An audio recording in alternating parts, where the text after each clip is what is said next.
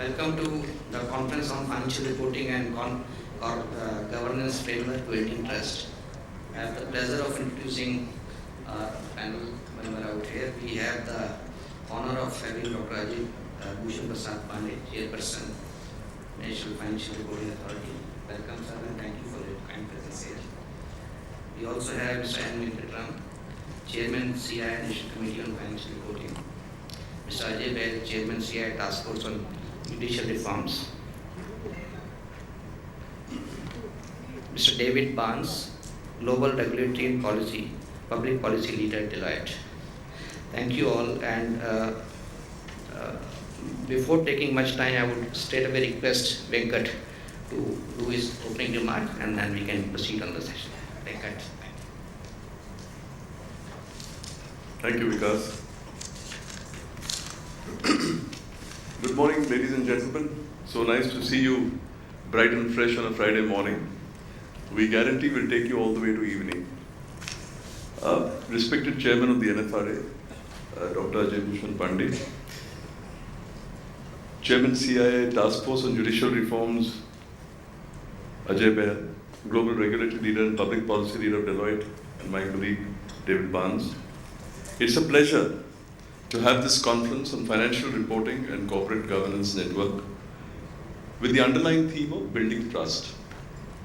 I think some of you would have been there in my first meeting where we talked about the issue of trust, and somehow when we discussed it, I think the committee and my fellow co-chairmen who are also in the room here today decided that this would be a very, very appropriate theme for our conference. Incidentally, and quite importantly, last week we also had the World Congress of Accountants in Mumbai, where the economic power of India was showcased. And we had accountants from all over the world, I believe over 600 from Africa, by the way, who were present, and we debated upon the impact of the trends upon accounting, the financial world, financial reporting, and the like, at a very important inflection point in time where India becomes the world's third largest economy. And just as an aside, you would see here that we've got the G20 and the B20. I'm told by Vikas that this is the first CII event at which we are showcasing the fact that India has today taken responsibility as of December 1st as the host for the next G20 summit.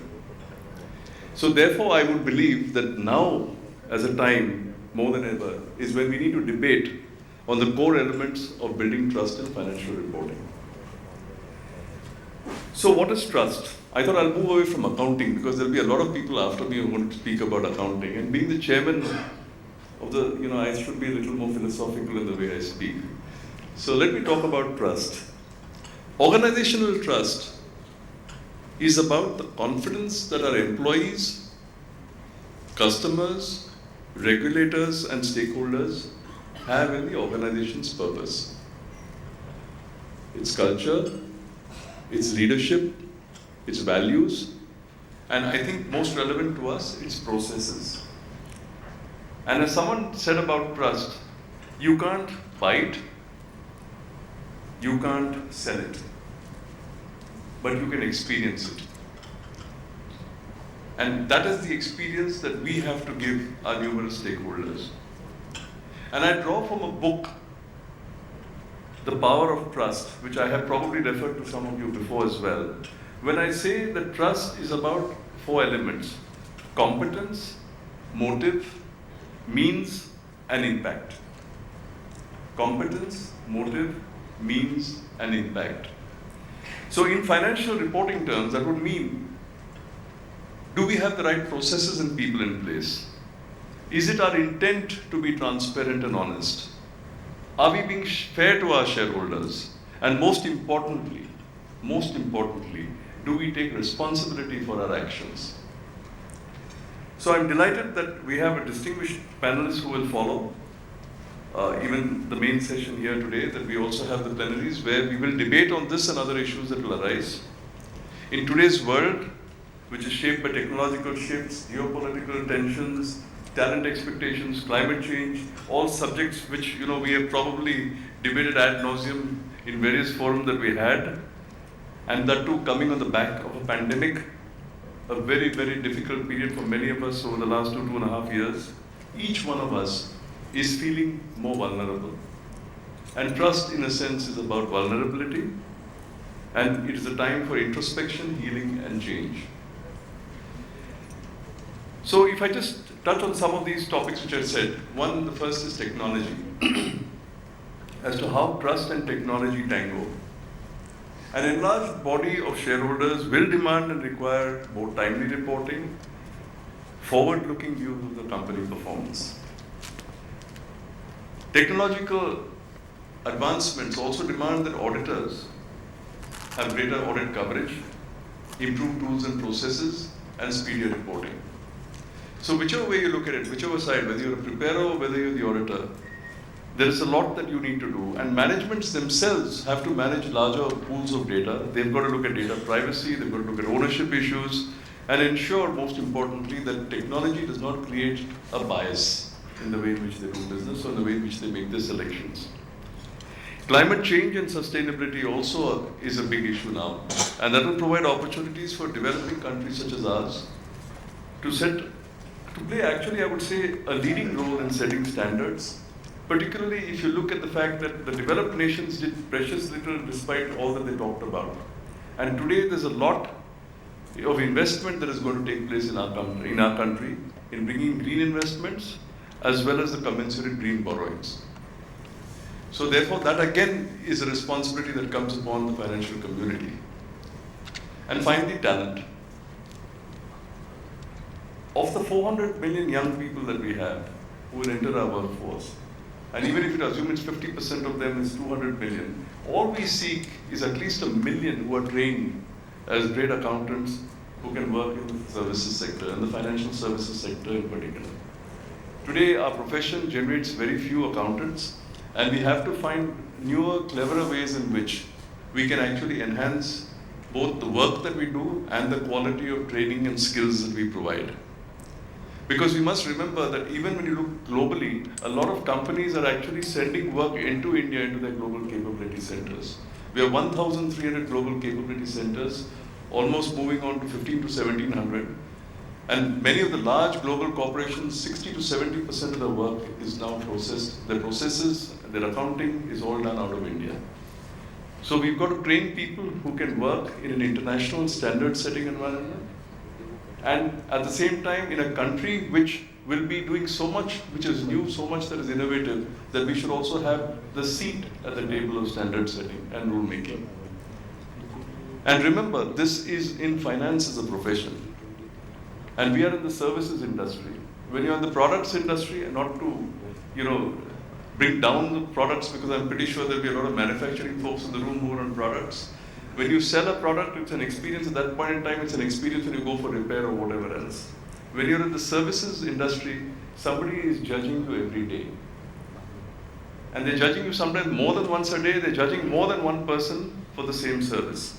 So therefore, we have a greater responsibility for trust to see that trust doesn't get broken as we provide those services. So the bottom line is trust is not a constant. Investors expect us to provide returns and manage the risks of business. Equally, there's an expectation that we will perform our fiduciary duties, manage our processes well, disclose information fairly and transparently, and secure the future. These are why areas like going concern, for example, have become so important in recent times. And our regulators, and we hear this again and again, and I think it's important that we continue to hear this, that the regulators would demand that we exercise due diligence, professional skepticism, and conduct ourselves with a high degree of professionalism, abstaining from, for example, insider trading and keeping high standards of independence. But this is our world, a world in which integrity and quality are at the heart of what we do. So I will just close with a short story and a message. Some of you may recall that it was, I think, in the first week of November, that there was a news of a cough syrup contamination in Ghana, where about 66 children were affected. And the news that hit the stands was the angst about these children who died because of cough syrup manufactured in India. For weeks, the foreign press and indeed even the Indian press, but the foreign press in a very vitriolic way carried news about how India was touting itself to be the pharma capital of the manufacturing capital of the world, but was not. And an Indian paper talked, the pharmacy of the world, and the Indian paper talked about the soft underbelly of Indian pharma and how regulations are not followed, etc. The role of the regulators was questioned, and both the governments of Ghana, India, WHO all swung in to investigate. More recently, the Ghana authorities have issued a press statement that there is no proof of linkage to the cough syrup, and the WHO report has still not come. But the message that we get out of it is it damaged the brand. It damaged the brand of the pharma industry in India. And at this point in time, when we are looking at $400 to $475 million of debt, billion dollars of FDI on the path to our 5 trillion, I think the importance of building brand business in India through responsible ethical practices, particularly with sound financial reporting, cannot be underlined even more. But I don't want to end on a dismal note, so I will also give you a corollary for some of you who are older timers about a Johnson & Johnson event, which perhaps Ramesh would remember from the 1980s when somebody poisoned the Tylenol with cyanide, I think, and there were 7 deaths. And immediately the then CEO of J&J withdrew. I think they spent at that point in time a phenomenal amount of money in the early 80s, of almost $600 million, in withdrawing all their products from the shelves and rebuilt the trust. And what the textbooks tell you at that point in time was that building trust was so important because the market share of Tylenol, which was as high as 37%, had dipped to 7% because of what happened, and climbed back with the immediate recall of the products and the safety measures that were taken, including the safety caps that were put on the bottles later. It went back to 30%. So there will be moments when trust waxes and wanes, but the tone of the top is what is important at that point in time, and the speed of response is important. I leave you with that thought in an age where trust, I believe, is the new differentiator. Thank you very much, and do enjoy the conference. It's my pleasure to now welcome you, Ajay, to make your remarks.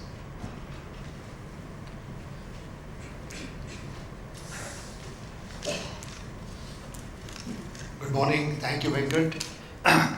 Mr. Chairman, sir, my fellow speakers, panelists, and participants.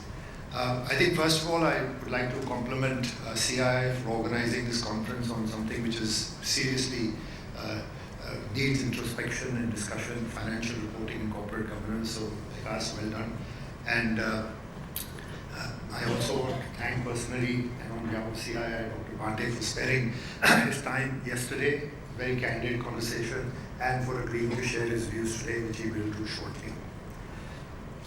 Undoubtedly, corporate governance, which inspires confidence, and financial reporting, which promotes trust, is absolutely critical to any nation which is investor-friendly, which wants to be investor-friendly like India, whether the investor is domestic, international, retail, institutional.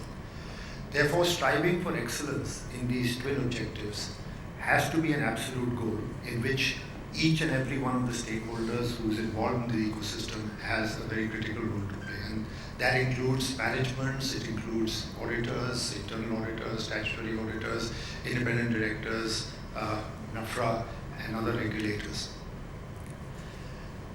Corporate governance, at the end of the day, is something that has to be built with a whole system of checks and balances. That is also a given. And different members of the ecosystem have different roles to play. And that is where the auditors, internal, statutory, along with independent directors, have a very important role, particularly recognizing that management, and I'm speaking in abstract terms, I'm not suggesting managements are like this, but recognizing that managements are invariably reported for performance, and therefore there is an inherent conflict, or there can be inherent conflict in managements wanting to recognize and disclose bad news, which affects performance. And therefore, there has to be this little bit of healthy tension between the external stakeholders and management.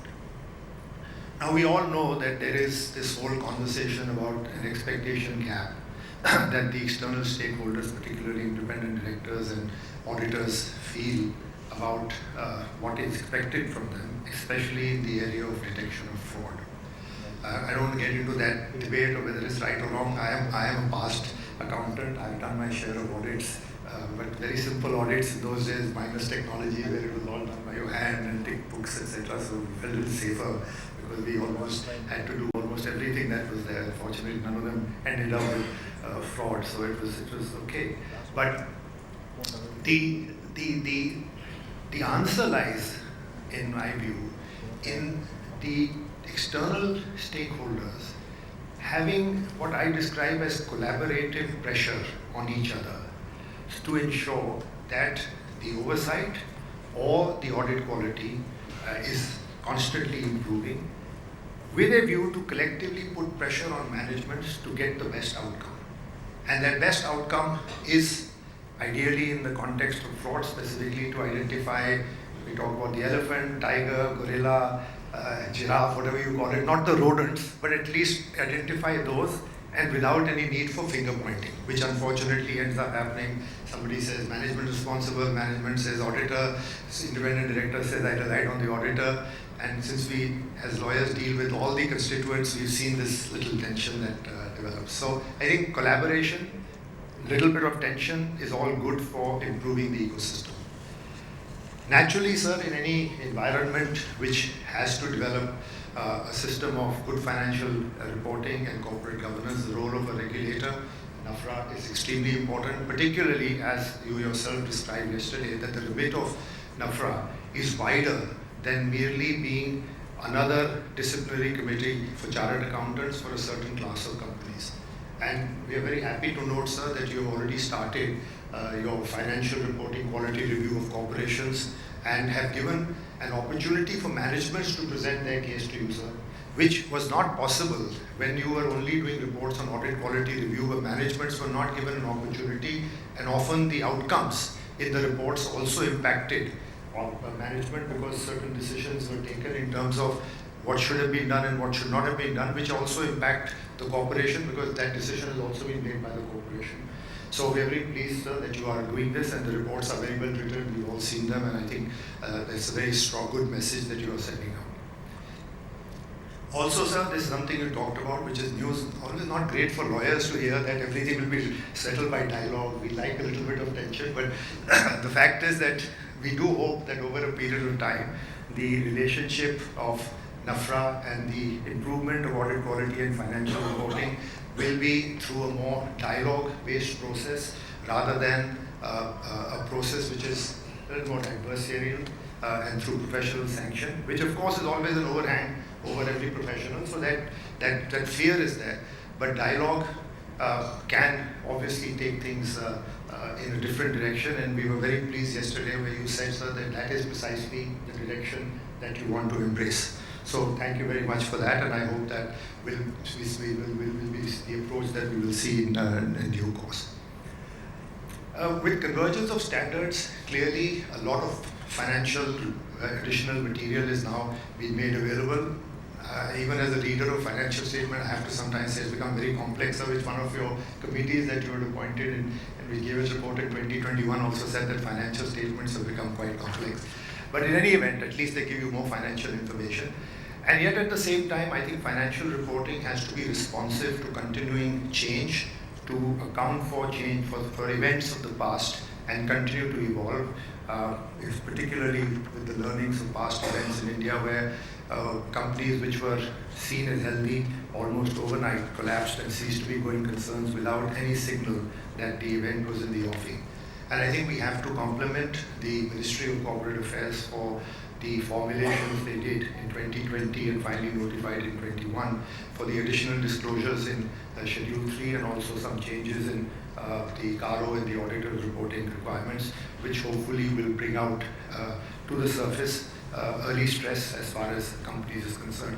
There's also a very interesting aspect there about loans and borrowings which are taken and given with a pre-agreed end use through intermediaries, as an example, which is very difficult to detect, where a loan is agreed to be given to an intermediate which is not a related party and then given to a related party, and the auditor doesn't have necessarily the visibility of the next movement which an investigative agency would have, but now there's a disclosure requirement for that, which is very helpful. The one area, maybe it's simplicity on my part, which I've never been able to understand, and I want this, some discussion if possible today, is this whole issue of materiality. Ramesh is a part of that discussion we had as a smaller group. The financial statements that are prepared by a company say that they are free from material misstatement. The auditor also says that the statements are not or are free from material misstatement, but at least I cannot figure out what that materiality threshold is as a reader of a financial statement. Is that materiality threshold the same for the auditor and the management? I know for a fact it's not, but to a reader, that's not available. For the company, is the materiality threshold the threshold that they use for the statement they have on materiality policy for disclosures to LODR? We don't know. So we've been talking about simplicity, clarity, etc., and I wonder whether this is something that should get some discussion during the panel discussions today. And it's something we don't need to wait for regulation. Nobody will, can be stopped from making this a voluntary disclosure. Somebody just has to make the first move to make this happen. Coming to technology, I know that technology is critical. Data analytics, methodologies are critical to financial reporting, to audit, bookkeeping, record keeping, and so on and so forth. No question about that. My only submission is that technology and methodology should be used as tools and aids. They should not end up overtaking the whole human approach, the common sense approach towards financial reporting, corporate governance, auditing, and we should not become hostage to that. I'll just share the example often that is given about the medical profession, even sometimes by senior doctors who say that some of our doctors in some areas have become technicians because they rely so heavily on machines and gadgets that they've forgotten the art of the feel and touch for diagnosis.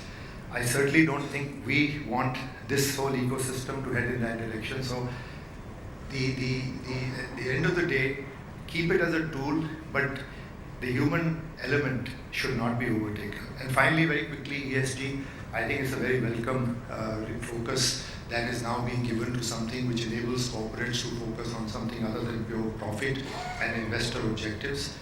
Particularly in a country like India with its diversity and disparities, corporates can become, with this focus, an instrument of upliftment of the underprivileged and also become better citizens in terms of promoting the environment in a sensible and in a healthy fashion and with greater responsibility. Thank you.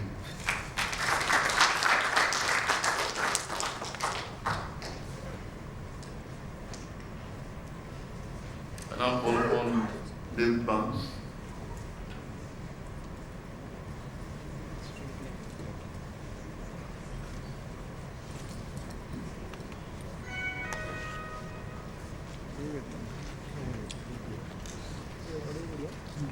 Ladies and gentlemen, good morning. Can I just say what an absolute pleasure it is to be in Mumbai. Thank you so much for the invitation. Obviously, as a proud Englishman, it's great to be in India, such a sort of bastion of cricket, as the sort of holders of both the T20 and the One Day World Cup. So absolutely fantastic. Delighted to be here. Although to be clear, as one of my former colleagues said to me this week, that does not mean India, given that England have got a Prime Minister with Indian heritage, that does not mean that India have any right to that World Cup, the G20 or the T50. But as I say, it's an absolute pleasure to be here, so thank you once again for the invite. Trust. In India and indeed globally, trust is the absolute bedrock of confidence in corporate reporting and in the financial markets. And it strikes me that there is no one single player in that ecosystem that can provide trust. It needs all the players in the ecosystem to do their part. So companies, good governance, strong internal audit functions, good internal controls, the right tone at the top. Auditors, independence, integrity, intent, making sure that they focus that professional skepticism. Regulators, open, honest, transparent, willing to engage in conversation. The standard setters, again, open, willing to listen, to design standards that are fit for purpose. So I think all players have got a key role to play in providing that trust. No one player on their own can do that. And what I thought I would do this morning is try and give you some examples globally of where I see people working together, that collaboration that Venkat mentioned, collaborating, working together to deliver trust. And I thought I'd give some examples based upon the 4 sessions that you have today in terms of audit committees, in terms of regulators, in terms of sustainability, and in terms of technology. So first of all, if I look at audit committees, one example I would give you, in the UK this year, the FRC, which is the audit regulator, and actually is expanding its responsibilities, produced a consultation document on minimum standards for audit committees. And they looked at responsibility, they looked at reporting, etc. But there's a couple of things that I wanted just to highlight in this consultation. The first of it is the audit committee's responsibility is to invite challenge from the auditors. Quite interesting. So recognizing that the audit committee has got a role in inviting challenge from the auditors to the company. People working together to actually develop that trust. The second thing it said is the audit committee should engage with external shareholders on the scope of the audit. So what is it as external stakeholders you want the audit to focus on? So again, that sort of ecosystem working together to actually develop and think about, in that case, the audit. And I think, fraud, as AJ mentioned, is a very relevant topic. I think, we are still at the stage of, there was a case in the UK, Kingston Cotton Mills, 1896, was actually said the role of the auditor is to be a watchdog, not a bloodhound. And the IAASB, so the Audit and Assurance Standards Board, last year consulted on that, and is still broadly stuck with that. But we really have this expectation about the detection of fraud. And again, my hypothesis would be that needs to be people working together to identify that. A lot of frauds are uncovered by whistleblowers. And actually creating that environment where you've got people willing to report, you've got auditors willing to listen, you've got audit committees asking the right questions. It strikes me that is the way to go. And if I look at the US, I think one of the successes they had after the collapse of Enron in the early 2000s was they introduced Sarbanes-Oxley, and the strength of that was that it didn't just focus on one player in the ecosystem, it focused on many players. So a big focus on internal controls. What was the responsibility of management? What was the responsibility of boards? What was the responsibility of auditors to drive that strong internal control environment? So I think, for that first session on audit committees, it is about inviting challenges, about working together to actually improve trust and improve the quality of corporate reporting. The second session is about regulators. My own view is you want regulators who are firm. You do not want soft regulators. They need to be firm but fair. They need to engage in multi-stakeholder dialogue. I have to say, Dr. Pandey, I was so impressed with what you said yesterday. That willingness to listen, that willingness to engage. I think you used the term broad shoulders, to actually invite comment, to invite criticism. That is exactly what you want from a regulator that is willing to engage, to listen, but to hold people to account. Let's be clear, that is their role. They need to guide, they need to set expectations and hold people to account. And again, if I look globally at some good examples, I mean, in the EU, they've got a draft consultation, again, on corporate reporting. They talk about 3 pillars. Pillars for the corporates, pillars for auditors, and pillars for supervisors. So again, looking at all 3 to actually develop trust and build trust and confidence in that corporate reporting system. I look at the South African audit regulator, IRBA. They did a fantastic piece of work, a thematic review on audit quality indicators. So again, they did not do that in isolation. They spoke to shareholders, they looked at what was out there, and they produced a fantastic report that actually demonstrates best practice, raises the bar, encourages people to work there. And again, just my own experience, one of the things I did, wasn't the highlight of my career, I have to say, but I was invited to appear before the Parliamentary Committee on Banking Standards after the financial collapse. And the chairman of that was Lord Lawson. He was the former Chancellor of the Exchequer. And I don't know if you've ever had that experience, but it's not the best part of your career, because it's sort of, it's a no-win situation. And also, in my case, you've got all your partners sort of watching you back in the office and sort of waiting for you to make a mistake. But Lord Lawson said, Mr. Barnes, why did the relationship between the auditors and the regulators break down?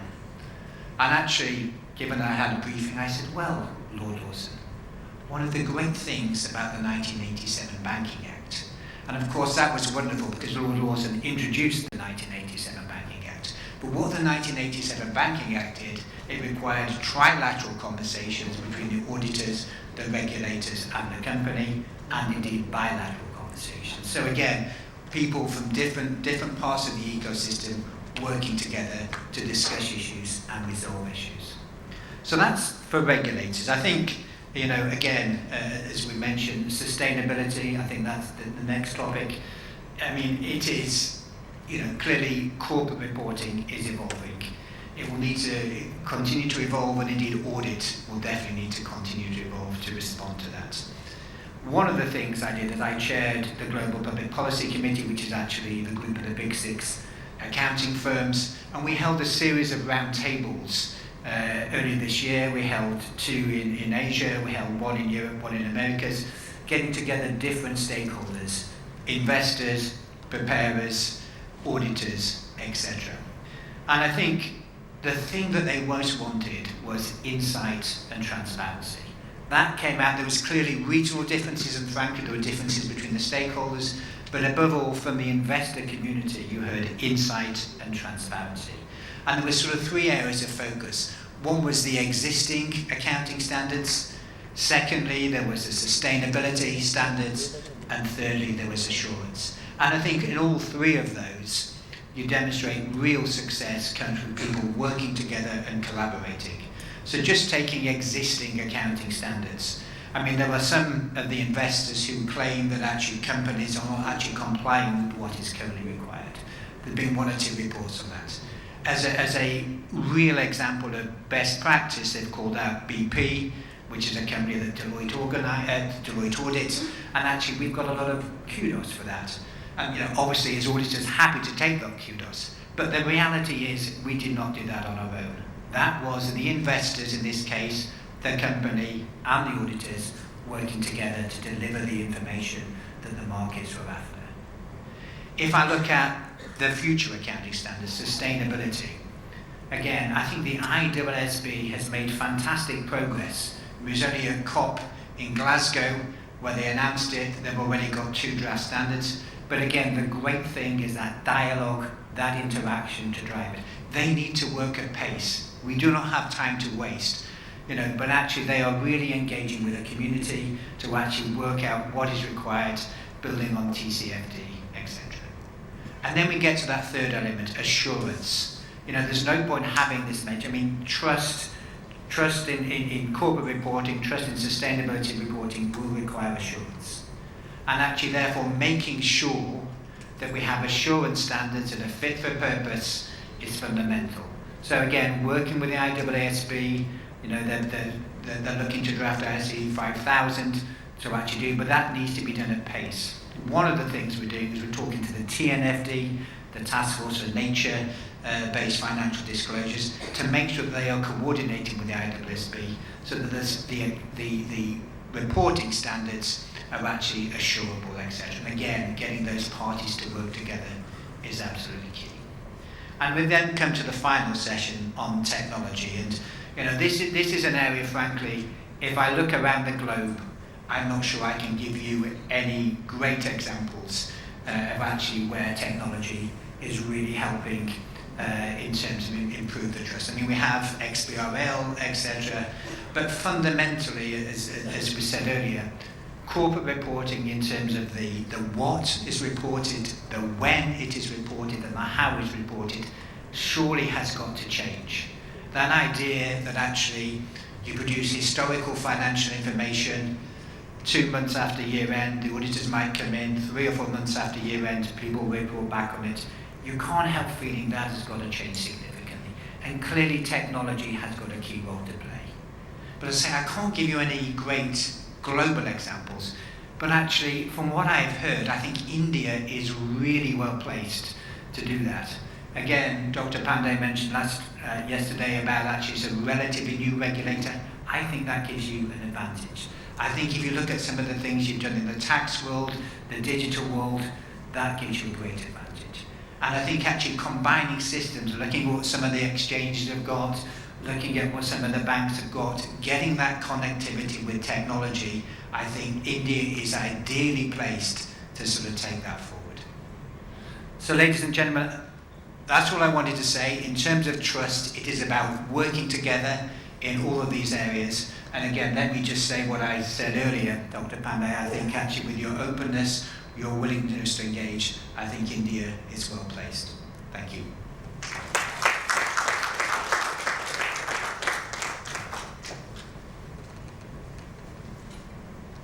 It's now my pleasure to invite you, sir, Dr. Pandey, to address us.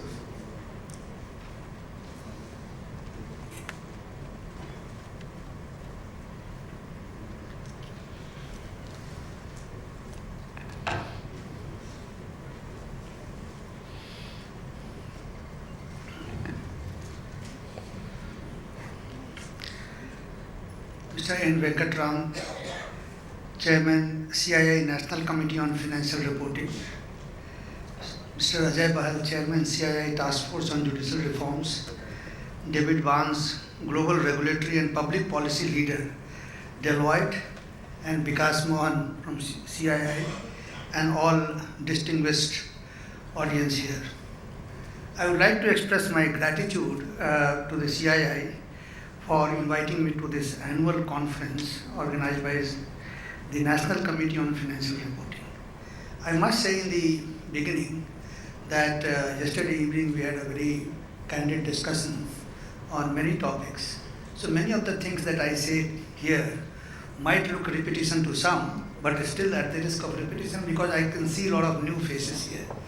So I think some of the things I may talk about will be the same, similar to what we discussed yesterday. Now the theme of this conference is building trust, and Mr. Venkatram spoke very passionately about the need for building trust and what advantage it offers. And the example of the Tylenol, right? And we can see in our daily life also that whenever you take a decision about buying a product or service, what do you look into? Not only the price, but also the kind of the image of the service provider, the corporate image, and then sometimes you pay premium to that, right? And that's how, and that gets ultimately reflected in the market share, then the share price, the growth of the company, the value to the shareholders. This is what it happens. So the trust is not something which, just for the sake of saying that this is a trust, but ultimately it makes a lot of economic sense, business sense.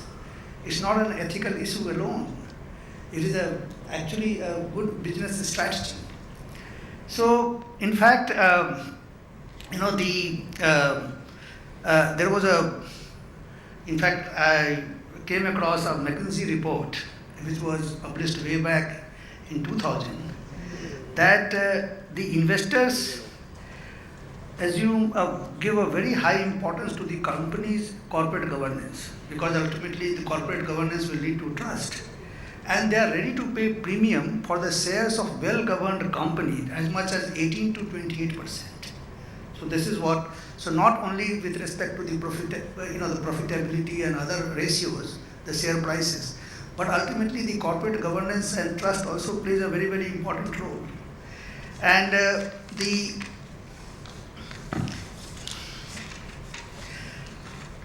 so it is good that we have organized this conference, and then the theme of this is to trust. But the question is that how do we build trust?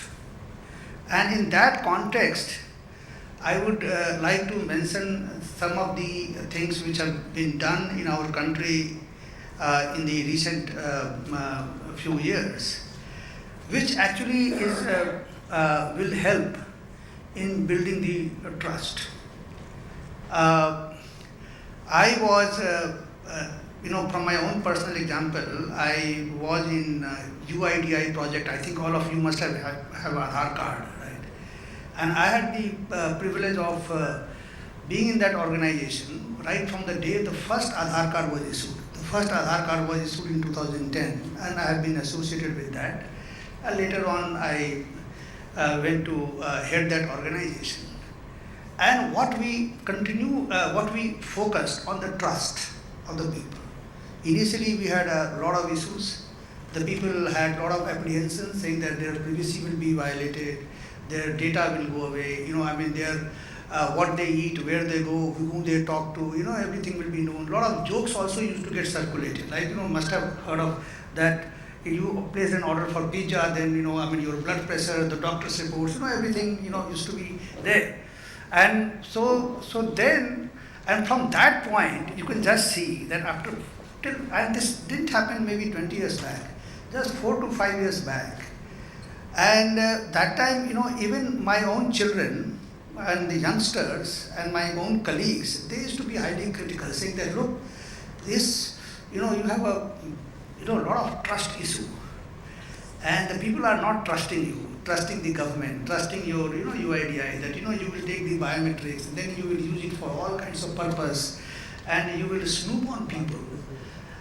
But we held on, and we said that, look, this is what we are going to do. We are going to collect all this data, but we will use it only for the purpose of generating your identity and authenticity.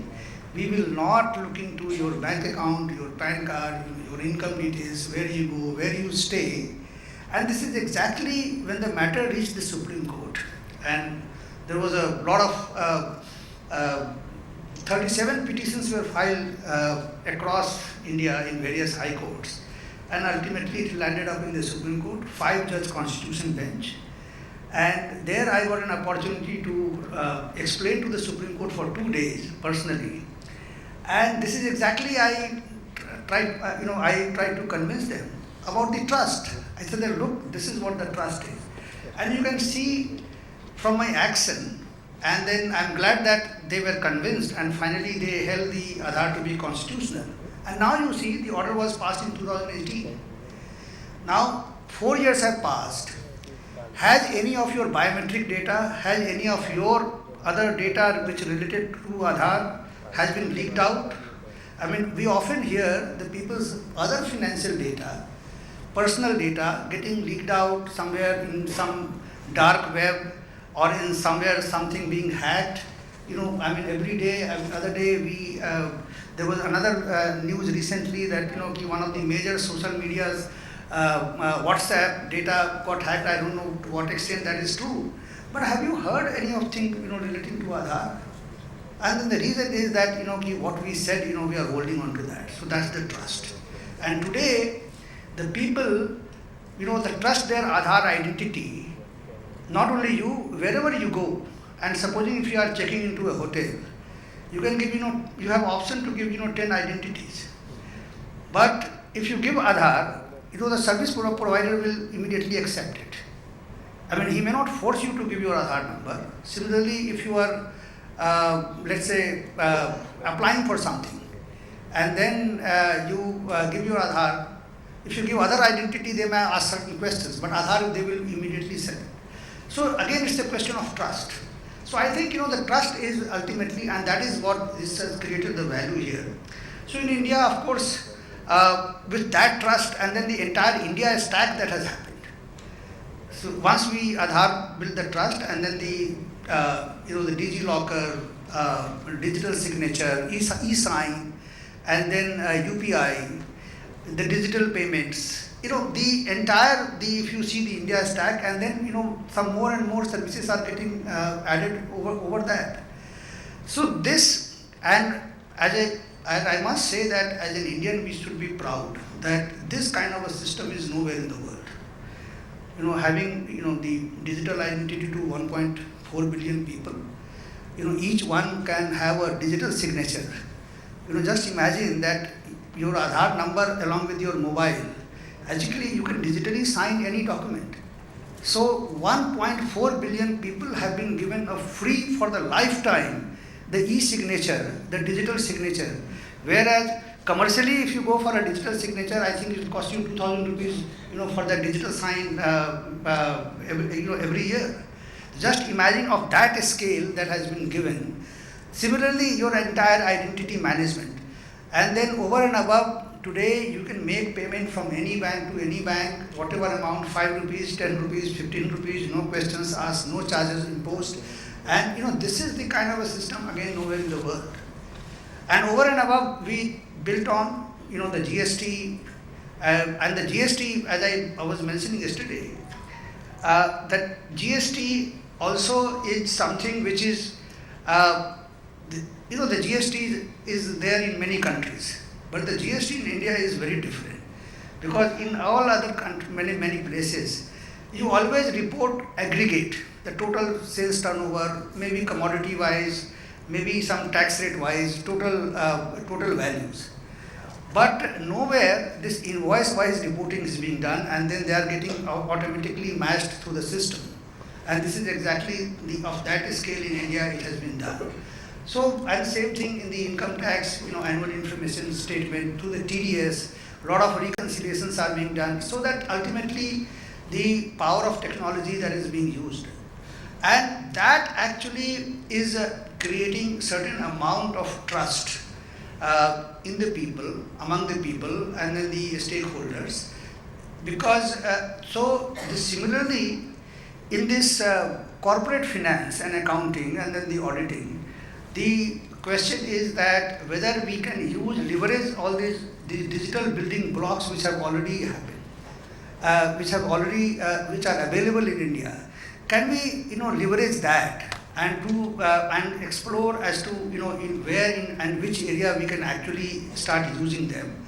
So I think this is something which, offhand, not many, we can't tell you that exactly in this manner this has to be done. But here, seeing all the leaders of the industry as well as in the accounting and auditing profession, I think we must explore that how do we explore all those digital building blocks which are available in India, which we can use. In fact, one of the recent attempts which are being made is the ONDC, on the e-commerce. And this is another thing that is going to happen. Similarly, in the accounting, in the disclosure, and in the auditing, can we use something so that the people have a lot of trust, in the figures that we see. In fact, Mr. Bahel, he mentioned a very important point in his talk. He says the materiality, and in fact, I must tell you that I am a newcomer, in the sense in this entire game, and I must tell you that sometimes, my way of looking things can be very, very, innocent, like, a child. And so when I was reading, the annual financial statement and then the auditor's report, exactly this is the thing that I observed, that everyone is giving a certificate, but then, we don't, as a user and as a shareholder or as a stakeholder, don't get to know that what is beneath that, right? And this reminded me of, the parallel system is there in the government system where the CAG audits. The CAG audits the government departments and then the government companies and institutions, and their approach was that they will take out certain points that these are the points where they have found deficiency, and then they say that everything else is all right, right? But then as a let us say the public, because there the users are the people, citizens who have voted the government to the power, and they were only either they were so they were not finding that very useful, because except for some few small points which were being thrown up, otherwise it was not something which was very useful. So the CAG started a new practice called performance audit, and there they started discussing a little bit detail about the government policies, which direction it is going, and so and so. And of course, there could be different views. Many times we disagreed with the CAG, right, and said that, look, you have, but still, and our views also were presented in their report, and so that the public got to know about the both sides. So when he spoke about this materiality, what is the threshold of the materiality? How does the whole thing, and without knowing that, the certificates have been given. So the question is that how do we make things very, very useful? And that is why he mentioned that can we have some disclosures and appropriate disclosures. We are living in the changing world, right? It may not be in the regulation, but then he suggested that it could be done voluntarily. It could be done voluntarily, but then if you need some regulatory support, we can always have a discussion as to what kind of the certain things can be built in, and we will work in that direction. Mr. Barnes also mentioned a very important point that when we are engaging in the audit, today the communication is between the largely audit committee and then the auditor, right? And we are supposed to meet the expectation of people, the stakeholders, not necessarily only the shareholders, but also other stakeholders. But then, where is the gauge for that public expectation? How do we know what is the public is expecting? And without that coming directly into the picture, there is a attempt. This entire exercise is being done. This reminds me of the olden days governance. If you see historically, the government used to be run that any representative government that you elect your representative, they go to the parliament, and then they elect the government, and then the government runs, and then once in 5 years they come and seek votes, right? But now the times have changed. The people, all the policy makers, the parliamentarians, the lawmakers, the government, the government machinery, we are being questioned every day, not every 5 years, right? And that is what in this age of technology, social media, a lot of the talks are happening. So I think the way we conduct our audit also perhaps will need to take into account such changing times, and that is where Mr. Barnes also mentioned about this engaging with the external stakeholders, the shareholders, stakeholders. What do they want, which area they want the audit to be emphasized, and how, and then of course the final decision could be taken by the audit committee, because we can't simply bypass the audit committee, but then the audit committee will have to either reject or accept those suggestions, and based on that, if those items can be passed on to the auditor, then the auditors will be further strengthened. Because many times when I have a discussion with many of the players in this area, the one is the problem of when you do the audit of the time. and then your own judgment. I mean, you are supposed to exercise professional skepticism. And then it is not expected that when you are, even if you have done your job very, very diligently, considering the time is time constraint, and also you are not investigator, there may be, genuinely many areas may be left out. And that is where engaging with the stakeholders, getting the, all inputs from the various sources. And I would say something like, this is like a crowdsourcing.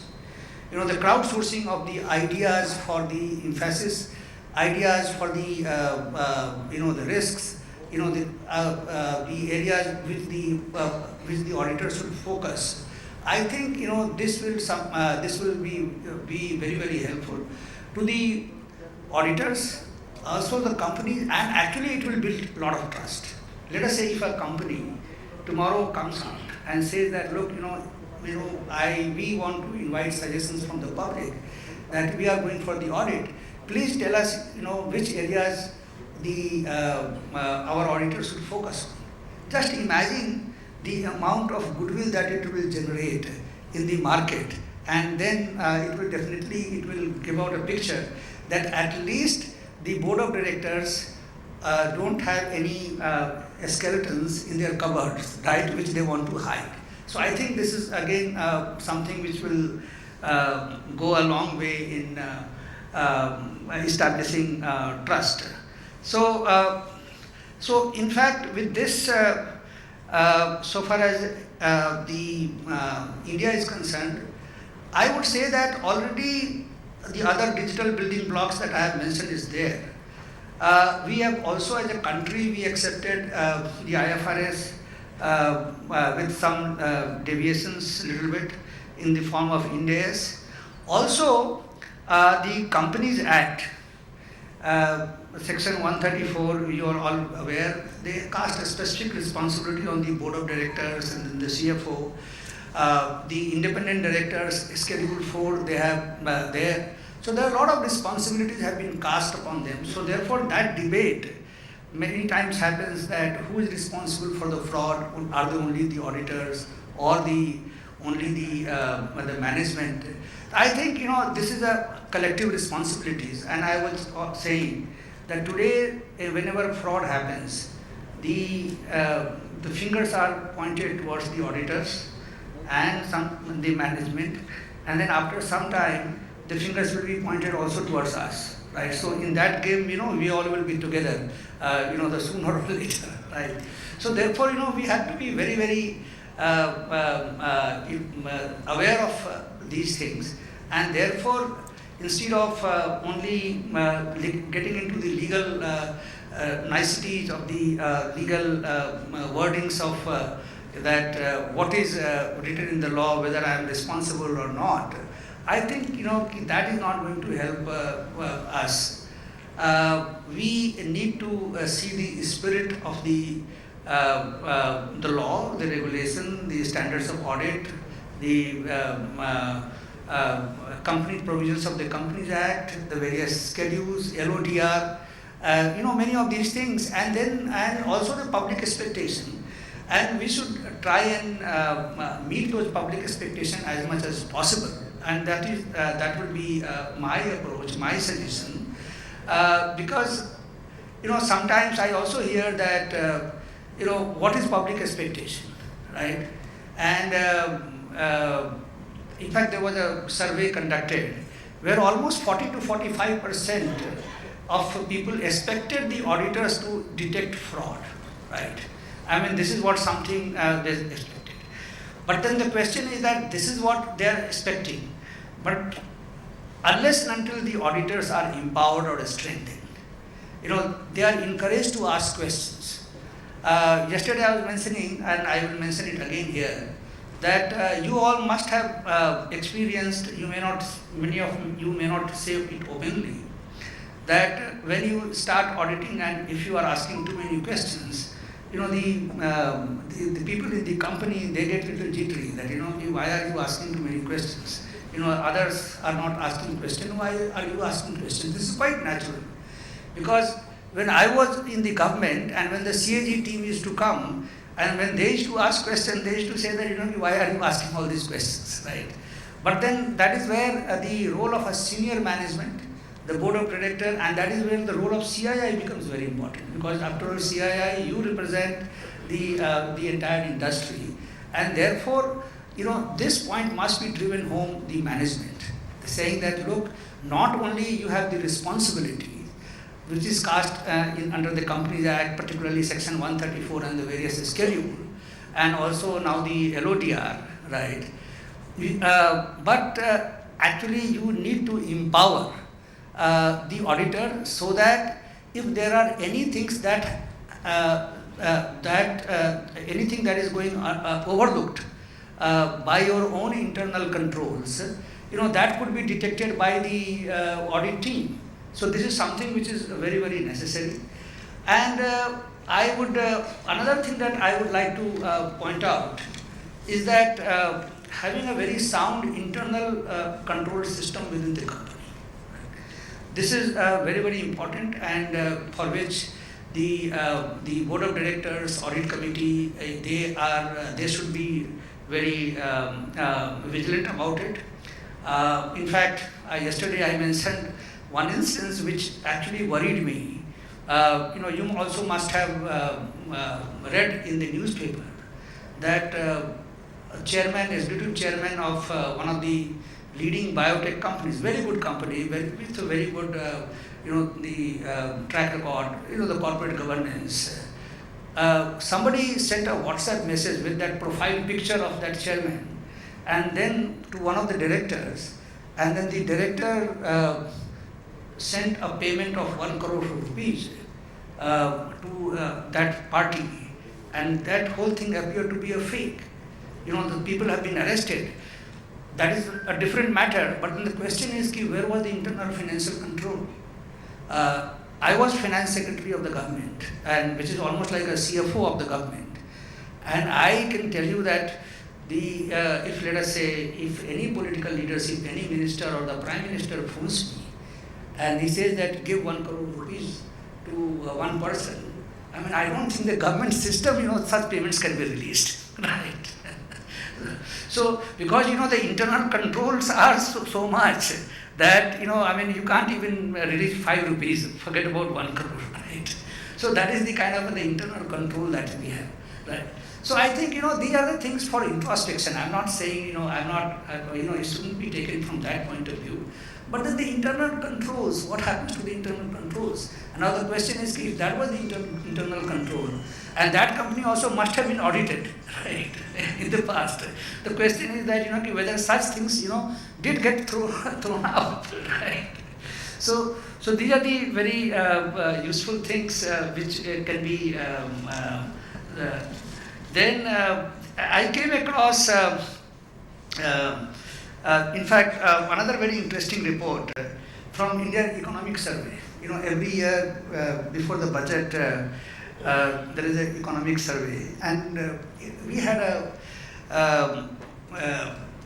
last 10-15 years, the amount of NPAs, the default of bank loans, and so when the survey was done, it was found that a large portion of the large defaulters of the bank loans, there were weaknesses in the internal controls, right? In the sense that the loans were given, but the internal control both in the banks and in the companies to whom the loans were given. Of course, there could be a business failure, but then there were also a weakness in their internal controls. So therefore, when I see that the corporate management at times they try to put blame on the external auditors for their audit failures, naturally the stakeholders will ask, where were the CFOs, where were the financial controllers, right? This is something, these questions they will ask, and therefore it is necessary that the management should look after the accounting and finance functions, introspect, devise effective ways and means to prevent occurrence of frauds, and then set up a strong internal control system. Also, the related party transactions, that is also another areas where the auditors may face a lot of challenge, because the way sometimes the entire a structure and then the money can be routed, it can become very, very difficult. And that is where, we all need to introspect, both the industry, the auditors as well as the regulator, as to what kind of disclosures are needed. And in fact, the SEBI has already come out with certain kinds of a disclosure, particularly relating to the related party transactions. And recently, and certain approval process. So we all should continuously think, particularly in this area, because a lot of failures happen because of the related party transactions. So that thing also can be, they can look into this. Now the role of audit committees and independent directors. Many times when I speak to many of these independent directors, they sometimes try to express their helplessness, saying that, look, I attended the board meeting and only this was what was presented. So how do I get to how would have I known about certain things which went around in the company? And then they say that, look, we are not being made aware. So my request would be that actually this Schedule 4 of the Companies Act, they actually are, I would say that they provide they cast certain responsibilities on the auditors, on the independent directors, and they must carefully go through this. And then they say that, look, you should seek information, you should familiarize yourself with the company. If you have any point, then you can seek external views. External experts can be employed, and many things could be done. So I think it will be a good idea for the independent directors to revisit Schedule 4 and then see exactly whether they are only attending the board meetings or they are also looking into this. Because if they do that, and actually the audit committees and the independent directors, because audit committees has the majority of independent directors, actually their job could be very, very effective if they empower the auditors. Rather than managing the auditor, if they can empower the auditor, I think they will stand to gain much more than anyone else, right, in the company. So that is something which is very, very important. Because if I were in the audit committee, I will say that no, you audit this. So tomorrow, if anything happens, at least you have looked into this, and I will get that assurance. So I think it is a very, very sound. It would be a very sound strategy on the part of the independent directors and the audit committees to actually empower. Similarly, when the auditors are appointed, I am very glad that when I spoke to some of the the big audit firms, they have decided that they will not take up any consultancy or non-audit work of their clients or their associates.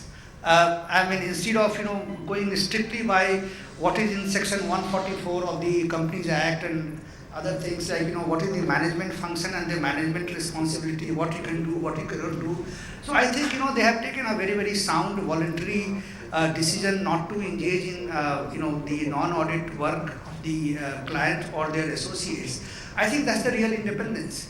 Because just imagine that, let us say there are certain permitted non-audit work. Let's say an auditor is working for a client and he gets a fee of, let's say, $1 million. But for the permitted non-audit work, if you get, let us say, 10 million non-audit work, is that a very happy situation? Does it inspire trust? Does it, even though the legally, as per the Indian law stipulation, you should be all right, but one can claim to be all right. But then question is that what happens to the public expectation, the public trust? So I am very glad that some of the large audit firms have actually taken that decision voluntarily. They came to me and then they have shared their internal policy document. So this is something which is very, very good. And I think, so the audit committee, when they appoint, they should also, look into this, that, whether there are any conflicts, possible areas of conflict, you are well aware that, the code of ethics, they provide this, the self-review threat and all other kinds of threat. So whether anyone will have that kind of a threat. So therefore the independence has to be not only in the letters but also in the spirit. That is also very, very important. So appointment of the auditors and the empowerment of the auditors. I mean, that should be a very, very major role of the audit committee and then the independent directors. And then that coupled with, getting suggestions from the stakeholders, external stakeholders, shareholders. I think, that will give us a very, very powerful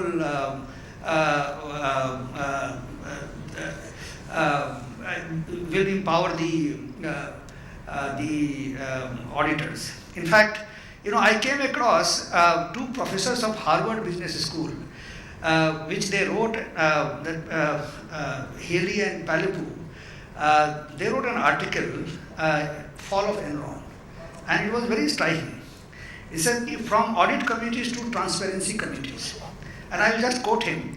Investors want financial transparency, that is adequate information to assess reliably how a company is being run and what its prospects and risks are.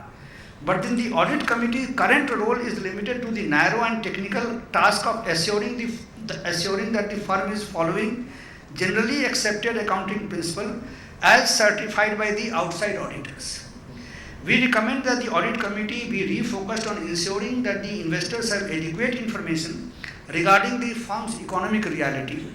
In line with this change in role, we propose that the committee be renamed a Transparency Committee. So this is something which they had mentioned at that time. But today, when Ajay Bahal mentioned the same thing, that you are giving us the certificate, both the board of directors as well as their certificates are saying that yes, it conforms to the accounting standards, right? But then what it requires is a little more information, that the investors have adequate information about the firm's economic reality, right? So this is something which, and if we work in that direction, then we will be actually meeting the, meeting the public expectation. And then because once you are making people aware of the firm's economic reality, then obviously, the other issues like, the materiality, going concern, fraud, all will get taken care. So I think these are the very, my thoughts. And as I was mentioning, that NFRA is a new player in this entire exercise, and so we are latecomer, but so we have a benefit of that hindsight, in the sense that whatever problems have been faced by the other regulators, we all can learn. And the similar thing happened when we were designing India's the identity system. We said that look, the whole world went from the ID system when they had the paper ID, then plastic card, and then the smart card, right? But in India, we straightaway moved from no ID to entirely a digital ID. We kind of a leapfrog, because we had the experience of this kind of exercise all over the world. Similar thing we have done in the digital payment, for example, like the UPI. We could also have built our own credit card, debit card, the card-based transactions, right? And we would have gone that way. But we thought a little tangentially, and then we came out with our own solution called the UPI, and today you can see where we are, right?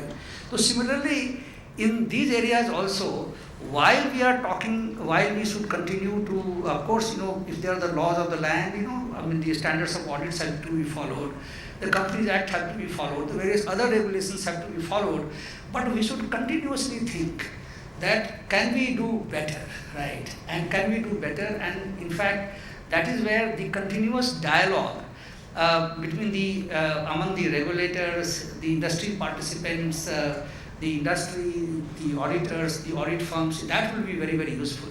Because when we engage in such discussions, because otherwise, when you come to my office, many times, at the time of hearing, that is a very, very formal kind of, the tension that Ajay Bahal spoke about, and that also is necessary, that, for any system, there has to be, there can't be always a cozy relationship, right? it has to be, because if there is a cozy relationship, that is also very dangerous, right, between the auditor and the regulators, right. So therefore there has to be some tension, but while there is a tension, there should also be a dialogue. And I think, the kind of initiative which has been taken by the CII, Mr. Venkatram and Vikas Mohan, and also Ajay Bahal, I am truly very thankful to them. And I think we should have a similar exercise, because many of these ideas may not get solidified in one or two discussions. We need to take some key messages from many of such deliberation, and we have to actually work out the nuts and bolts of, if we have to take it forward, what exactly we need to do, what changes will be required, and how do we build that system. Similarly, the use of technology today. When we are using the technology, I like that, when Ajay Bahal mentioned that, the technology can only be used as a tool. It can't replace the humans, right? We cannot, today the auditing profession should not feel threatened that the technology will take away their jobs. Actually, it is going to strengthen you, right? When the GST was coming, then the entire central excise and then the VAT administration, all these employees, they were very fearful. They say, what will happen? If you are going to make every online returns, then who will come to us? Whether our jobs will remain. You see that same thing happened, when the banks were being computerized in 80s, right? They thought, their jobs will go away, right? But none of those things happened, because what the technology does is that technology reorients the entire thing, and then it makes and a lot of new areas emerge within the same system itself, and then the task can be done very, very important. So the technology will be used as a tool. When we are using the technology, also it is necessary, which I mentioned earlier, that we need to leverage those building blocks. And building blocks, when we leverage, it means the technology, underlying the technology, and also the data. Today, a lot of reconciliations have to happen. The confirmations have to happen. Can we have, let's say the GST, a lot of data is there. And if you are auditing the company, whether those transactions have happened, or from the banks. So whether all those, can the system be built? Today already the tax departments and then the FIU, they all have connected all the banks and then the tax department, the data, because you can see in your annual information statement, the amount of data that is available here, right? Now, similarly, so if that data is available to the tax department, can that also be available to the auditors, for example, right? So that, you also get some picture.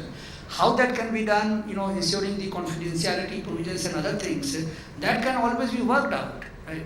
But then, so when I say use of technology, doesn't mean that, using a very, very high sounding, and sometimes, these days I get a little worried, supposing somebody will say that artificial intelligence or the blockchain, right? I sometimes, when straightway somebody jumps to that, I get a little worried that, look, what is sought to be done in the artificial intelligence or blockchain, nobody tells you, but then people will say the blockchain, the artificial intelligence. And the question is that, the nuts and bolts, people are not able to explain. So I think, that is very, very necessary, that we should understand the tool, we should understand that what all data are available in the system and how we can leverage them, and then use the technology of, the artificial intelligence, data analytics, and the blockchain. I think those are some of the things we can do. So, and then finally, about the sustainability. In fact, this is something which is upcoming, and I'm glad that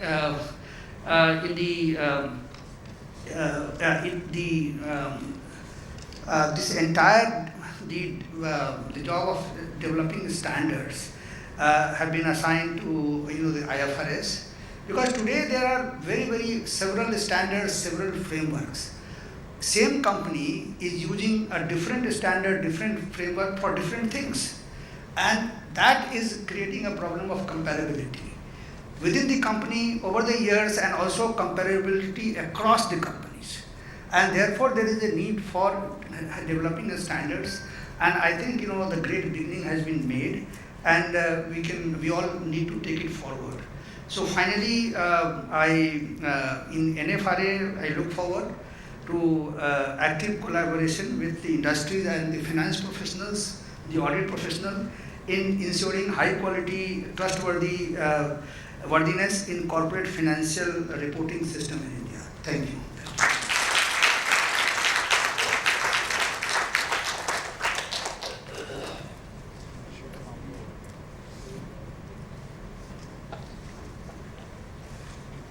Well, that is a fantastic morning so far, and thank you, Dr. Ajay Bhushan, for the lovely speech that you've given us. I don't thank Ajay very too much this morning, and I'm looking at him more as a lawyer than an accountant today, for all that he said on materiality. Well, before I just give my concluding remarks, there's something that I need to point out again. The B20, the G20. There's something written below that I don't know whether you can see it, which is RAISE. And that is the motto that CIA has put out, which is responsible, accelerated, innovative, sustainable, and equitable business. The RAISE below that. So please bear that in mind, because that's the campaign that's going to get run throughout. It's very hard to conclude in a session like this. Firstly, we don't want it to conclude, and we've had a fascinating time with Dr. Bhushan. In fact, yesterday, it was a closed session and we didn't speak about it today much, but there was a lot of knowledge sharing that happened there as well. And many of the points got discussed here again. Fundamental principle that has got established is that on trust, it requires transparency, including, if I may say, for Mr. Bell, on materiality. Though as an auditor of 42 years standing, I have always told my clients that materiality is for the auditor, it is not for the auditee. And that you've got to account for everything. For you it is true and correct, for me it is true and fair. So, I mean, while we have conversations around materiality, correctness of what companies do is still important to us. The other point which came out very clearly was communicate. That there is communication at various levels among various stakeholders that builds trust. And the more we engage, whether it's the regulator, the stakeholders, with the audit committees, with the investing community at large, the better for all of us. Dr. Bhushan did bring out the point about crowdsourcing. The engagement with the audit committees, the dialogue with the regulators was also brought about by Mr. Barnes. But the most important point that got brought out in the end, and I purposely didn't mention it in my opening remarks, was the use of technology as an enabler. Because hearing it from the master itself is what we want. You are actually talking to a gentleman who has actually been engaged in startups, right? If you look at UIDAI, if you look at the GSTN network, if you look at the courage that we as a country had to create the India stack, it is in no small way due to the efforts of Dr. Bhushan. And therefore, as we look towards empowering all and involving and engaging all the players in the ecosystem, I have absolutely no doubt that the NFRA, a new regulator, will also be a startup regulator. This will be a startup regulator which will require no funding from us, which will have exceptional governance, which will not bring down the prices in the stock markets. This will be a startup that will strengthen the profession and strengthen financial reporting. Thank you.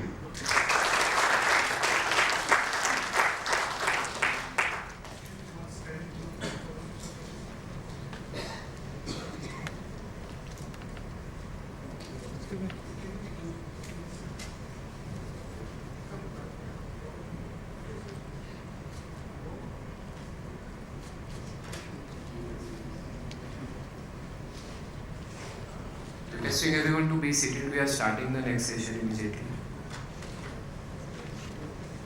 Strengthening corporate communication. It's my pleasure to invite eminent panelists for the session, Mr. Shailesh Haribhakti, Mr. P.R. Ramesh, Mr. Devashish Nandi, Ms. Sandra Madres, Ms. Vinati Castillo. Welcome.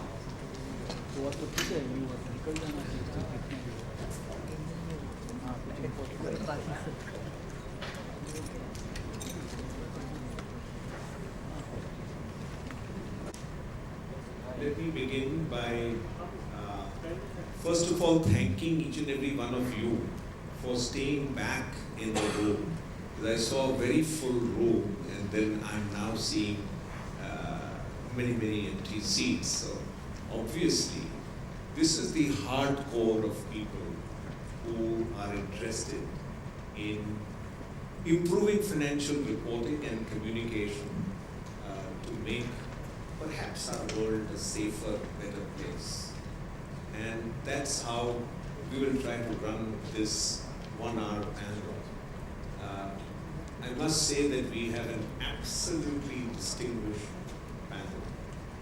I'm not even going to introduce everybody because they are so well known in their own fields and represent the best that there is on offer to debate and discuss this subject. But let me begin by setting some sort of a context, and I'll start by setting the context on communication.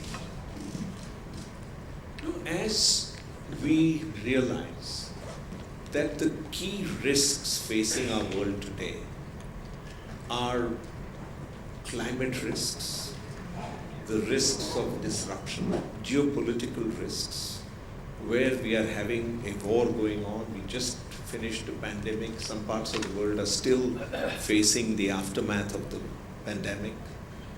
We have massive disruptions and reconfigurations in terms of the shipping costs and the shipping paradigms. We have so much digitalization happening on steroids that the key thing that we need to think about is when you're communicating to the wide world, whether you are safe as an organization, and is there a certain set of risks that you have identified which might assault your very core, and therefore have you been able to take proactive action to make sure that it changes?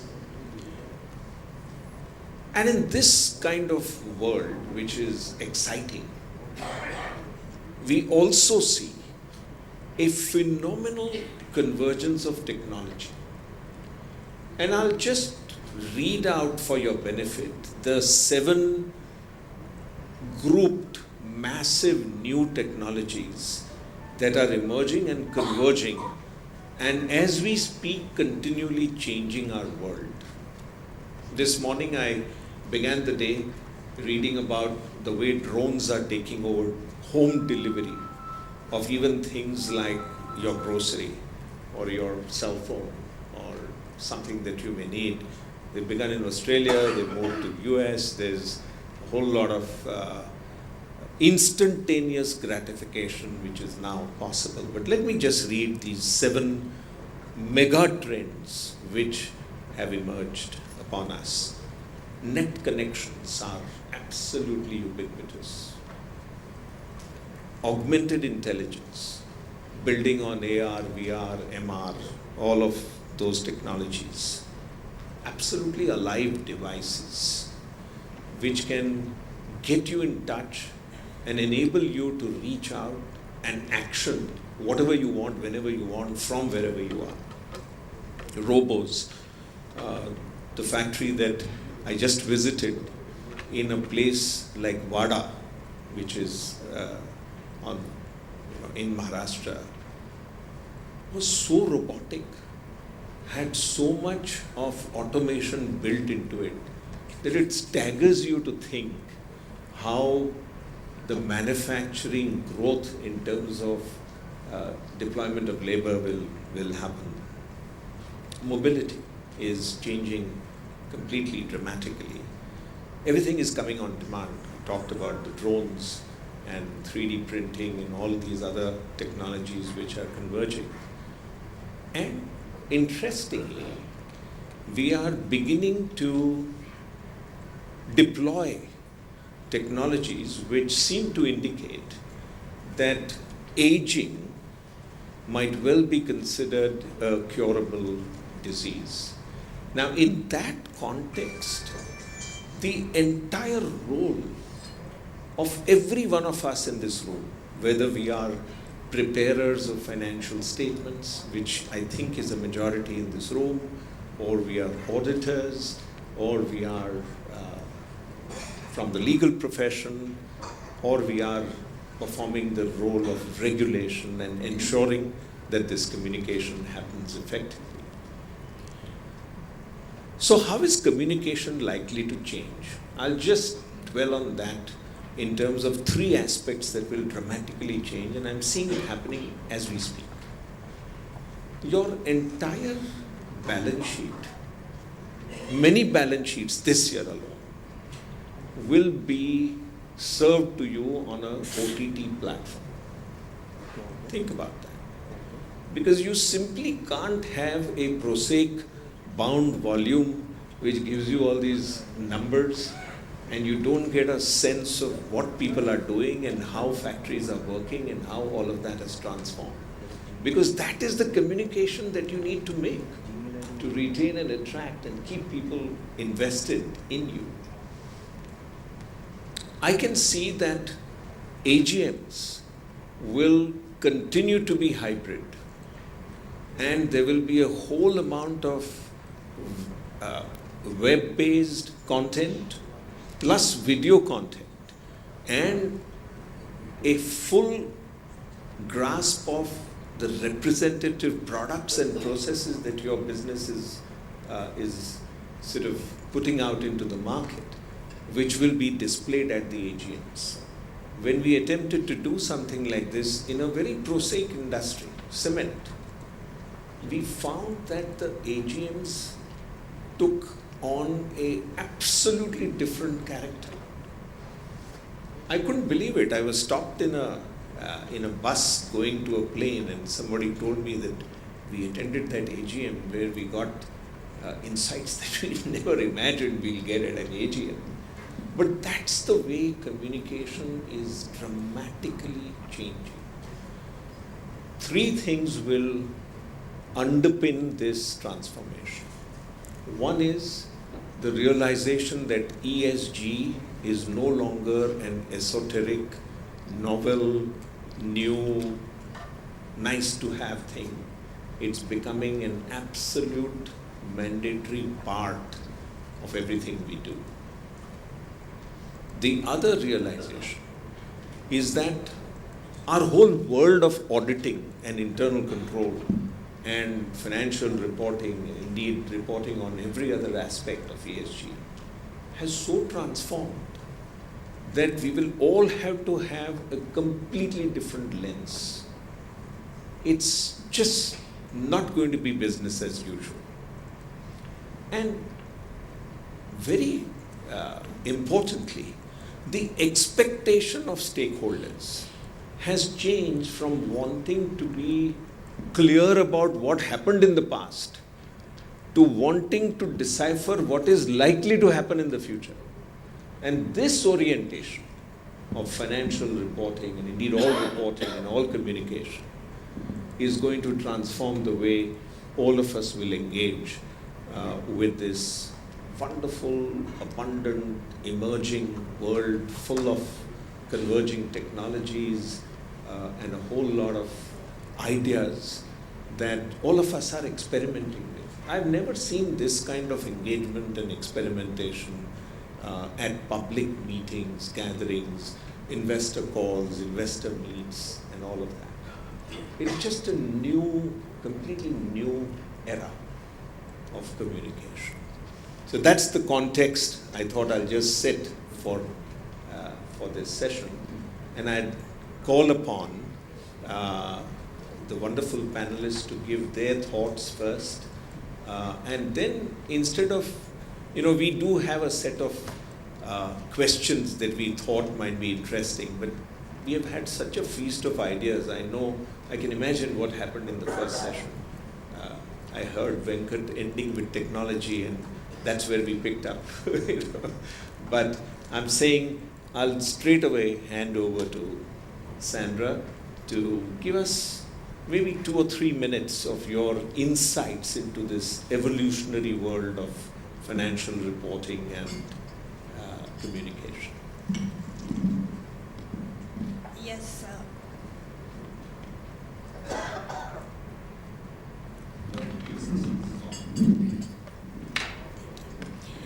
Yeah, thank you, Sailesh. You set the context beautifully. There's not too much more that I can say, except that from my personal experience, as an independent director currently, a banker earlier, I find that, people ask a lot more questions. There's not that you come there, you sit there, you listen, or you come to a board meeting, it's like, a chit-chat affair. No longer is it that. No longer is it an old boys club, because now there are women on the board as well. So we ask, there is a lot of discussion, and where I see, I'm on the audit committee of a couple of boards, I see that the role of the audit committee is really crucial in this entire reporting and trust generation with all the stakeholders, be they employees, be they investors, the public in general, the regulator, etc. So, as in my experience, the best thing for the audit committee, as was mentioned in the earlier meeting as well, is to empower the auditor.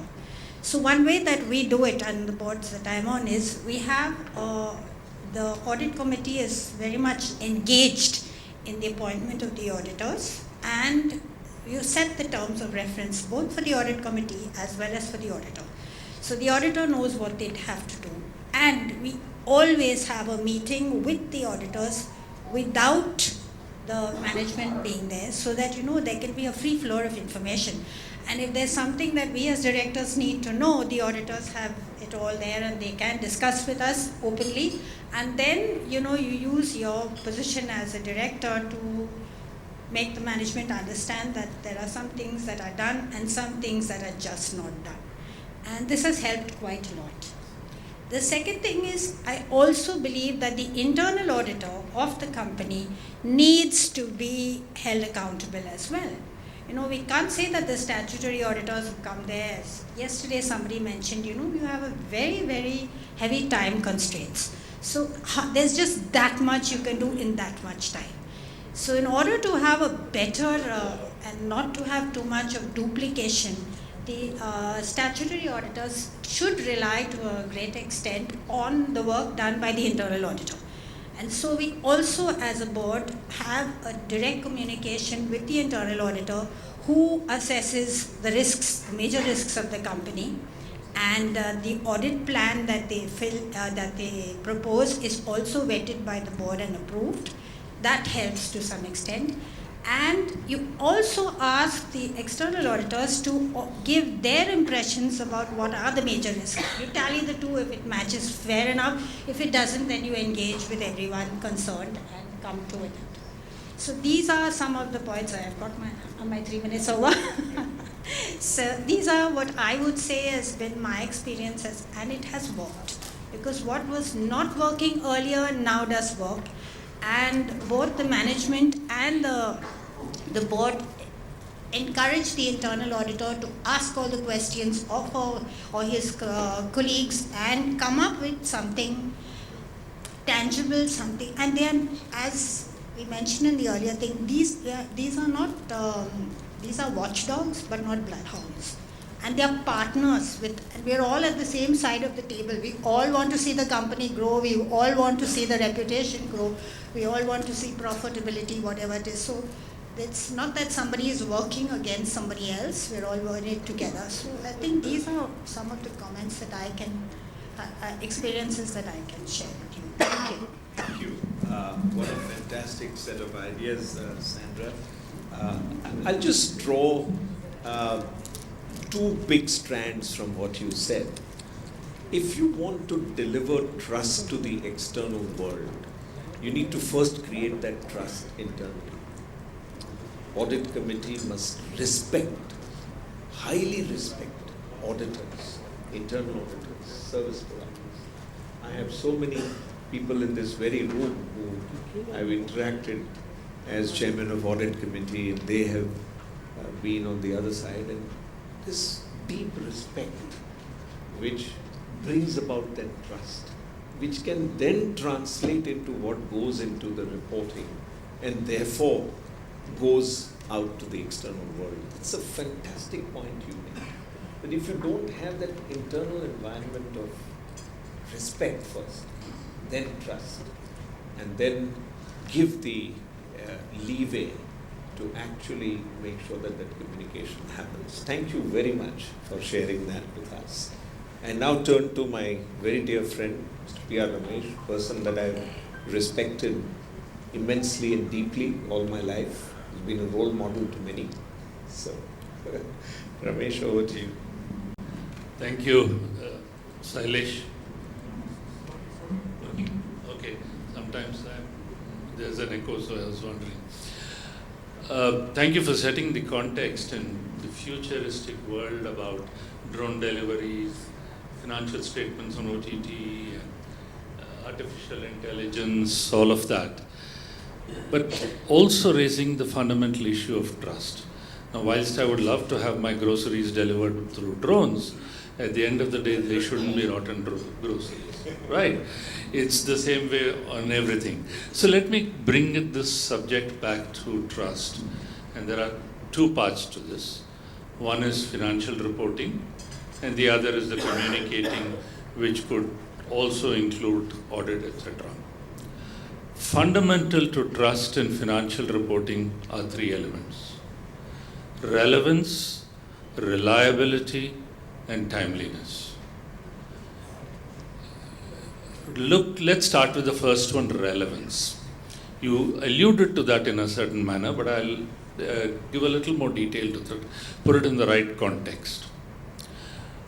Let me preface this by saying, current financial reporting is not as bad as cynics make it out to be, but it's also not as good as the preparers profess it to be. Given that context, what is the situation? In my view, financial reporting is frozen in time. The world has moved ahead, financial reporting is trying to catch ahead. And the issue of relevance arises from the point as to whether financial statements should be used for accountability or for decision making. That debate is not yet over. Should it be used as for confirmatory value or for predictive value? That is yet another, and relevance is very critical. If something is not relevant, I don't trust it. Why do I need it? And financial reporting, if you really see today, can it be used for purchase or sale of business? The answer is no. Because those values do not reflect the value of the business. There is a mix of fact and there is a mix of judgment. Fact is where it is cost, judgment where it is fair value. So it's a complete mix there. And in all the mumbo jumbo of accounting policies, etc., the whole issue of relevance becomes, shall I say, less or significantly more important, particularly in the context of the fact that what is the market capitalization of a company and what its book value, there's a huge gap. What financial statements do not contain, the huge intangibles which are there, which add to the value of a business, are not captured. Why? Because the accounting rules say self-generated intangibles cannot be captured, the accounting rules. But the same immediately you do a merger, all those self-generated intangibles which otherwise were not in the books suddenly come up in the books. That's one part of the issue of relevance. So what are we trying to communicate? Because if you look at what the analysts ask for in questions, none of those are available in the financial statement. So I'll leave relevance aside. Second is reliability. Let me spend a minute on reliability. Reliability, one of the key tests of reliability is standards. Accounting standards too, in my view, are frozen in time. Because this asset, this mic and that mic will have different values depending on how we depreciate them. Then can we say it is reliable value? There are two values, and somebody has to read an accounting policy and say WDV method of depreciation, straight line method of depreciation. Second is the whole accounting policy choices which we have. So what for are these multiple? It's almost my saying, I keep repeating this, if I stand on a weighing scale which is measures in pounds, I am overweight. Stand on a weighing scale which is measured in kilograms, I am normal weight. That's how our financial statements are today. And add to that the subject of intangibles. We have indefinite life intangibles. We don't depreciate intangibles. We test for impairment, and testing for impairment is always on future projections. Whereas tangible assets, despite testing for impairment and future projections, we continue to depreciate. How can we have goodwill which is not depreciated? How can we have other brands which are not depreciated because they have indefinite life?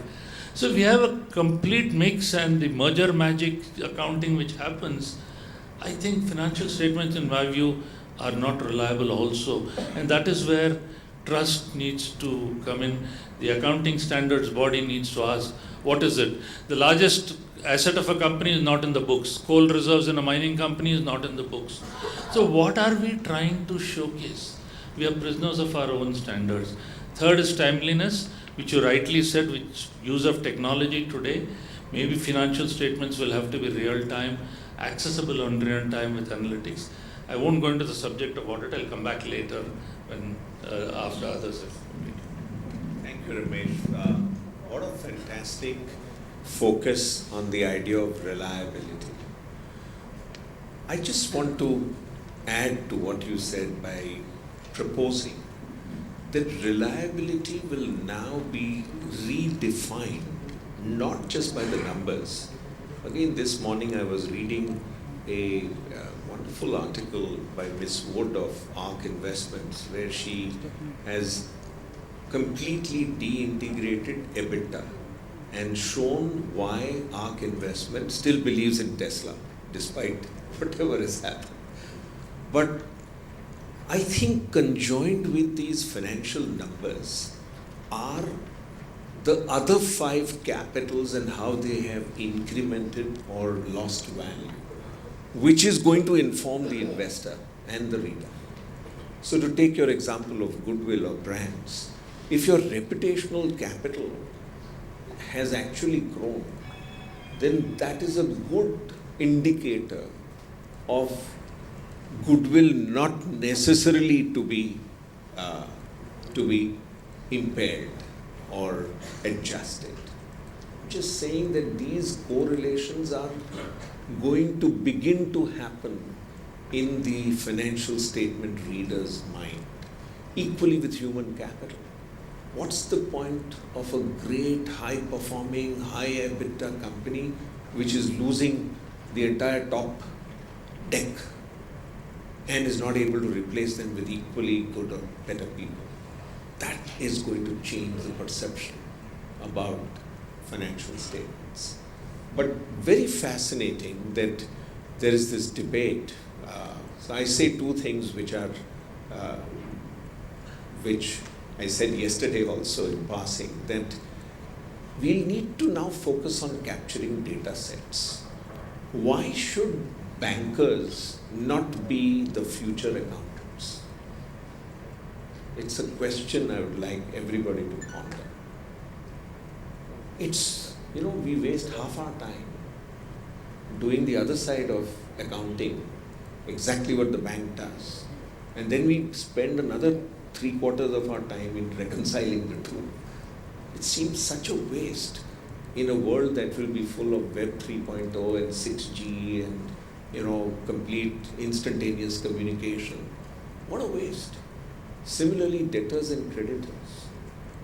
What a waste it is to keep maintaining this separately.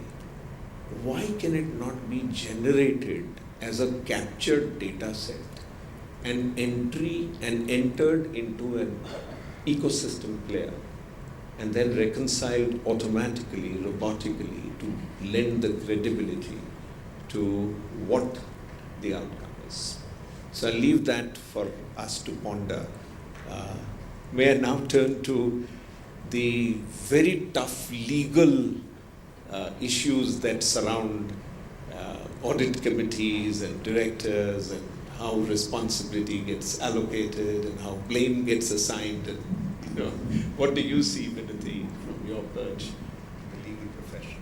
Thank you, Sailesh. Thank you, Sandra. Thank you, Ramesh, for those very insightful inputs. I think when you talk about building trust in the corporate world, there are some very key stakeholders. I'm not going to talk about the users, because I think the users really have to be the beneficiary of that trust, and they are the ones who are trusting. So let me start with auditors. And I think I hear this a lot as a lawyer. Every time there's a defense to be prepared, the debate on watchdog versus hound dog comes up a lot. I think those days are actually behind us, because even from a legal perspective, even from a regulator's mindset, and even when we are looking at global trends, be it the approach of PCOAB or what the FRC is saying, what the UK courts are ruling, this is now, I think we've gone quite ahead of that concept. So I don't think that is going to be a defense in isolation. Of course, the point that auditors are not investigators is of course a valid one, and all of that actually boils down to, and a lot has been talked about expectation gaps. A lot of it boils down to what is it that you have actually done, and that goes to professional skepticism. I think that is going to be one of the themes as well. But for an auditor, the key is, so another point is like, if an auditor is going to rely on, I have a management representation letter, I think those days are also behind us. So just a defense based on, my role was limited. There are inherent limitations in any audit, and I have a management representation letter. These on their own are not going to be helpful. The auditor, if the auditor's point is that the management didn't tell me this, or this is something I did not have access to, this is not something that I am required to do, then the auditor really has to be able to demonstrate what did he or she ask, what were the procedures that were performed. And again, this brings me back to technology, because a lot is being said about technology. Again, the risk that I see is technology also has the effect of sending people into a check-in-the-box culture sometimes. And that is something that one has to be very, very careful about when there is a lot of reliance being placed on technology. Artificial intelligence, of course, those tools must be used for data analytics to make the job a little easier, but it should most certainly not result in our intelligence becoming artificial. So, we must at every point in time keep that substantive aspect alive. Application of mind, very important. So, how does an auditor actually show all of this? We've heard a lot that the public expects the auditor, and I'm not going to say detect fraud, because that is, I think, an assumption that has been made. The public actually expects, to my mind, and as the regulators do, the auditor to do what they are supposed to do. And that would mean challenging the management assertions. That would mean, I also want to say one thing, because a lot of times auditors do all of this, but then there is also a slightly maybe onerous responsibility that not only should the auditors have done all of those things, they should also be seen to have done it. So how are you seen to have done it? Which places the responsibility on ensuring that things are documented well, things are there in your audit file, because at the end of it, all of this is your evidence. It is the evidence backing the opinion that you have issued. As an example, if an audit opinion actually has an emphasis of matters, one should be able to go back into the audit file to actually see, why was this an emphasis of matter? Because the first question the regulator will ask is, why was this not a qualification? Why was it an emphasis of matter? So that thought process needs to be there. So that's what I mean by auditors should also be seen to be doing their job. So that's on the auditors. The other we've talked about audit committee and independent directors empowerment. They are already very empowered. Audit committee, if you see the terms of reference, if you see the constitution, there is a lot of empowerment already there for the audit committee. Of course, there are minimum standards that are prescribed under law for governance. But there is nothing, and I think this was also repeated in the morning, there's nothing that stops a company from doing more than that. There's nothing that stops the audit committee from doing more than that. There's nothing that stops the audit committee from actually engaging actively with the CFO, with KMP, and the auditors through the year. So there's nothing that stops the audit committee from having informal meetings as well. Not every meeting has to be the one that is, the 4 statutory meetings that you have to have, and there's a lot of preparation that goes behind that. Not everything has to have that level of preparation. One of the very good developments has been, and again, all of this boils down to how do you see early signs of stress in a company? How do audit committees, independent directors, auditors, of course, would probably be expected even more. But there are now amendments made in Schedule 3 which require disclosures of some ratios which are financial performance parameters, and they are all intended to actually disclose the true financial position. Is there stress? And those ratios can actually help come to such determinations. Now, why wait till the end of the year to look at what those ratios are? Why not evaluate it, twice a year or 4 times a year? Ask the CFO, can you tell us where we are on these ratios and parameters? There are a few other amendments also which have been made exactly with this sort of objective. So I think there is quite a lot there for the audit committee and the independent directors to do without any requirement for any amendments in the law or new rules. It's all actually there. The third very important stakeholder, the regulator. NFRA is of course one of them, but there are other regulators also. When a fraud kicks in, it's not just the NFRA, right? You have SFIO, you have SEBI, you have RBI, depending on the sector and the industry that you are in.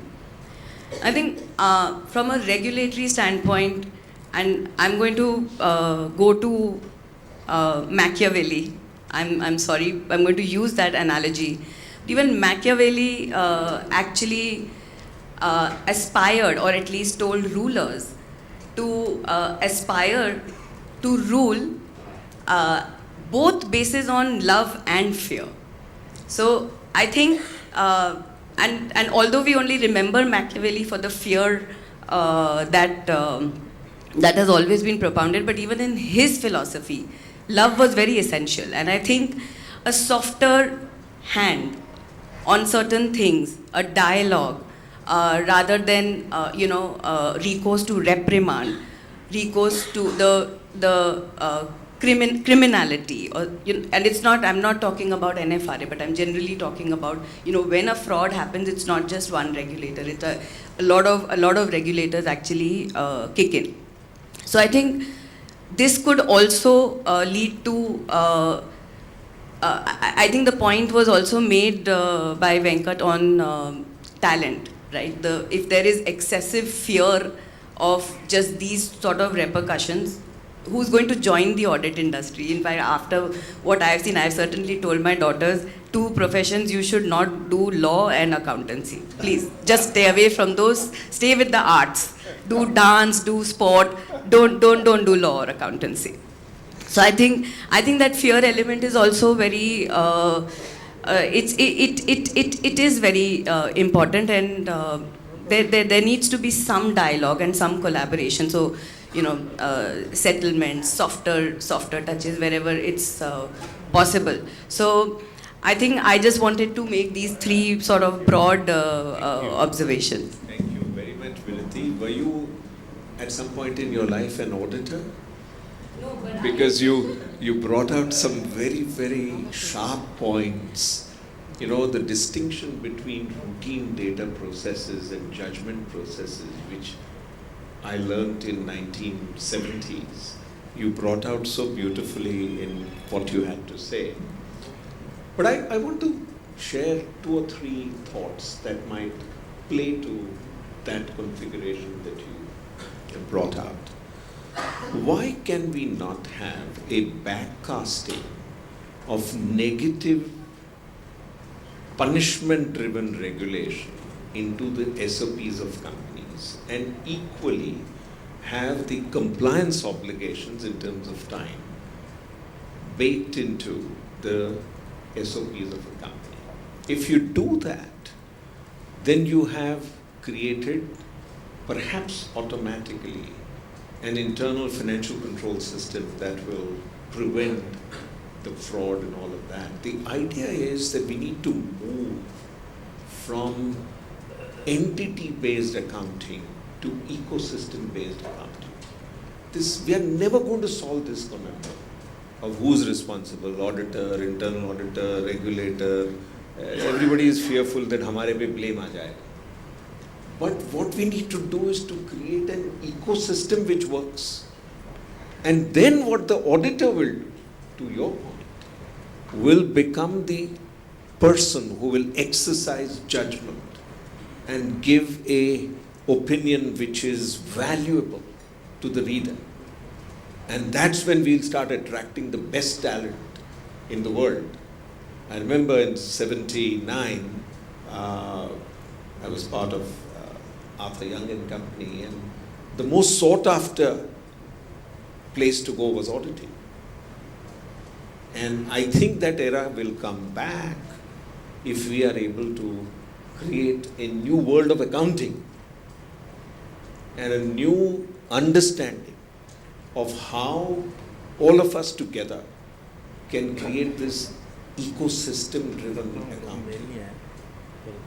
So thanks for very provocative comments, and I loved the Machiavelli example of love and strictness, if you like. Devasis, over to you. I must start by saying that I have tremendous respect for Thomas Cook. Only you could send me on a visit to Pakistan, because it was impossible to get a visa without Thomas Cook's intervention. So I remember that. I remember that for life, and I always express my gratitude for that. We should have sent you to better places. वो मुझे जाना था ना. Okay. So very, very valuable comments from Mr. Haribhakti, Mr. Ramesh, Sandra, and Vinati, all of you. And let me try to bring out my thoughts a little different. And maybe because I represent the industry rather than the auditor. And this is on the financial reporting, right? We have been talking about financial reporting from last evening and over this morning, and as to what role the auditor should play, how do we empower the audit committee and the auditor to create a better framework of trust and improve the communication. To me, in today we live in a very changing world, and especially we have seen that in the last 2 years during the pandemic. That is every quarter, every month actually is very different from the previous one.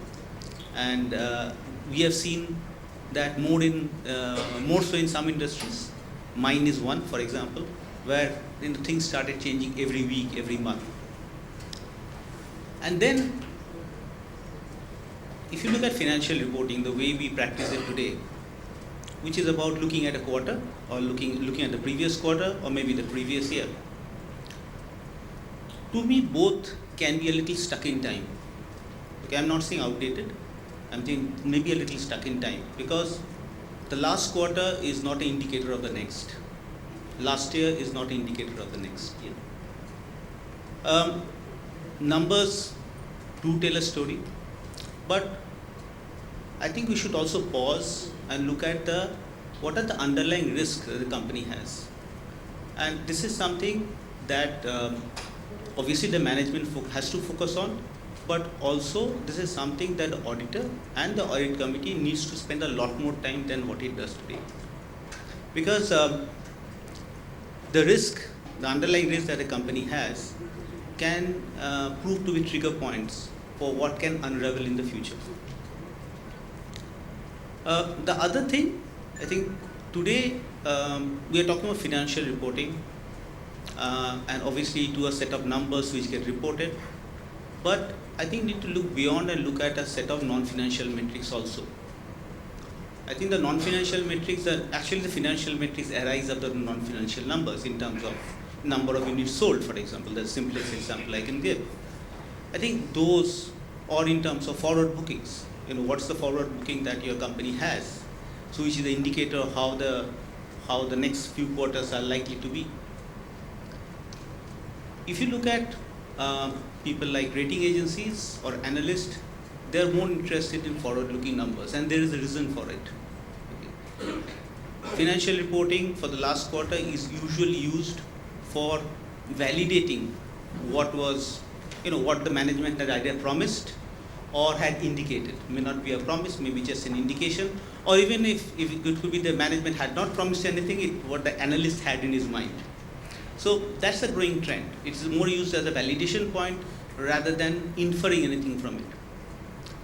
So what I'm trying to say in essence is that, is there some way we can become a little more forward-looking, not dwell entirely on the past, and try and build in some inputs that you can take which can help us understand how this company will go forward.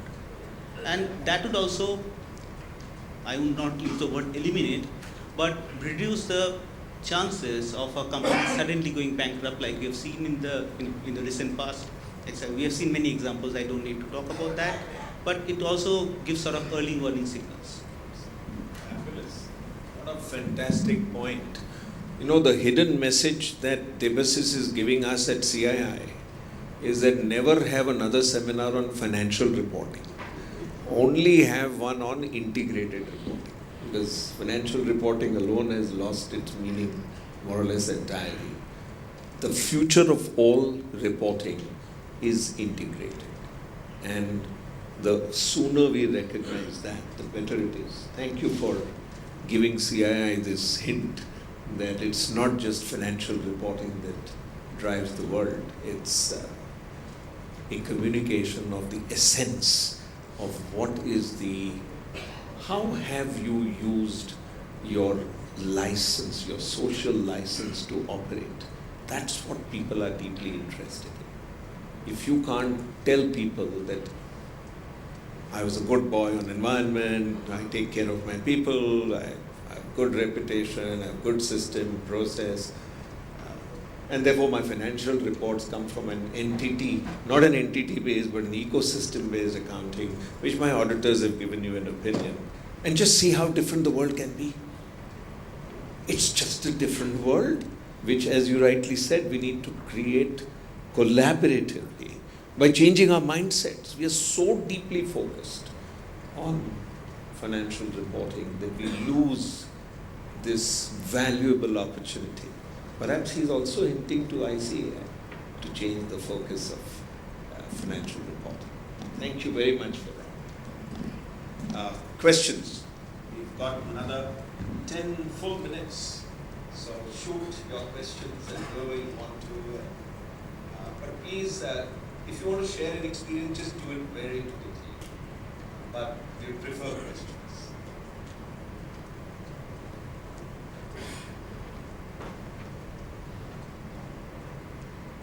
Well, if there are no questions, then maybe I should. Oh, here. Yes.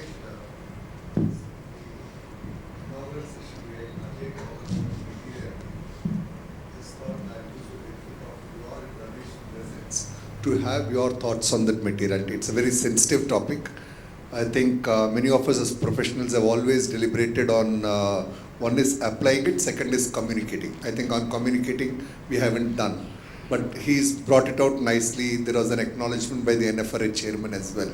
So both of you as very seasoned practitioners of accounting and auditing would like to have your thoughts on that. That's okay. You want me to go first, is it? Come on. Now you're revealing my age. But, you know, I have begun to focus my mind on double materiality as opposed to materiality. Because what I'm deeply immersed in is sustainability, and how do you choose? What is the impact of your footprint as an organization on the world, and how is the world's change affecting you as an organization? So that's the concept of double materiality. What does it help me to do in the sustainability area? It helps me to prioritize my actions. So should I first decarbonize by switching over to renewable power? Or should I move into zero waste? Or should I go into deep recycling? Or should I go into creating a whole new environment for my people? I redefine what is my space and keep everybody at zero harm, no matter whether you're a contractor, a service provider, whoever. That is the way that I hold double materiality. But moving to accounting and moving to financial reporting, remember that I now believe that the focus will shift to integrated reporting. So everything I said in the double materiality space is going to become much more relevant as we go forward. But for financial reporting alone, it's the same idea. Would my choice of a threshold leave out false positives, or would leave out false negatives, which I should examine more carefully? And that's the way that I'll make my threshold choice. So if I believe that in various aspects of an organization which is seeking to report to the external world, it needs to build that trust and convey that accuracy in an honest manner. Then I, as an auditor, objective person looking at it, exercising my judgment, I don't want to leave out something that can have a major impact. And I would build from what is considered by the people in the organization as materially changing outcomes, and draw my sustenance of how I make my choice of what is my materiality threshold in virtually every data system on this basis. So that's my long answer to a short question.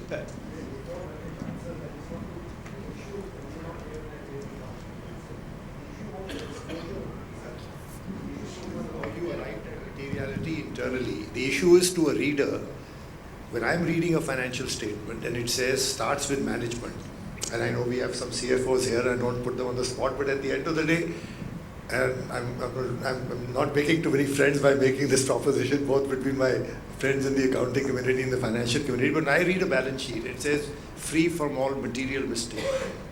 I don't know what material means, but in the case of a company, I do have their statement of materiality for SEBI purposes, where they might say 10% of sales, 5% of this, and then some, subjective factors.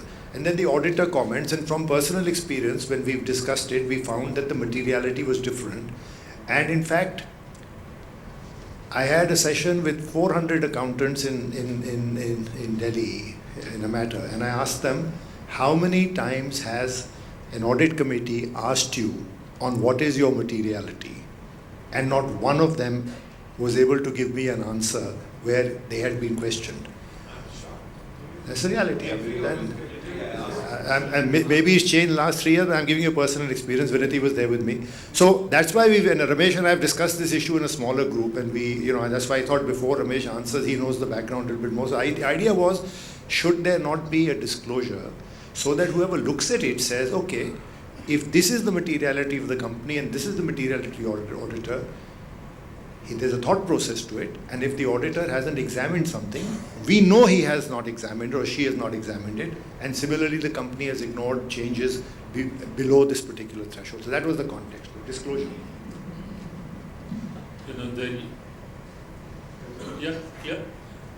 There used to be this issue as to whether you're providing information or means to information. But leaving that aside, I think in the context of information, we need evaluative information. To say I've done an audit in accordance with auditing standards which you have designed, only you know, I as a reader don't know, it doesn't give me any comfort. It is in the same context that this point on materiality is extremely important. Imagine if a doctor were to tell you you're materially healthy. Would you be very happy? You will pay him the fee? You won't pay him the fee. So we need disclosure of materiality. I don't agree with my good friend Venkatram. We've had many disagreements too. When he said materiality is for the auditor, not for the preparer. Materiality is also for the preparer in what level of aggregation or disaggregation is important. SEBI today recently has come out with a consultative paper giving guidelines on materiality in the context of disclosure. That's still a consultative paper. But still it's important that even the preparer says what he believes or what he considered as material. And for an auditor, clearly, not only should he communicate to the audit committee, but I think the reader, that's where trust gets built up. If you suddenly say, I have checked 0.000001% of the transactions because I believe that anything, none of them were material in that context, or this is my level of materiality, would you be comfortable? Auditors use materiality in the context of determining sample sizes, also for evaluating test results and whether to determine more needs to be done. They also have a materiality to collect waved adjustments, which, as they say, little drops of water make a mighty ocean. How much is the material level which they've ignored, which collectively is still not material? So I believe, short answer, the answer is yes, we need materiality. There could be a debate about quantitative materiality versus qualitative materiality. Again, qualitative materiality criteria needs to be brought out. In the context of managerial remuneration, whole managerial remuneration may not be material in the context of financial statements. But a error in managerial remuneration could be qualitatively material because it's a sensitive matter. So one needs to have criteria for qualitative materiality as opposed to quantitative materiality. Any other question? Yeah, Lakshmikant Gupta here. I think my voice is... Okay, Lakshmikant Gupta here. Now, in relation to futuristic approach towards the financial statements, of course, not in financial statements, but we see a lot of information in director's report, especially relating to risks in the business of the company, geopolitical, supply chain, or whatever. Most of the paragraphs are generally subject to that. Okay, if this happens, it will be a challenge to company. Okay, that everybody knows it will be a challenge. The point is that can't there be a regulation which makes it mandatory to do some stress testing on each of these geopolitical type of or such emerging risks related scenario, and put a number that, okay, if for example, if there is a supply chain issues on sand, the cement production will get affected by so much of tons or whatever, so that it gives an idea about more objective futuristic approach or if then type of approach. Anybody? You're absolutely right. It's already significantly there in the financial services sector. If you see in financial services sector, there is sensitivity analysis. What if the exchange rate varies by a percentage? What if inflation changes? So all the assumptions which are there. In our non-financial services sector, it is there unfortunately only in the employee benefit plans, where there are pages of reporting of employee benefit plans when the actual amount may not be significant in relation to the whole financial statements. So we need to replicate what's in the financial services industry and extend it across industries. I concede your point, and that is what one needs to develop sectoral information. We don't have that. We don't have disclosure by occupancy in hotels or average room rent which they have realized, or what airline is the revenue on available seat kilometers or cost per available CASK and RASK, as they say. All of that is very useful information, and to that one can apply sensitivity. But I think your point was also supported by NAFRA chairman yesterday in the meeting that we had, where he is very keen to see risk-based disclosures coming into the financial statement, published, so that different people looking at industries can make the assessments of the kind that you were talking about. So it's a great point. We need to bring professionalism and lend credibility to this risk report, which... But his point is beyond risk. Meaning, what he's trying to say is, you're giving me a set of numbers, balance sheet numbers, P&L numbers. That makes sense to me, unless it is accompanied by metrics, which is relevant to your industry. Fully accept. Yes, in fact, like in the listed, like in listed companies, as it is, there is a framework of ERM is compulsory with the risk committee, is at least top 1,000 companies.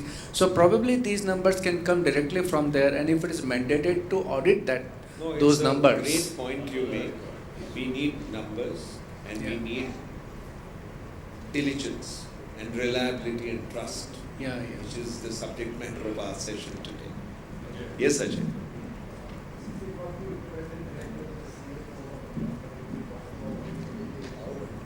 My question is to Vinati, that is there anything in the law which prohibits an audit committee from issuing its own independent report on a voluntary basis in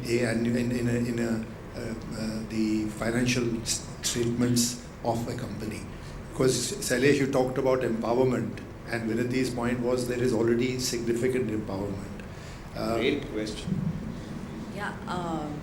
So I'm glad you asked that question, because that was the follow-on that I wanted to anyway comment on, based on what you said. So one of it is obviously this sort of analysis and risk identification. The other is, just like I said, how the auditors should be seen to be doing what they are supposed to be doing. That is also important for the audit committee. And without the law really, because at the end of the day, how do you show the users that I have done my work and you can trust, and then if despite all of that, a fraud still happens, that's why I said I don't think people can be held accountable in those situations. So it's important to be able to show that you have done everything that you could. So you've exercised that level of diligence. One of the things that actually seems quite simple is an audit committee writing its own report. Now, technicalities may be thrown at us that it's not there in the format of the annual report. It can be a heading within the director's report, and there can be a subset where the audit committee is properly showing that these were the interactions I had. This is how I reviewed the auditor's independence. See, auditors will give a certificate of eligibility. In that certificate of eligibility, they'll say that there are no threats to independence. But the audit committee can most certainly ask, can you just tell me how you arrived at this conclusion that there were no threats to independence? Are there no non-audit services by this, that? So those questions are all open for the audit committee to ask. And the audit committee's report can actually empower the audit committee to show that this is the work that we have done. We have interacted with the CFO, we have reviewed the the financial parameters X number of times. We have met with the auditors. We have, they've made a presentation to us. We identified XYZ issues, because the audit committee is also the repository of whistleblower complaints. So we checked this. We asked the internal auditor where were the weaknesses, and then we've taken these remedial measures. So I think it's actually, that is one really good way of empowering the audit committee. There is already a precedent of this. It happens in the UK. So their listed companies, the audit committee is actually mandated by law to issue this report. But I was just thinking, what prevents us from doing it? And at the end of the day, audit committee, as I mentioned in the beginning, is already very, very empowered. And with great empowerment also comes great responsibility. So I really think this is one. And there are so many other things, like if you see a trend of attrition in the company or the CFO has left, why can't the audit committee conduct an exit interview one-on-one with that person? I think there are a lot of these things which don't seem very difficult to do. So, sorry. We've been asked to wrap up the session, but you'll have the last word. I was just curious that, in the last 2.5 years, we've had so much volatility in projections, forecasts, actuals, etc. And one of the vexing issues is that when, say, companies buy other companies, we talk about synergy benefits when you do mergers and everything else. How do you deal with it on boards now? This performance versus promise. How do you deal with it in these very, very difficult and strange times? Your experience, because you seem to have gone through a major situation very recently, right? At the board meeting, this is normally what the management makes certain assumptions, promises, whatever it is. Every quarter, the audit committee meets every quarter. There is one part of the meeting which is devoted to what was said and what was achieved. And if it was not achieved, why it was not achieved. If it was overachieved, also why it was overachieved. Because sometimes, we tend to, when things are going good, we don't ask why, how and all. But if there's some small 5 rupee loss somewhere, we will start digging into it. And this is something which I personally am very particular about, having seen during my banking career, when things were going good, nobody asked any questions, and then suddenly the whole thing tanks, but somebody has taken risks which they didn't have the authority nor the power to do. So that's how we take it. Thank you very much, Sandra. We've had a absolutely absorbing session, and I'm glad to see the room get refilled. So thank you for that. But sorry, थोड़ा औरा से कुछ आना चाहिए ना. But no, it was an absolutely fascinating session. I'd like to personally thank all the panel members and the wonderful questions that came up and the robust debate that we had. Please go away with a few takeaways. Ecosystem accounting, data set capture, integrated reporting, reliability, relevance, audit committee writing an independent report. These are all new, absolutely new thoughts and ideas, and I'm so happy we could share all of them in this session. Thank you very much.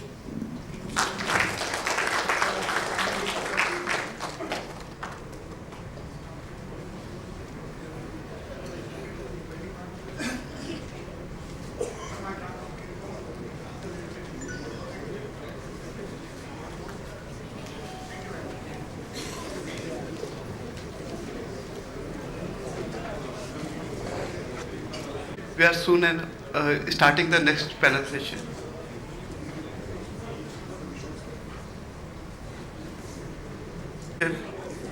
Our next session is engagement between regulator and industry.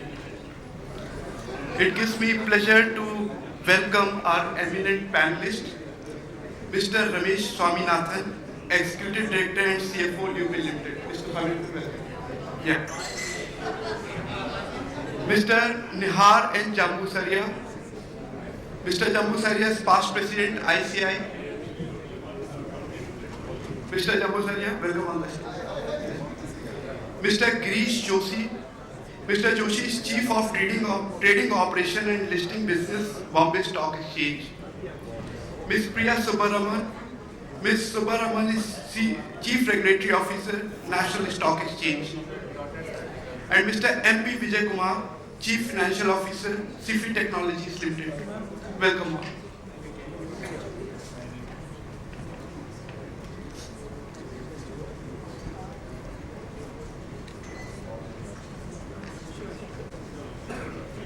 Good afternoon, everybody. We are painfully aware of the fact that we stand between you and lunch. But all the same, I do promise that this is going to be an extremely engaging session. We've got a very good session, a set of panelists, experts in their own domains, who will actually be talking about how do you engage with the regulators. And of course, there's several touch points to this. We'd like to cover and do justice to this in the next 1 hour that we have. Just to set the context, the world believes that India is well set to become the 3rd largest economy in the world. And that would actually mean that by 2032, from 3 trillions that we are today, we would be potentially about 7.9 trillions.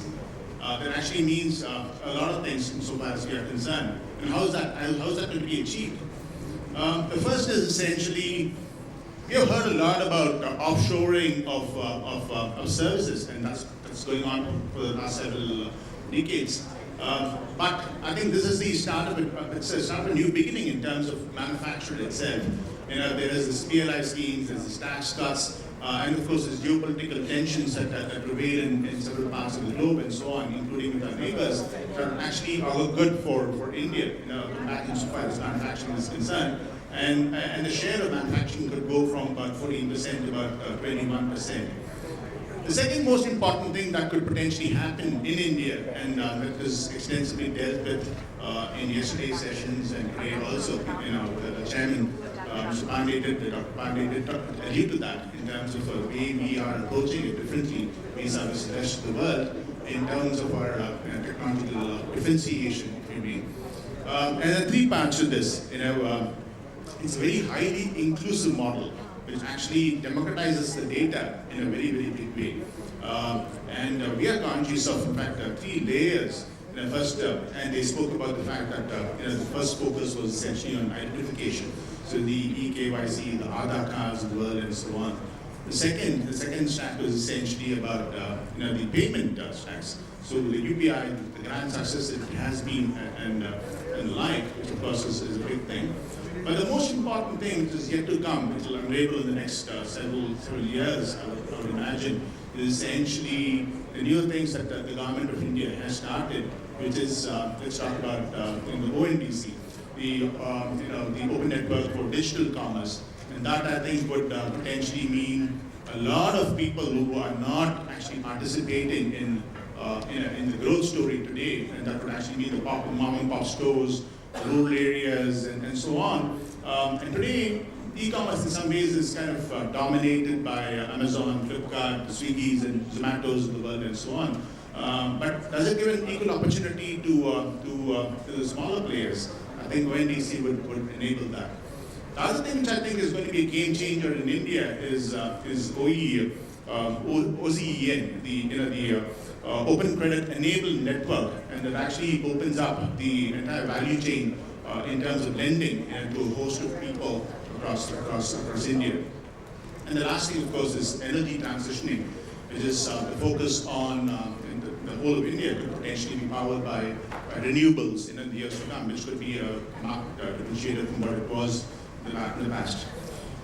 All of this is certainly possible only if we have a very dynamic, a very world-class financial reporting system, and that would be extremely important for the success of India in the decades to come, the years to come, for sure. And for that itself, the ongoing dialogue, it must be a continuous dialogue between the regulator and the regulated.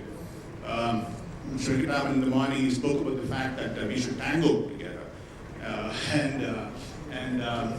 Mr. Barnes spoke about the fact that it actually has to be a trilogy in action. The regulator, the industry, and the auditor, for sure. And from my perspective, actually, it talks about a framework of three things. It should be open communication, and early enough at that, essentially, so that the dialogue has to happen continuously. It has to be proactive. The second is, I think, as practitioners, there's a lot of data that we do have, and that could potentially mean that we could, engage with them with a lot of practical examples about, how it really happens in the real world. And third would be essentially understanding and stepping into each other's shoes. The regulator understanding the perspectives of the regulated, and of course, vice versa, because at the end of the day, the regulator is there to achieve a particular purpose in terms of economic rationale and for public policy issues that they bring to the table. And that, I think, is the start of any meaningful dialogue. There are several touch points, when it comes to, in fact, engagement with the regulators. And we've got, as I said, a very eminent panel to actually discuss this. Let me start with, in fact, audit. Yesterday, there was a lot of talk about the fact, and today again, there was talk about the fact that there's a trust deficit, and the fact that audit there's a lot of skepticism about the results, what is expected, and what is actually brought forth by the financial statements and the like. Mr. Ramesh yesterday spoke about actually a frauds repository so that we actually learn from experience. There was also the talk about empowering internal audit and making them accountable for a lot of the issues that and it's not going to be the external auditors, but internal auditors that have to take due share in terms of accountability. All of this, of course, there should be ease of doing business, and this has to be balanced with, in fact, risk and security. How do you actually manage that would be the question. So with that, I would start with, in fact, the first question, and I would address it to Mr. Saria out here. How do you think we could actually address this trust deficit? We spoke about material levels, and that was extensively spoken about in the last session as well. There's, of course, an expectation gap. Why users of financial statements want the audit of financial statements, what expectation gap that exists between the users and who prepares it. What can be done to bridge the gap in the short and medium term? Yeah, thank you. Good question, and I think since yesterday this is being discussed, a very important question that whenever there is a failure, a trust deficit is seen to be coming up, and how to bridge the gap. So I think I will address, or rather deal with it in 2 or 3 ways. Number one, see if you are asking from the perspective of auditor, if there is a real failure of audit, then there are regulators, ICAI, SEBI, NFRA, and action would be taken. But if in fact there is no audit failure, then we are seeing even the new regulator comes to the point that if auditor has done what he was supposed to do, then there should not be any trust deficit nor any action, and that is what the auditor should do. Now, to bridge the trust deficit, see the old concept of watchdog and bloodhound which was being discussed, let us keep it aside and see practically what is expected of an auditor. He is supposed to be doing the audit diligently, follow the auditing standards, and at the same time, the stakeholders should realize that statutory audit has inherent limitations, also limitation of time, and everybody will agree that it is not expected that an auditor should be responsible for detecting every fraud that may have taken place. but he has used his skepticism. He has highlighted the risk areas, cautioned the audit committee adequately, and reported what is required to be reported. I think that should be good enough. Apart from this, to bridge the trust deficit, another point which was being discussed even today in the morning, that there are internal auditors and internal auditors are being appointed by the management. Their scope in every company is different. So if the scope is made common and the statutory auditor can use the work of internal auditor, he is also equally responsible, then probably collectively the preparers, internal auditors, statutory auditors can bridge the gap, come closer, and still I would say that it is not right to expect that there will be no fraud or every fraud will be detected, because after all it is not an investigation. So wherever the auditor is suspicious, you should recommend that forensic audit be conducted and further investigation be done. That should perhaps address the question of trust deficit. Yeah, I just go back to my my first stint. I started my life as a banker, and this is the security scam way back in 1992. And we all learn from our mistakes, and of course the entire ecosystem also kind of evolves to actually take care of a lot of these issues. And frauds are never going to be made outdated essentially, because it's always going to happen.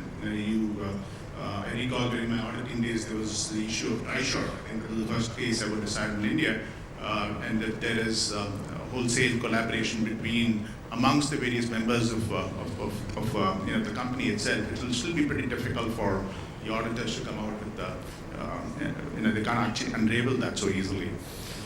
So quality at every step would be extremely important, and trust of course is extremely important. But let me turn to you, MPV. May I ask you this question? How does an audit committee promote innovation in audit? The use of audit tools and of course the frequency of interaction with independent auditors to understand how to improve the audit quality and various processes associated with this. How do they educate? I mean, they need to be on top of this as well, educate themselves before they start this engagement. So the first part of the question I want to answer. As far as innovation in audit, I don't have an answer on that. I think it's a very big question to answer.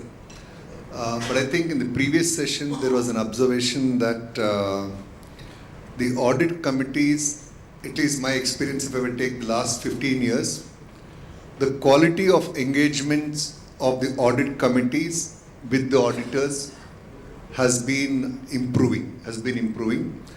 And I think in the large organizations particularly, qualitatively I find them to be good. I think, I don't know why people get a feeling that audit committees are not very effective, but my experience is more so in the last 6-7 years after the new Companies Act 2013 have come, audit committees are fairly involved, right from the time of selection of auditors to the choice of accounting policies, to the estimates which are material ones, estimates which have gone into the preparation of financial statements.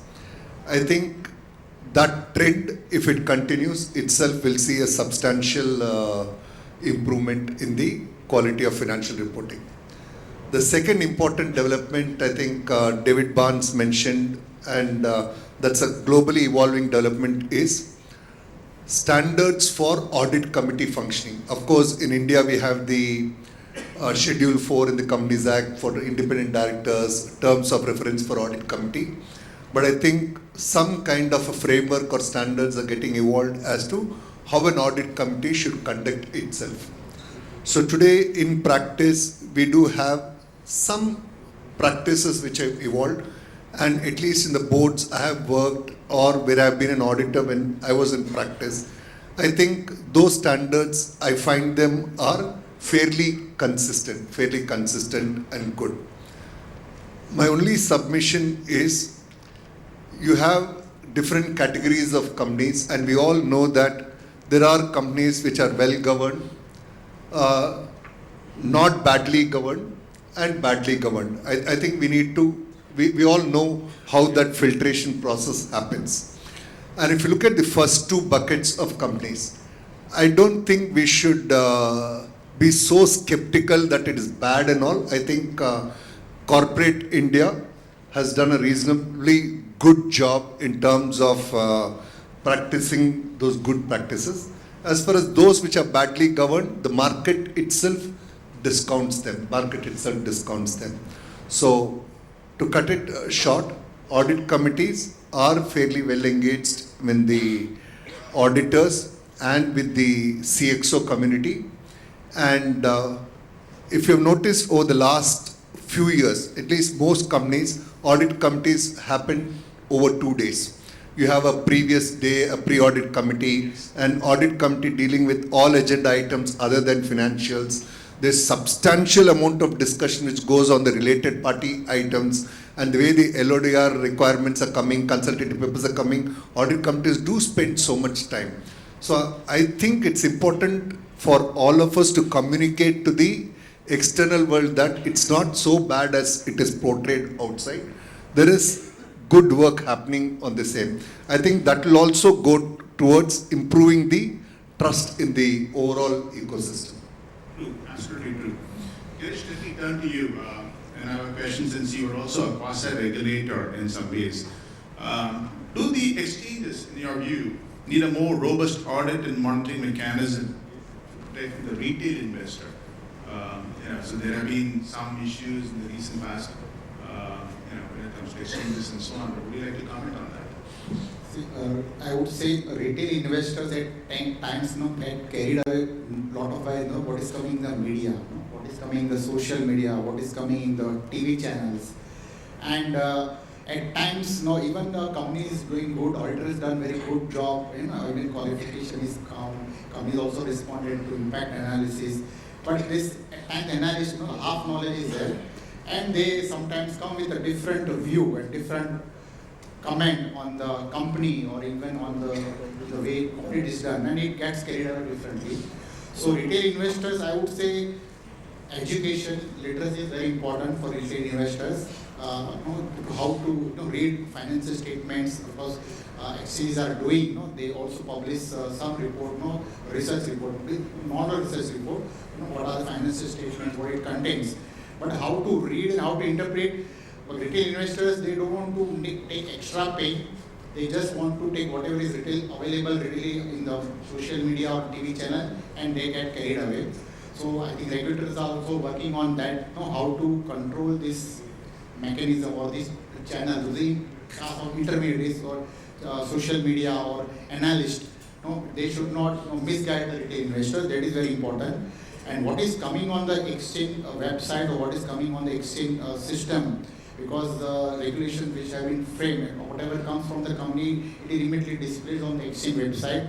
And even the company wants to modify some financial statement, something, company has to resubmit, and timestamp comes. So on the exchange side, or I would say transparency is there, protection is also given to retail investor, what is being disclosed, because now it's XBRL filing is also given. So investors can download those information. The main challenge is how to educate these investors. They should not be carried away by the analyst or even sometimes brokers, their own analyst. Broker portals are also giving some advisory services indirectly, and they get carried away. So how to read and how much to read, what to take, what not to take, that is the challenge, and that's where even stock exchange and SEBI is also facing those issues. Retail investors should not get carried away so much by that. That is I should give my view currently for this one.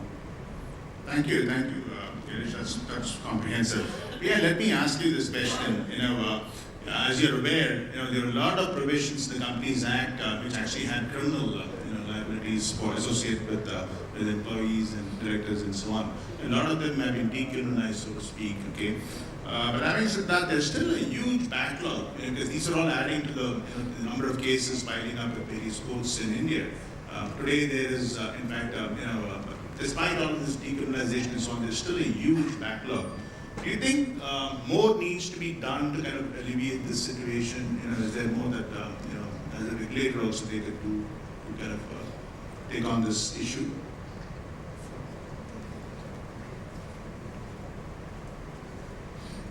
I shouldn't really comment on something that is sub judice, but clearly the expectation, and I just want to make one point, that the presence of police doesn't mean that there is going to be no crime. Presence of police really means effective deterrent. There has to be a fundamental understanding that, just when a fraud happens, everybody tends to react and overreact. So therefore, I think maturity in all, in whichever, whether it is regulated, quasi-regulated investors, I think the level, the understanding of maturity and some level of considered reaction, I think is very exceedingly important across the spectrum. So, and therefore to sort of criminalize something which sort of says that some small thing is not there or some filing has happened 2 days later, that necessarily cannot be the way our country progresses. So whether it is not just a question of ease of doing business. We were talking about the fact that, and I think Venati mentioned this earlier, she's advised her children not to be auditors or lawyers. Ever since I joined NSC about 4.5 years, 5 years ago, I've come in touch with many people from the bureaucracy. I can assure you that there is not one single person, one single child of a bureaucrat who is joining the bureaucracy. So each of us is seeing risks in our job simply because we are being held personally accountable for things which perhaps, if we've done our job to the best of our ability, then to hold us personally accountable has its own risks and ramifications. And then there will be a race to the bottom vis-a-vis talent. I think that is something which it would be good if the ecosystem recognizes that. Some of these things, adjudication, whether or not it should shift to exchanges, potentially I would think that decriminalizing everything that is not criminal is exceedingly important. And therefore, if certain actions have, today you've decriminalized already. I'm thinking about FEMA actually, FEMA and FERA. Certain things simply the government did not progress further at all. It was during FERA days, Foreign Exchange Regulation Act. There were certain things which could not even have been, you could not actually go and say that you're compounding the offense and so on and so forth. When FEMA came into existence, the old things just got dropped. Potentially that is perhaps the solution. Coming back to, you've not asked me the question, but I'm going to answer the question on trust deficit anyway. To say that I don't think it's anybody stops you from asking more questions. The way I see it, and I see my role as a regulator or quasi-regulator, I just ask all sorts of questions to companies. I ask all sorts of questions to auditors. I ask all sorts of questions to brokers. Yes, people are taken aback sometimes. Yes, people do say, why do I have to answer this question? Do you even have the authority to answer this question? However, good companies actually pause and answer the question. So what really happens is it gives us a good indication of where the company is at. They don't mind answering, it's just that they want a framework in place which sort of allows them to answer the question in a better way. So that I think is exceedingly important. I will just make one more question, one more statement here. If you are asking the question and somebody is either not answering, you actually moved away from regulation to conduct. And when you go worldwide, you're seeing that regulators are moving more into the conduct issue, rather than, whether you ticked and this comma have you done or this checklist have you signed off. They are moving away to see what is the conduct of KMPs, what is the conduct of the board audit committee, etc. So if you ask the questions, somebody has either answered that or even to put pen to paper, there's a lot of resistance. And therefore, you probably get the right answer anyway. Very well said. I've always believed that culture in a general sense would trump strategy all the time. It's true when it comes to business itself, and ultimately your financial parameters would reveal something, your financial, reporting and all of that. It doesn't necessarily can capture the cultural aspects. And there are, of course, a lot of, there's this ESG, the 6 capitals that we are trying to bring in, to capture a lot of KPIs and the like. And they encompass certain aspects of culture for sure. The intellectual property, the way you actually have your diversity quotient, or for that matter, so many things that we actually focus on when it comes to ESG itself.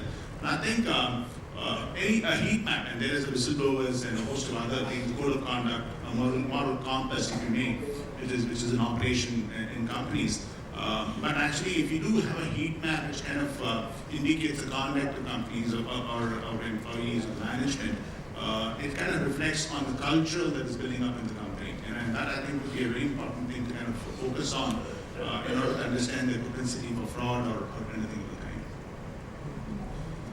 Another very important touch point, which has been the focus of discussions the last couple of days, and Mr. Haribhakti, of course, spoke about about emerging technologies, and we read out 7. I actually have an acronym for this. So essentially, it's Sambar in the cloud, I would call it. It's easy to remember. S for social capital, A for analytics, M for mobility, E for blockchain, A for augmented reality and the like, and I for robotics of various and all of this actually operating on the cloud itself. Technology is ubiquitous. It pervades across every function around.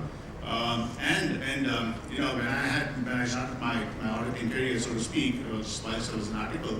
Sampling was, of course, was predominant. It still is in some ways, because you can't actually audit the universe itself.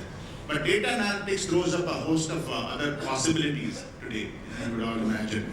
And today the auditors have to focus on a host of technologies. They spoke about drones in the previous session. Today, predictive analytics, we talk about RPAs, robotics, process automation, blockchain, machine learning, analytics, and the like. There's also the discussion, is AI going to make the auditor superfluous? So would that actually mean auditors would lose their relevance? And there was, of course, this example spoken about whilst banking automation took place, there's still a lot more jobs created, and it didn't actually do away with reduced workforce, so to speak. Given that, I would like to ask you this question, Mr. Musaria. What should be the role of ICAI in promoting emerging technologies, the performance of audit? So you being the former president, would certainly be the best person to answer this question. Yeah, ICAI took up the project of developing audit tools and providing to the members. And we have a committee called Digital Accounting and Assurance Board, where a number of programs on technology are being conducted on data analytics, advanced Excel, and all sorts of new technologies which are coming up. Apart from that, we have Digital Learning Hub, on which you will find so many technology-related material being posted, including the videos. So members are being trained practically, hands-on training is being provided. Apart from this, probably this year the institute should be able to come out with audit tools. I am told that project is in progress, and we would like every member to use technology to conduct audit. And in a way, I would also like to comment on what you mentioned, that whether AI will make auditors redundant. But I agree with the view which was expressed by others in previous sessions, that human mind cannot be replaced by technology. It will remain superior, application of mind will be required. On the contrary, auditors will be on top of the job when they are effectively able to use technology. And ICAI is doing its best to see that every member is trained, every student in the new syllabus, technology is being incorporated. So those are the steps ICAI has taken already. Thank you very much. Maybe I would like to ask you this question. You might like to don your CFO hat this time around, and you also work for a technology-led company. What role does emerging technology have when it comes to the finance function itself? Does it have the potential to reduce the workforce, or can it build on organizational capabilities? I'm sure the latter. But your own comments about the way things are evolving when it comes to the finance function. I think across all organizations, the finance function, in terms of headcount, probably there is a small shrink. But in terms of the quality of the people and the skill sets of the people, they have substantially increased. Where they're both technically competent in terms of the subject which they deal with, be it taxation, accounting, finance, whatever it is, but are also getting equipped parallelly on the various emerging technologies which are there. And if you look at most of the organizations, particularly the last 5 years, and we witnessed in the last 2 years when COVID, when all of us are working remote and all, we found almost a very large number of organizations have matured so well technologically that they could still continue with the day-to-day accounting without any disruption. They could complete their audits on time. I don't think there was delay beyond an average of 2 weeks if you look at all the companies who have reported. So those are all evidences that the finance teams of the various organizations have actually embraced technology and have matured. So that's the evidence which all of us are already seeing on the table. And if you look at the banking system, in fact, there was a discussion around ecosystem. Or if you look at banking system, the whole banking system now there are APIs which are so well integrated into the ERPs. The transactions keep moving seamlessly. And just look at the way the entire GST portal has evolved, the way the invoices keep going up and down. It's a matter of time before each of us can confirm over the GST portal itself the balances with the other parties. So those are all things which are evolving, healthy signs, and these are things we should be actually very proud of. In fact, pardon me for saying this, but many times I see in forums that there's so much of reservation to acknowledge the good things which are there in the entire landscape, entire reporting landscape, and people have a tendency to say that A is not there, B, C is not there. Just look at the COVID itself. You show me, are there any organizations who have actually struggled day-to-day accounting over that entire 2 years period? None. Have the auditors been able to do the entire work without compromising on the quality over the 2 years period? None. But why don't we celebrate those things? Those are all evidences that technology has actually been used. So why do you still say that we are not technologically there? So we are embracing whatever is available, and we will just get better over time. I'll give a small example in the context of financial statements. And so if you look at financial statements, there are actuals and there are estimates. And if you look at most numbers in the balance sheet and even in income statement, they are eventually estimates. Maybe the cash flow statement alone is actual. So if you look at income, if you look at an Ind AS financial statement, income is not what you have billed, not what you have collected. It is something else. There is an estimate. If you look at most of the expenses, including provisions, they are estimates. Balance sheet items, fixed asset WDV is an estimate, investment carrying amount is an estimate, receivables after impairment is an estimate, inventory is an estimate, everything is an estimate. Sure. Now, when you have those estimates, the secret is how good your estimate is closer to the actual. So for that, good historical data, good quality historical data, more well and less historical data helps you to get closer to the estimate. That's where the preparers will distinguish themselves between organization A and B, and the auditors will also distinguish themselves. So that way the audit tools, or rather the analytical tools, AI, all of them, will help get us to better quality estimates. And that estimates, as close we can get to actuals, is what we will look at it. And it's very important, all of us also as responsible people, to tell the users of financial statements that, look, guys, you are relying on financial statements which has so much of estimates which are sitting in there. You have to look at that. And as a retail investor, to tell that I look at an EPS number, this number, and I invest, I don't think the investor would do the same when it comes to his personal health. When it comes to his personal health, he will look at a subject matter expert, a second doctor, get an opinion before he takes a judgment. So when it comes to financial statements also, it is a financial health, and it's a very specialized subject. So for example, the way I read financial statements today, I don't think, even though I was a chartered accountant, I could have read it the same way 20 years back. So there's so much of expertise which I've built over a period of time which helps me to read financial statements. And I still would think that on a scale of 10, probably I'm at 7. I'm still to travel so much to understand financial statements. So I think collectively all of us, and I think Vishal made the right point that we have to have a focus on investor education. And they are not coming forward. They're not coming forward. So those investors, we have to move them to the mutual funds, etc. And the way they react to the messages, etc. In fact, I'll give a small example. When the PNB scam happened, I saw WhatsApp messages where everybody had an opinion on that item. Everybody had an opinion. Whereas the facts were something else completely different. So it's important that if you don't know the subject, pin drop cells rather than add. So that responsible social media communication, those are all things we have to address in the ecosystem. Not just talk about financial reporting, audit statement. So those are things are not going to solve the problem of building trust. You have to look at that ecosystem as well if you want to improve the trust in the financial statements. And now SEBI is coming with something, a discussion paper, which is, I don't know how the final responses will come, but we are going to disclose something much more.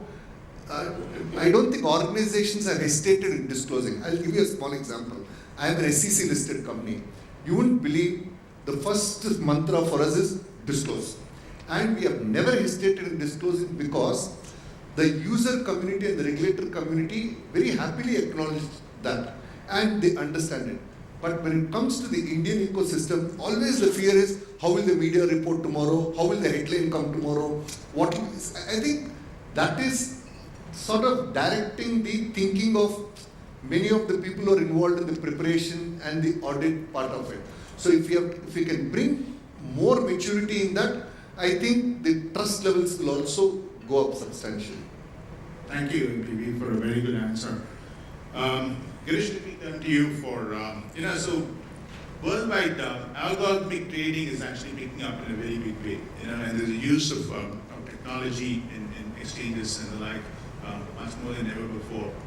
Do you think that there is a need for the Indian regulator to go fast in creating a digital infrastructure in line with global peers so that we actually move on to newer innovations in this field?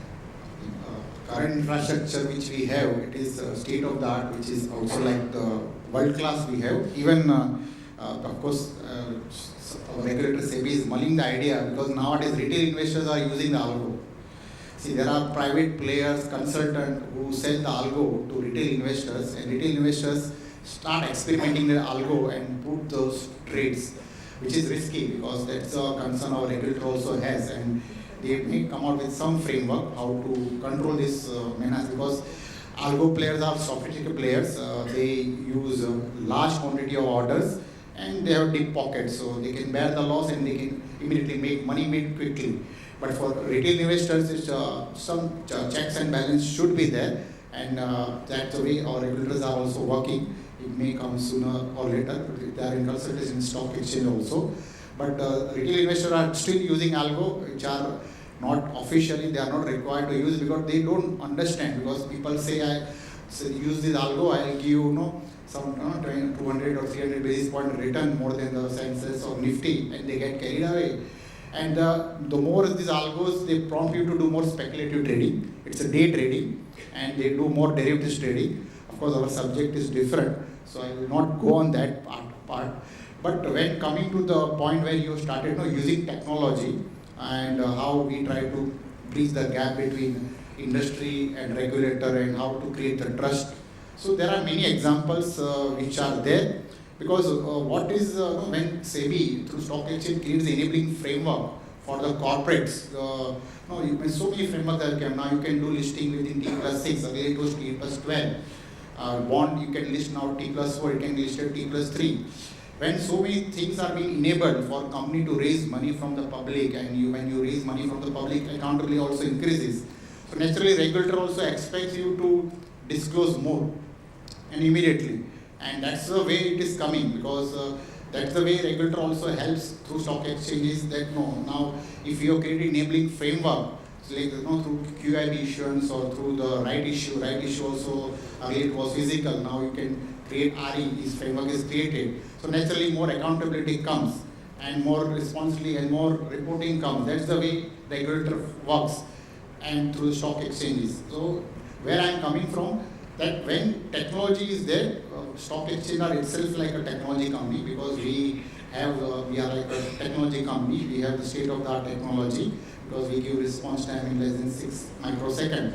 But that technology is also for the investor's benefit and for the benefit of the company, because then we expect company to report immediately. Like I earlier said, XBRL reporting will come.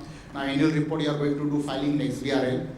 That also your BRSR reporting will also come in XBRL. That's also SEBI is working. So even your non-financial disclosure or ESG reporting will also come in XBRL format. So a lot of information will be available to a lot of stakeholders. And each stakeholder will look same information in different angle, different perspective, that we don't have control, because we as a stock exchange have limitations. Our job is to give information immediately in our best manner, in the way it can be interpreted the best way. That way we provide on the platform. But consumption of the information is where even MP also referred the same point. Who consumes that information in what way and how they build further story. That's where the entire ecosystem has to be controlled. Again, coming to the technology, we insist that company has to match up very fast, because our regulators has come out with so many changes, and the speed of change is going to be more and more fast. The reason is two. One is because you have to go to the 5 trillion economy. A lot of funds are going to come to India, whether in the form of debt capital or equity capital. And those investors are going to ask a lot of information, and they want a quick response from the companies or from the stock exchanges, and you have to take immediate action or corrective measures. May not be in the form of penalty, but immediately you have to respond. So that's the way it is going to happen. So technology is going to create a lot of impact on our life and the way we are investing, and the way company is going to report on financial statements, and where the audit is going to happen, because the technology is going to create a lot of tools to the auditors also, and they are also using the latest technology. It's no doubt everyone is going to use it, but how to use it smartly, that's the question, and how stakeholders are going to use the same technology for their consumption, for investment, and to take informed decision. On that question, I wanted to ask you. It's not working. XBRL is a de facto standard worldwide for all companies to report financial data. Yet it is also acknowledged that it has quite a few limitations. Do you have any thoughts on how to actually improve upon this? Because you deal with so much of financial data as well.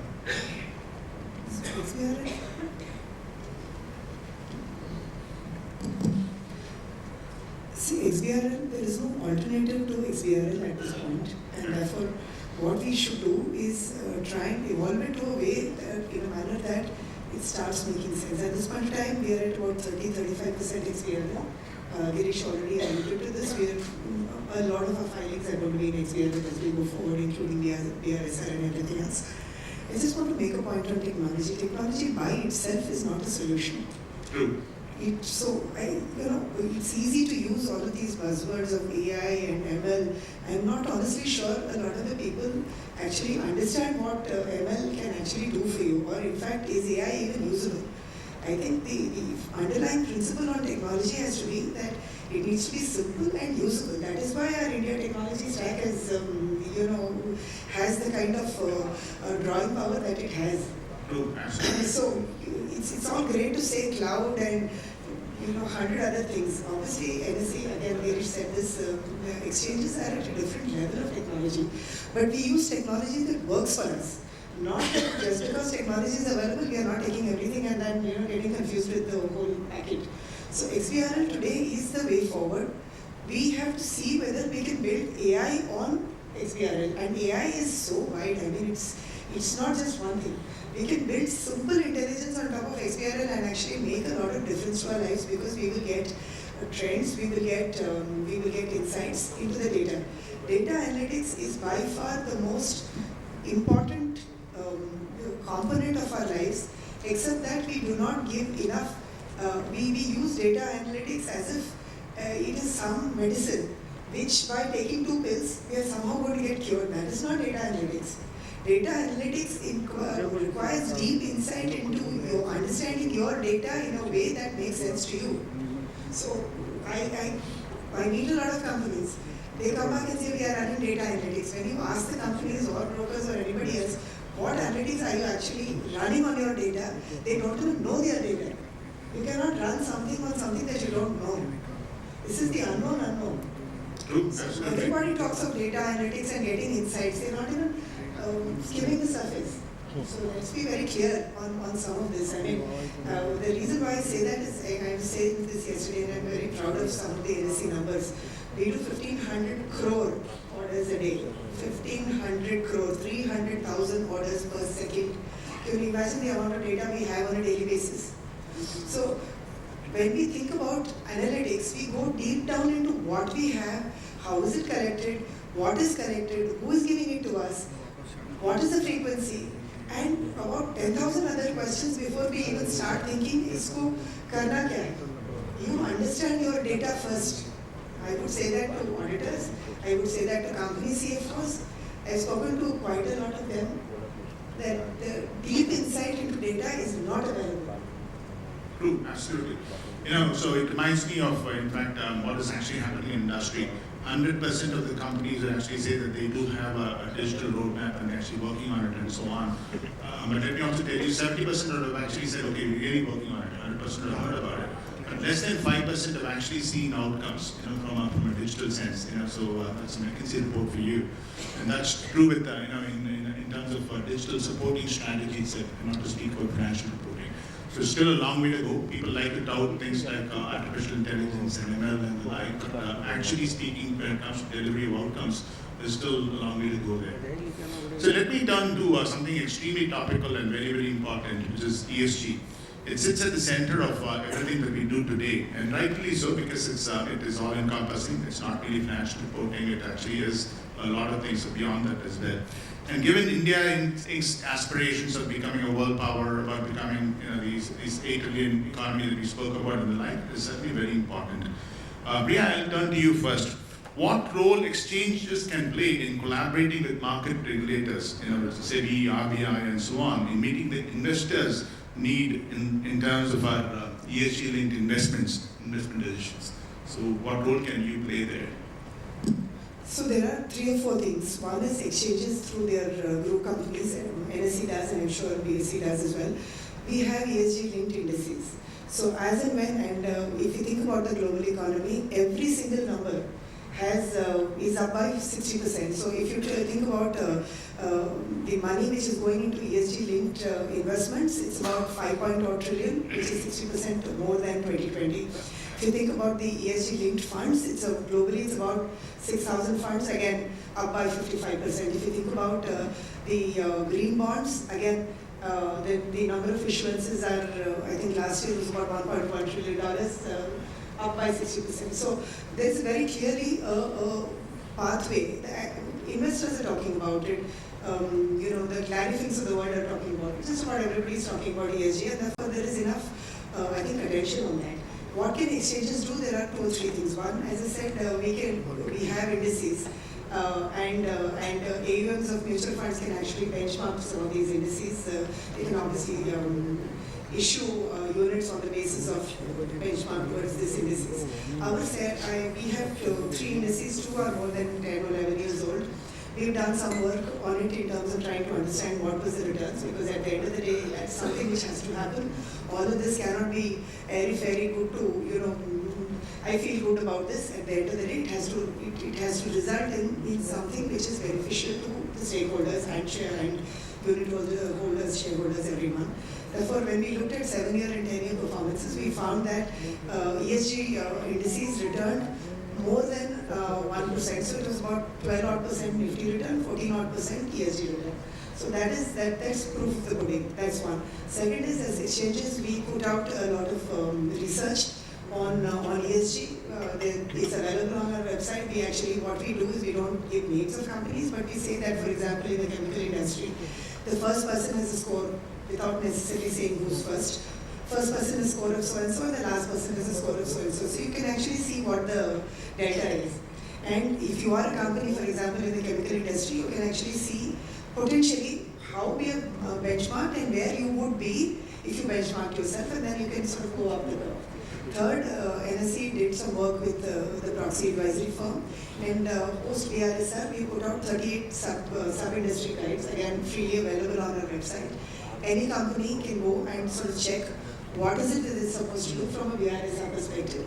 Those guides also have SASB, it has IR, GRI, everything else. So it's sort of, it's 150 pages literally each guide. If you are, again, in the chemical industry, cement industry, just go and see that guide. It will give you a much better sense of where you need to be, what you need to do. It also answers questions on global, globally what other people potentially are looking for, the questions and so on. We ourselves are consumers, so therefore we have our own ESG agenda in terms of what we should do as NSC for sustainability as well. So these are the various components. A large part of that is education and awareness, which we've certainly started on that journey. I don't think any of us can sit here and say that we're doing enough. So that is a lot of work, but work in progress. Thank you. Well, me as a practitioner, I've also found a lot of difficulty in witnessing a lot of things in my own company. When I actually start going through the preparing for my third integrated approach, so to speak, because there's a myriad of frameworks to actually adhere to, and there goes a lot of data that is required from your MSCI to DJSI and so on and so forth. So I have this question for you, NPV. What minimum reporting standards or guidelines do you think would be essential to communicate the movement from +0 to net zero and potentially net positive over time? And the standards become very important given the sustainability. It's all under the same umbrella. Just in the interest of time, let's come almost close to the end of the session.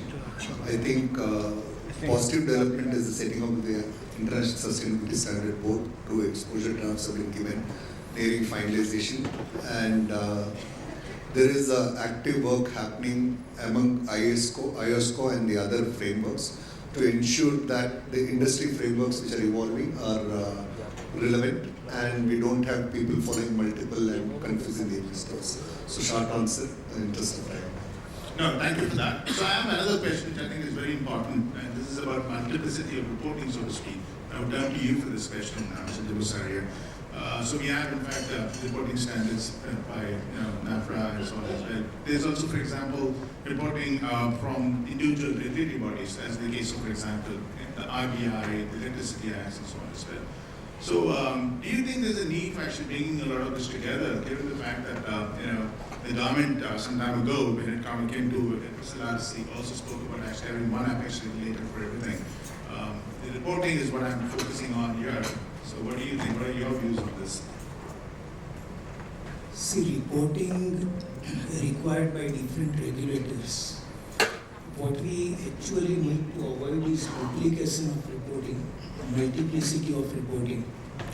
Suppose different regulators require different information, they should reach them.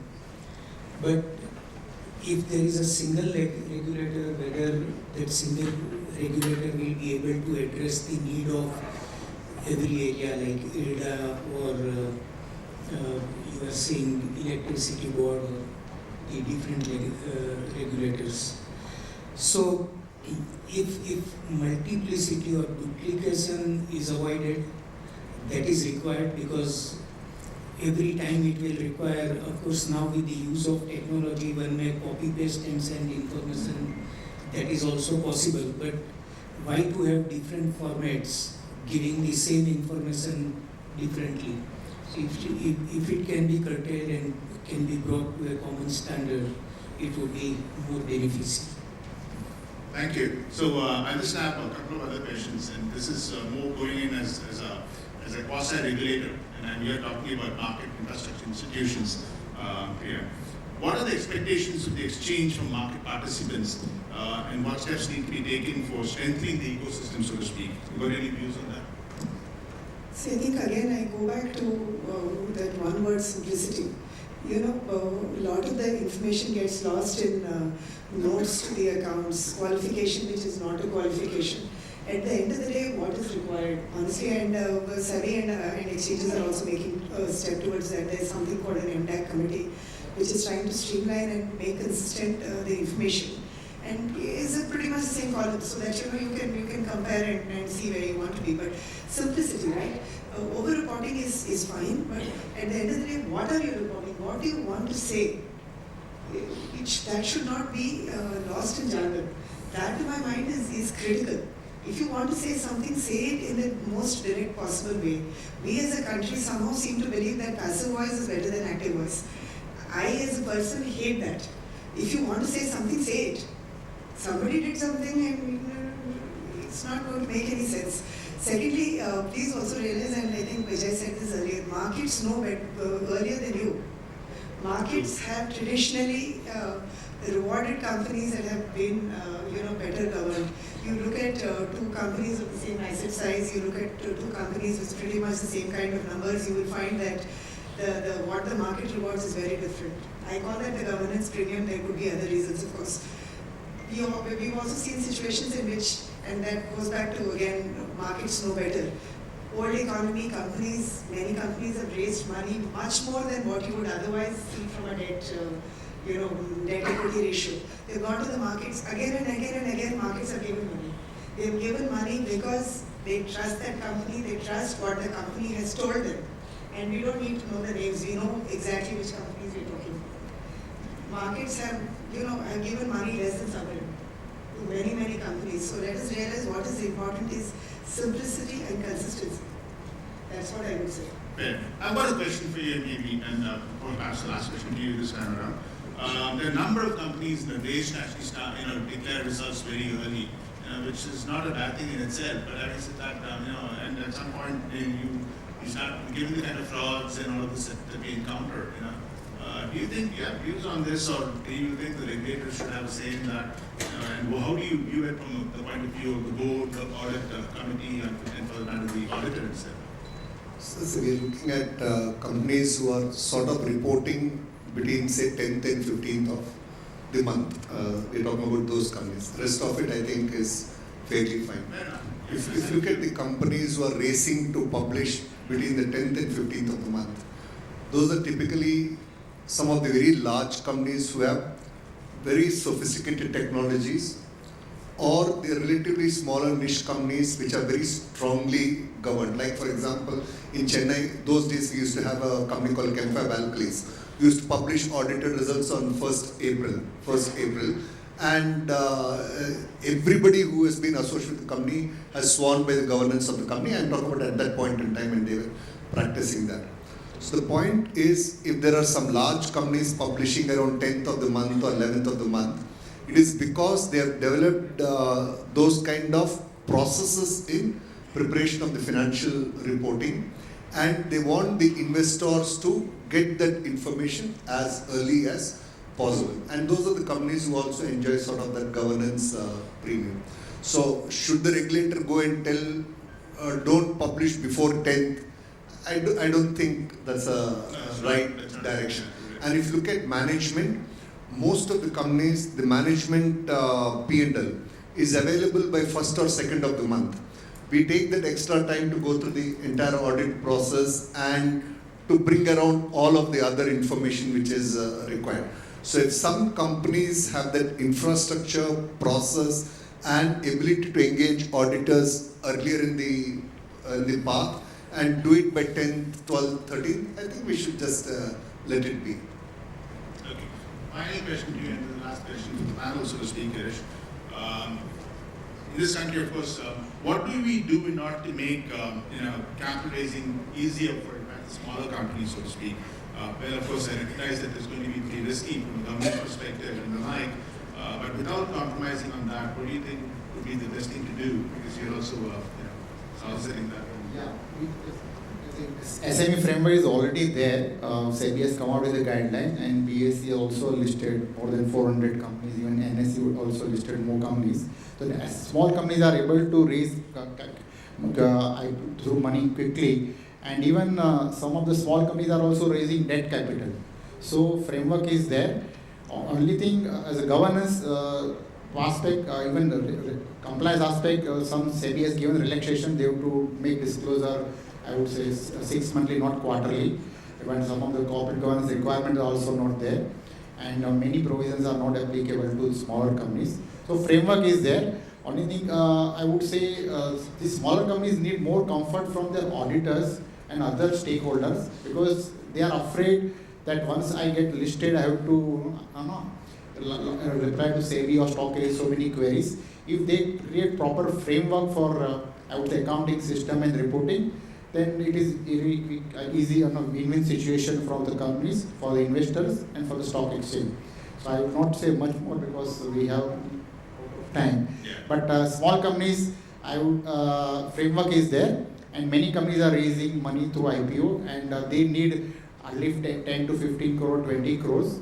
Even BSE, we have a framework for even startup companies to get listed in SME segment. So there also with companies capital of 1 crore, 2 crore, they can get listed. Thank you. I think we have not addressed the audience's requirements, I would imagine. So any questions in the audience, we'd be very happy to take those 1 or 2 questions at very best. Yes. Thank you. My question is to Sneha Jalusaria, and if MP Vijaykumar can also. We heard the regulators very clearly articulating their expectation from auditors as far as fraud is concerned. And we also heard in the last session about the debate about watchdog versus bloodhound no longer being applicable. In that context, whatever the auditors have been doing as per the standards, which have been laid down in that context, you think that is enough? Is not, those standards are not being applied, those guidance is not being followed, or there is additional guidance or another approach required? And for that, would you think there is something different required to be done from the institute? So that's what, and also in the context, in the entire ecosystem of ensuring that frauds are minimized or are reported, what do you think is the role of the management as well as the directors in that, in this entire context which we are? Thank you. Yeah. See, if auditor has done what is required to be done, following the standards, following the processes, doing everything, I think the next step which is important is maintaining the documentation. What you have done should be reflected in the documentation, because if it is not seen to have been done, then again you will be in difficulty. And for this purpose, as I said, for 2 years the institute is struggling to develop the audit tools and give it to members, so that even small auditors can make use of it and maintain the documentation. Regarding frauds, wherever through smell test or through skepticism, the auditor feels something is wrong, I think it should be sounded to the audit committee very specifically, and that should probably serve the purpose, because in the limited time frame in which statutory audit is required to be completed, in view of the limited scope of audit where you don't have the access of investigating the third parties, I think it is not possible to really detect every fraud. But if that smell test through which you smell something wrong is reported, it should suffice for the purpose of auditor to show that he has done everything which was required to be done.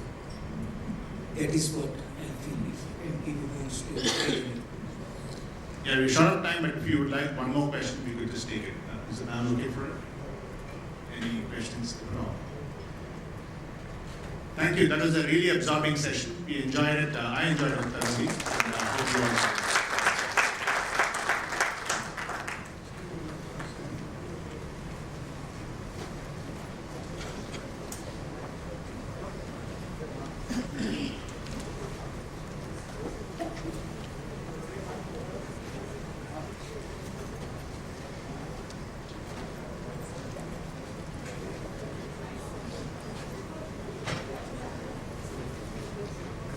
Everybody should settle down. soon we are going to start the next session. I'll request everybody to please settle down on this.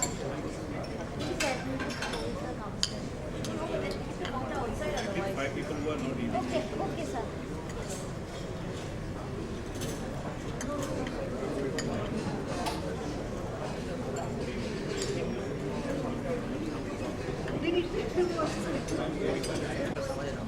Our next session is ESG reporting. The theme is ESG reporting, what investors are looking.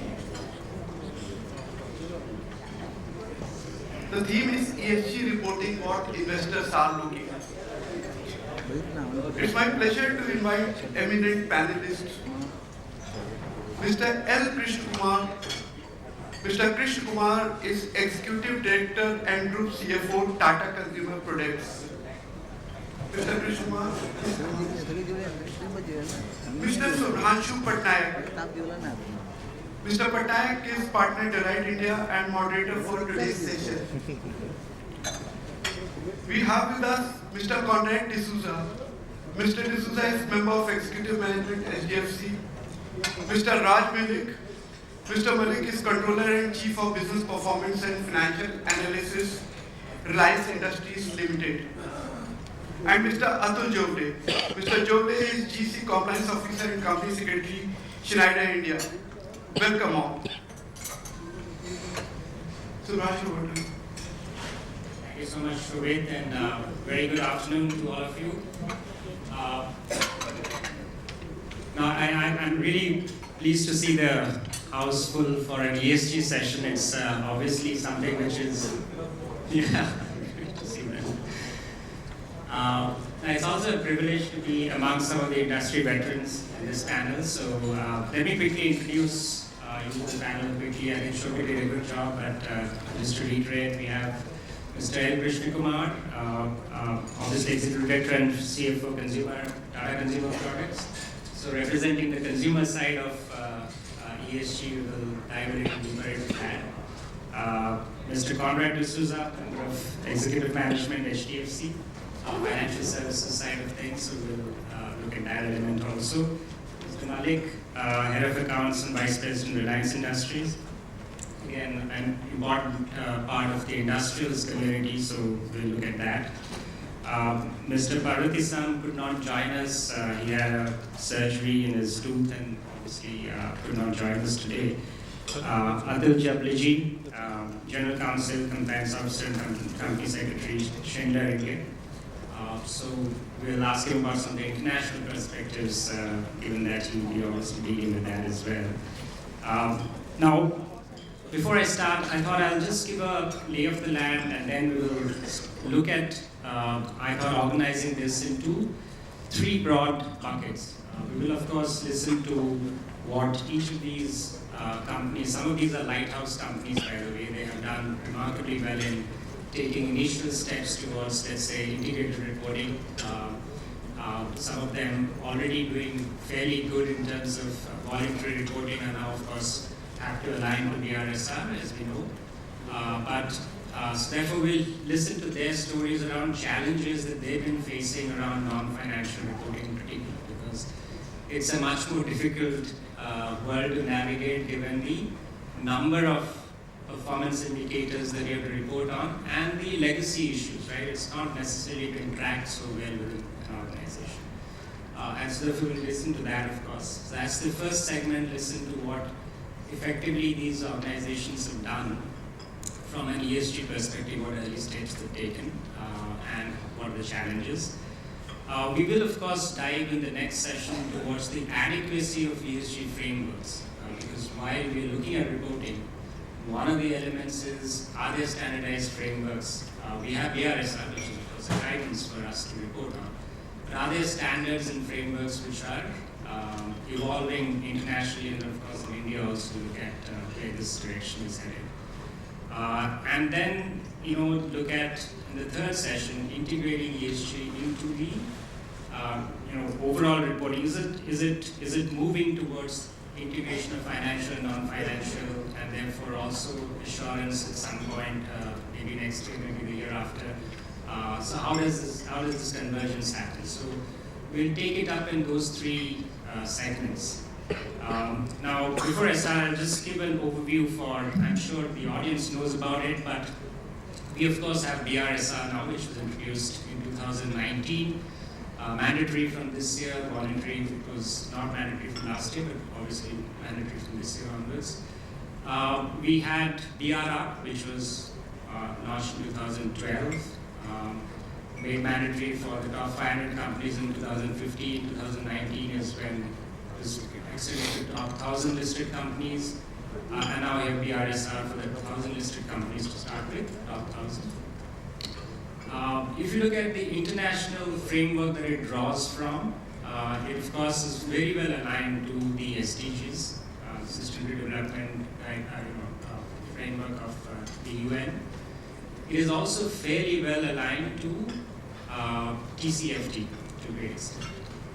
So these are frameworks that it is already well aligned to, and therefore positions India fairly well in terms of the robustness around reporting if we start to adhere to that. But it is a significant change from what existed earlier. Right? BRR was extremely light. It was just a few parameters that you reported on. Now you have to look at 9 principles, you have to look at essential parametric indicators, and then for those who want to report on leadership indicators, they have to obviously look at a few more indicators which are fairly more detailed. So that's the framework that exists currently. Internationally, we had the announcement of IFRS Foundation establishing what is called ISSB. So hopefully the International Sustainability Standards Board that formed will work towards a more uniform standard globally, particularly around investors on the capital markets aspects of reporting for investors. There is, of course, the SASB, which has always been in existence, a very good framework, which goes not just looking at investors, but a broader framework aligned more to GRI and such. So there is a bit of confusion also internationally, but there is also convergence that we are seeing. Right? ISSB was a fairly good framework to start to work towards. Maybe the European framework, which is driven by a FRAG, may or may not align. But at least we'll end up with 2 different frameworks globally, so no more than 2. So that's the positive. So let's start with the panel now. Maybe I start with Mr. Krishna Kumar, and we'll go around just to understand what have been the ESG steps that your company has taken, sir. And what are the challenges that you've faced in terms of reporting so far? So broader ESG-related steps that the organization has taken, and also early days around what reporting-related challenges you faced. Good afternoon, everyone. Really, the approach to ESG is different for each company depending on the kind of products it is dealing with, and also the kind of investors that you want, either have or you want. So you need to get that clear, because there are different sizes, shapes, and you need to decide which part of the spectrum you want to fix your approach. For us, we are a consumer company, and we are increasingly clear that in the journey to purchasing a product, the consumer is looking at ESG in different dimensions. If you see our annual report, we have an ESG summary. We have voluntarily published BRSR and increased our own disclosures beyond BRSR. So that is where we are. Our motto is basically for better living. And within that, as part of the DNA, what we are increasingly inculcating is 4 pillars within that. Right? So we are concerned with the planet, we are concerned with nutrition, we are concerned with community, and we are concerned with social. So we look at our own approach to ESG under these 4 buckets. If you take planet, we have a net zero commitment. We look at how some of our actions impact environment. We have assets in the form of plantations. We are looking at carbon sequestration, what we can do, how we can increase the possibility of carbon. That's on the planet front. On the nutrition, which is basically our key products, food and beverages, we are concerned both from a positive aspect of promoting new products which are healthier, like we are into millets in a big way. We are also trying to reduce, like every other food and beverage company does, the salt, the sugar or the fat content in our products, and look at ways and means of doing that better. We are also concerned with the way people cook food and beverages. We use food and beverages because there's a carbon footprint dimension to that. So when we innovate products, we're also looking at early stages, but looking at that dimension as well. So if you move on to communities, we are looking at the fairness of employment, human rights in our plantations. These become focus areas for us. It's different for different companies, but I'm sure all these dimensions have a small or a large role in most organizations. The last part is sourcing, and we are looking at sustainable sourcing and seeing where we get our products from. If you take tea, we have a global rainforest alliance certification. But India is unique, not everything is applicable like many other standards. So we have pioneered an Indian certification called Trustee. So this is what we're doing across the spectrum. But when we sit back and look at what we have done, say in the last couple of years, we've, apart from product which we're trying to build into the DNA, and clearly it is a focus and we're continuously improving. We sit back and look at the investor lens, then rating becomes important. And the first question when anybody wants to look at rating is, which rating agency do I go to? There are a plethora of agencies. You have Sustainalytics, DJSI, Morgan Stanley, now CRISIL, so you can keep going on. You have to decide, but sometimes the investors decide for you, because if you go to the investment bank, they'll tell you one agency is more important than the other. But in a way, it is, all the rating agencies rely only on public information. They refuse to accept, by and large, any information which is internal to the organization. So that is good, because then you're not dealing with different dimensions. But what it also means is that you have to make public disclosures more than you're used to, whether financial, non-financial.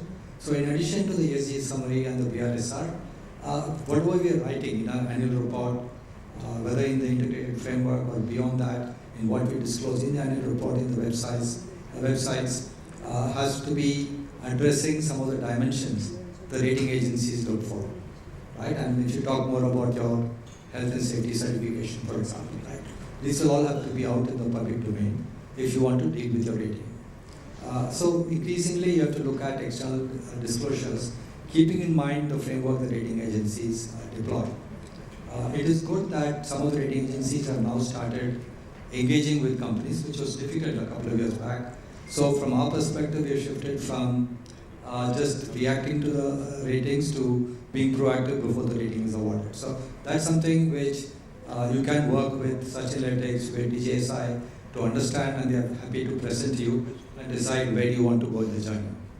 While we have done all this publishing, it's still a struggle in the back end, because while we scramble to do this, we don't yet have the information, we don't have yet the complete ownership linking back to KPIs, which is still evolving. So you need to complete that. And when you talk of reporting, I think it's futile to look at only external reporting until it is ingrained in the organization and goes back to KPIs. Because when you talk of net zero, other commitments, right, you're making a target. So you need to have a roadmap to the target and be able to review it periodically. So there is work to be done in terms of systems that you need to put in place. But the starting point is, where do you want to be in all this spectrum, right?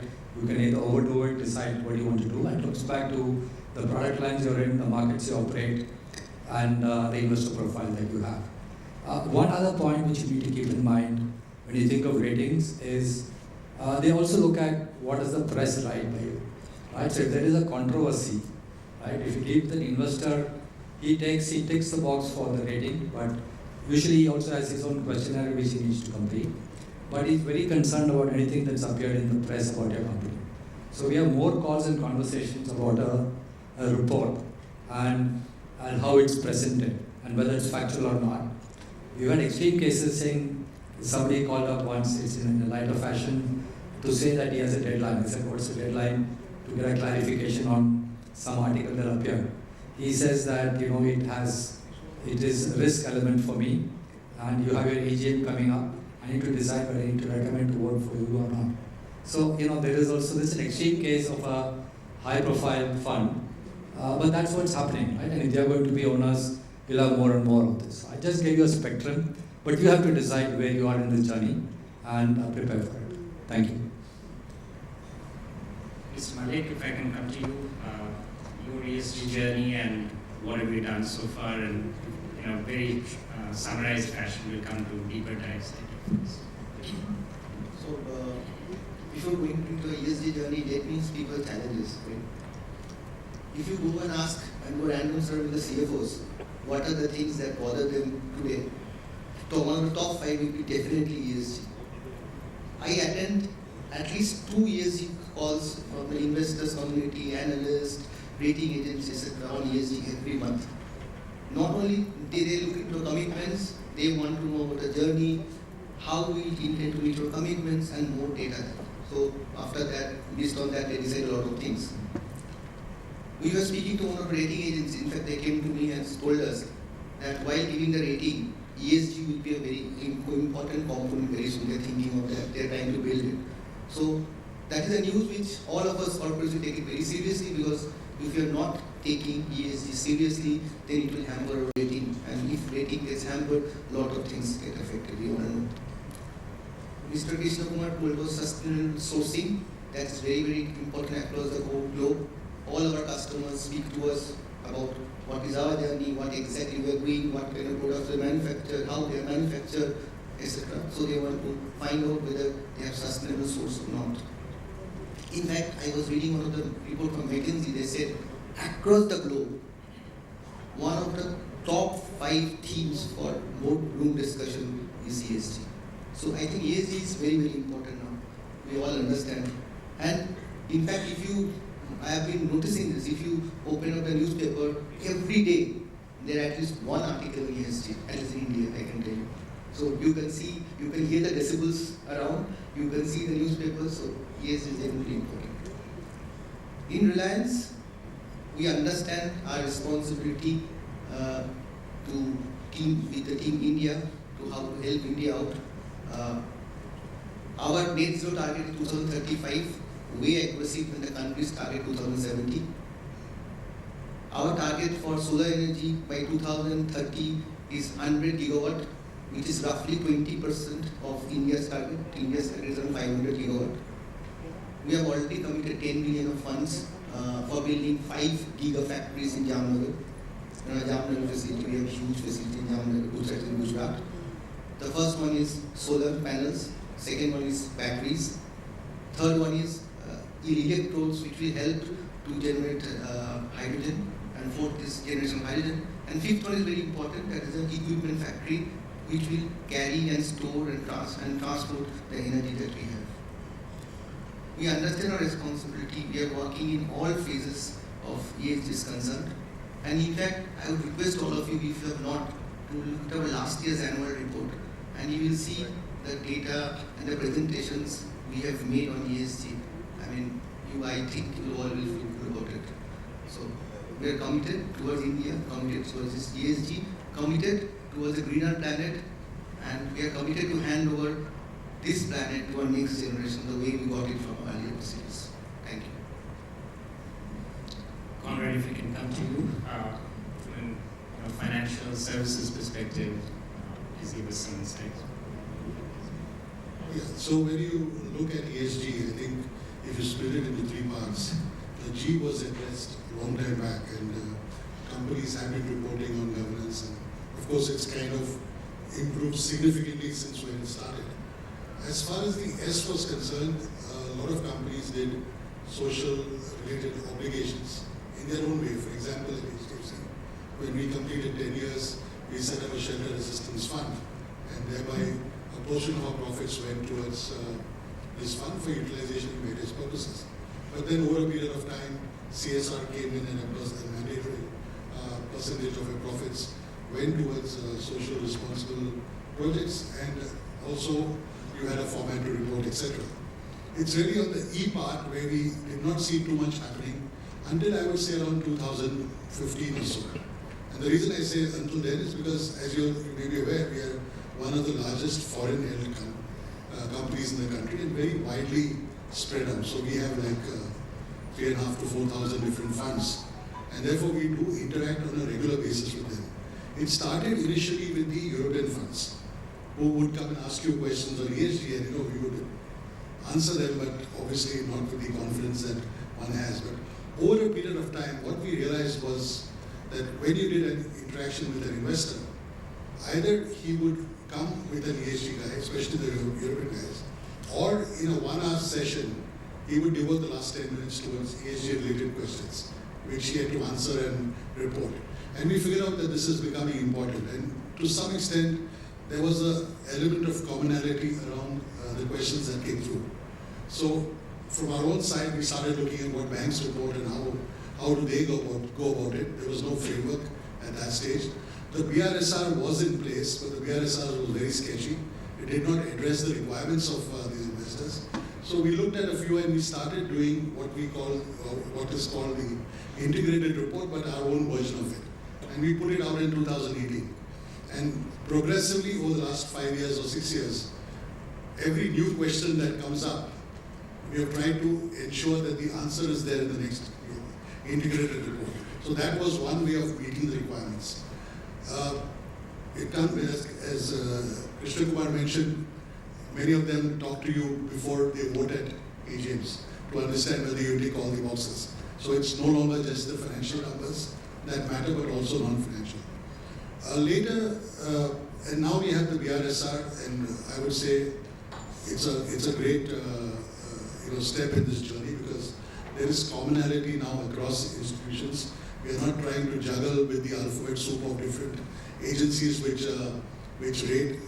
It's a nightmare because the requirements are huge. They don't talk to you. They've just about started interacting, and very often the reports, the standard problem that we have, which hopefully in 6 months may not be there, is very often HDFC Bank is reported HDFC vice versa. That's a huge issue because they don't talk to you.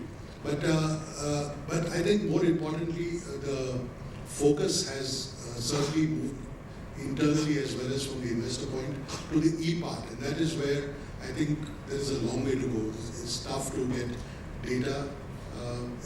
You can build up certain information internally, but at the end of the day, you're dealing with the whole ecosystem. In our case, we have to work with developers. We have to get them to understand the importance. When you ask them to do an ENS survey for the lending that you do for them, it's an additional cost. Who bears the cost? And the next question is, if I do this, do I get cheaper money? And I don't think that's coming through. So on the one side is the equity guys who have actually driven this whole focus, but also there are pools of debt which are available, which are now coming in with specific ESG-related criteria. And I don't think there's too much of a benefit on the pricing, but at least I guess in due course of time, as you start complying, you will be able to get to dip into those pool of funds. So it's been an interesting journey, but I think at the end of the day, as Krishna Kumar also mentioned, it cannot be done by the finance team. You start with everyone. Your admin guy probably is the most important. He has to give you data on consumption of energy, and even in your offices, and unless he understands the importance of what he's doing. So there's a huge amount of communication within the organization, right to the bottom of the organization, as well as with all your vendors and suppliers and everyone who broadly would be called stakeholders. Mr. Jubli. Thank you. I will build on Conrad because similarly our company is a part of the MNC group, and luckily this reporting headache is not there for me because in India we are private limited. But I will tell you the outside reporting is better. It's challenging, but at the same time it is easier for the professional. Internal reporting is very tough because there are no discussion. You are out from the company if there is a mistake. So, and there is no timeline. It's a decision on the table, yes or no. So that challenge is there. Internally we are reporting on the GRI standards, and since morning we are talking of reporting, but I will tell you the reporting is one part, but implementation is a difficult part. And not only implementation, but after implementation, continuation is more difficult. On the efforts part of it, I will similar to HDFC, we had the social as well as governance part in the place. Yes, but focus has increased and focus has changed. Because in social, the elevator industry, elevator or vertical transport industry is male-dominated industry, and we are moved successfully. Not yet, journey is not complete. But last 4 or 5 years, structurally we have moved into D&I, and we have got good number of particularly percentage on the gender equality. So that's the social part of it. Ethics and safety is a parameter where there is no compromise. So these two parameters are there. On environmental front, I agree. See, we have actually regulations, but they were never monitored or checked. I'll give one example. I was I was instrumental in setting up the part of a team in factories in 3 states, and everywhere we bought a land, and 3 different states. So I am not blaming any state.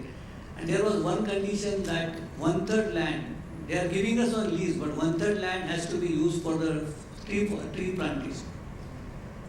And I was objecting first time why, because it was, I am talking about 15 years back.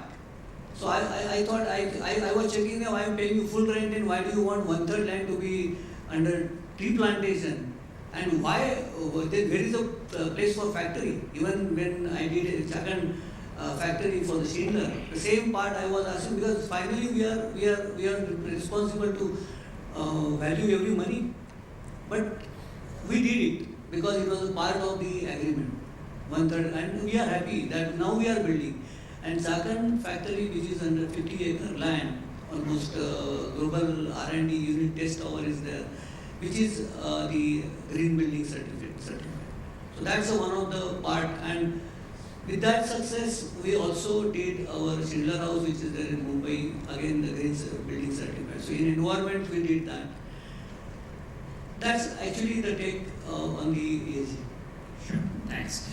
So maybe I'll come to Mr. Malik next. I will get into ESG reporting per se a little more. Now, how do you see BRSR in the context of, and you have international operations as well, so from an international perspective, while you have, a degree of standardization, I should say, how do you see BRSR and where is it going to evolve next? I know there is already demand for BRSR Lite, maybe, given the burden it puts on year one.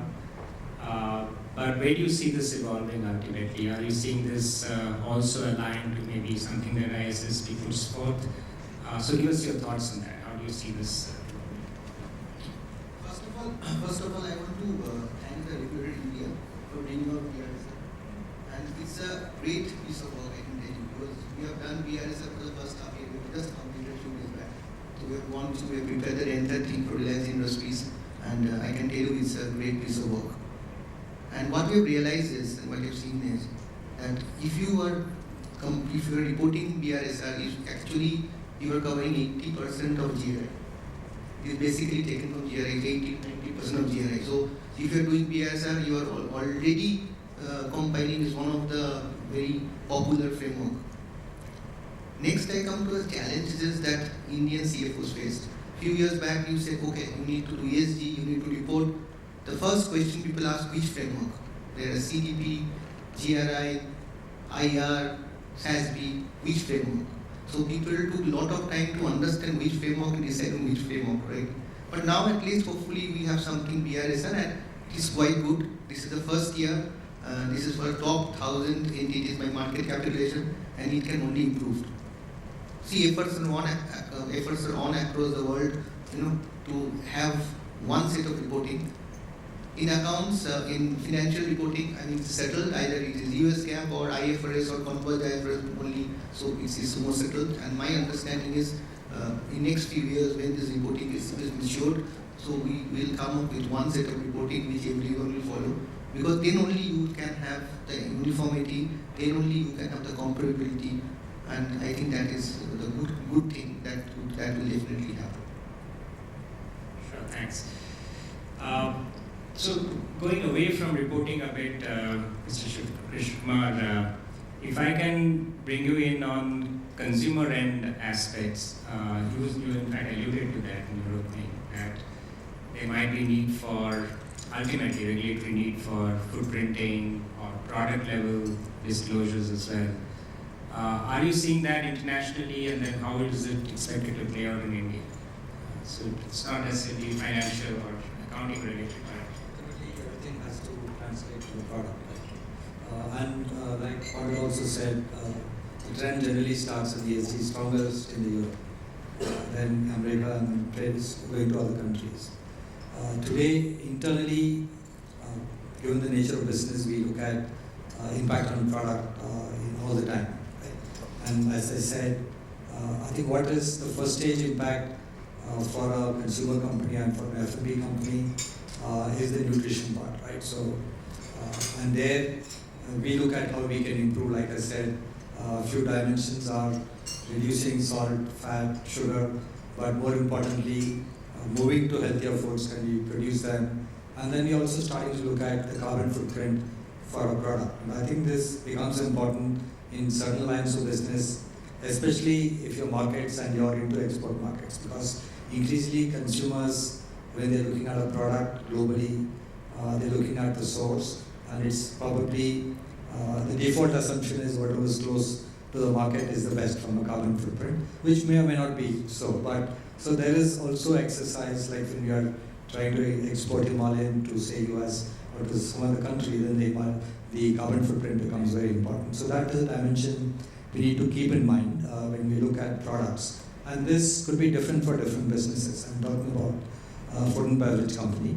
In terms of regulation, yes, in the Western world, there are clearly labels on packs which call out how good or bad it is for you, right? With color coding as well. And then there is whatever else the company wants to put on the pack, which is more marketing in nature. It can be responsible or irresponsible, leaving itself open to litigation.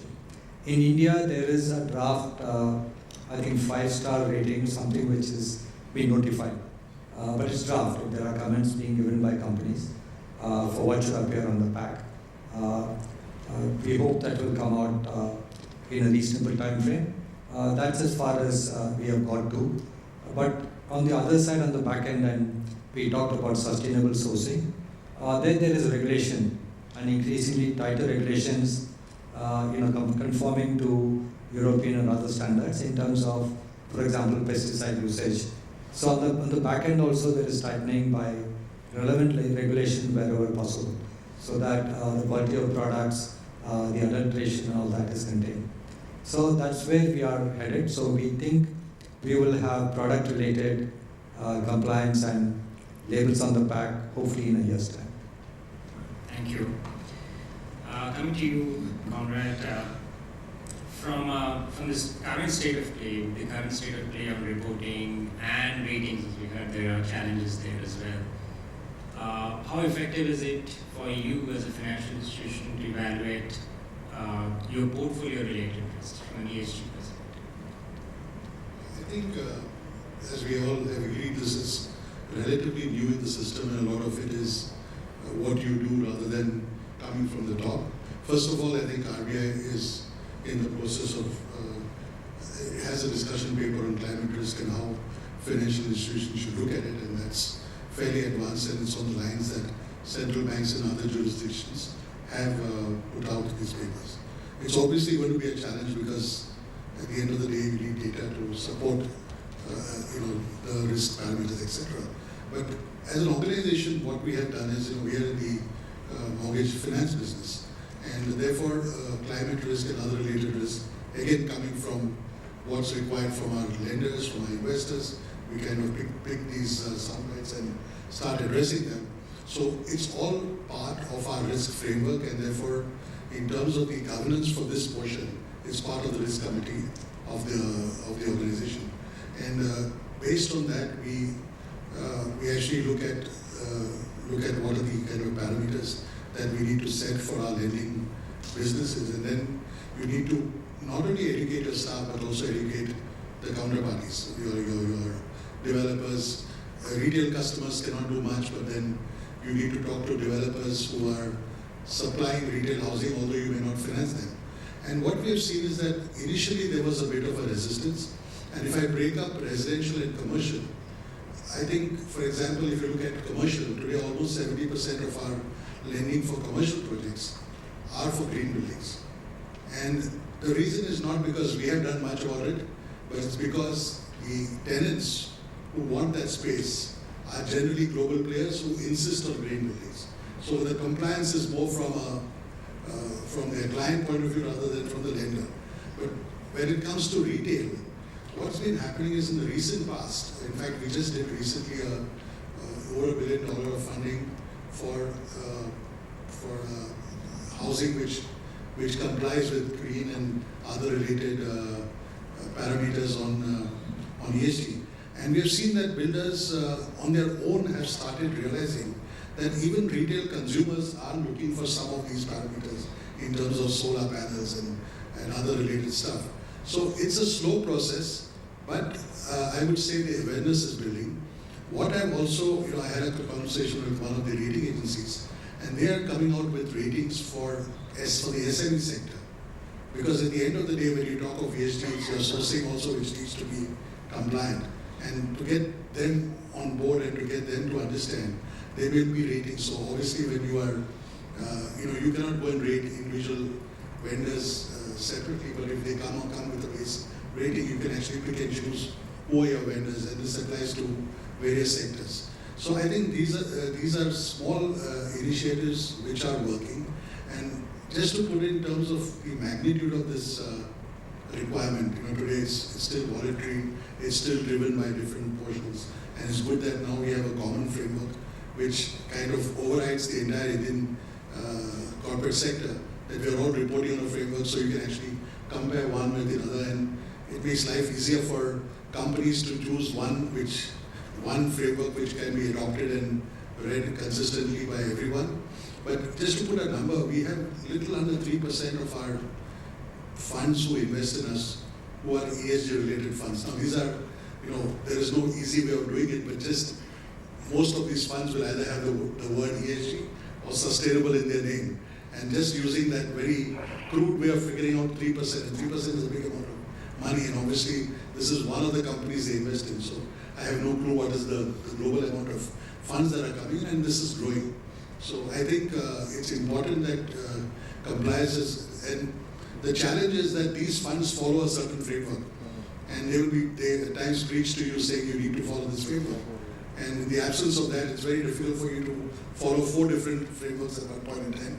The BRSR puts things in context. Obviously, there is a long way to go because, for example, it's going to be difficult to time your non-financial reporting with your financial reporting. 45 days may be too short.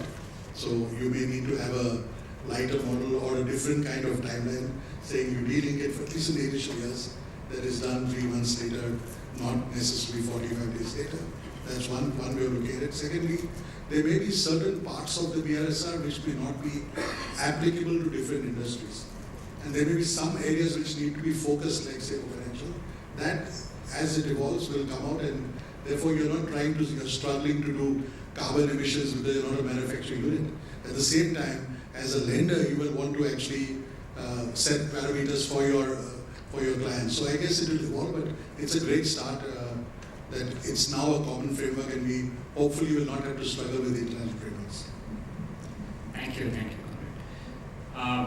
Mr. Malik, if I come to you from an investment perspective going forward, how are you integrating ESG into your investment decisions? Is there a framework that you use internally for site selection, sustainability, business parameters? What are the frameworks you're using? I think, Mr. Subram, thanks for this question. I think, this is very, very important. You cannot, today, whatever you do, you need to have ESG factor in. For that, the first and foremost thing you cannot have only a few sets of people who are experts in ESG or only do ESG. It cannot be like that. Things have changed, and things will change even faster. So, first of all, you have to make a sustainable organization, and you need to inculcate sustainable mindset. Let me explain what is it. Sustainable mindset means today, whatever we do, we think of digitization, we think of safety. Similarly, you have to think of ESG. So all decisions, whether at a board level, medium level, or even a ground level, whoever is taking decisions, ESG has to be factored in. Until you do that, I think we'll have more difficult times ahead. Think of a situation you make a strategic decisions of putting a plant, and things are so that within few years you will not get the resource to run the plant. Simple situation. Think of a situation you have set up a plant, manufacturing plant in a place where you will actually massacre the biodiversity, and you will have to face the fallout of a lot of people, governments, agency, and maybe you have to close the plant. There's a lot of financial loss. So I mean, whatever decisions we taken at various levels, from board level, medium, middle level, and end level, I think ESG is still factored in, and this I think corporates have understood. So that's why that is the way you will see the ESG being one of the major board, and not only they are only giving the guidelines, they are also monitoring it, and in the managers and the downstream also, I think ESG has been given a lot of importance.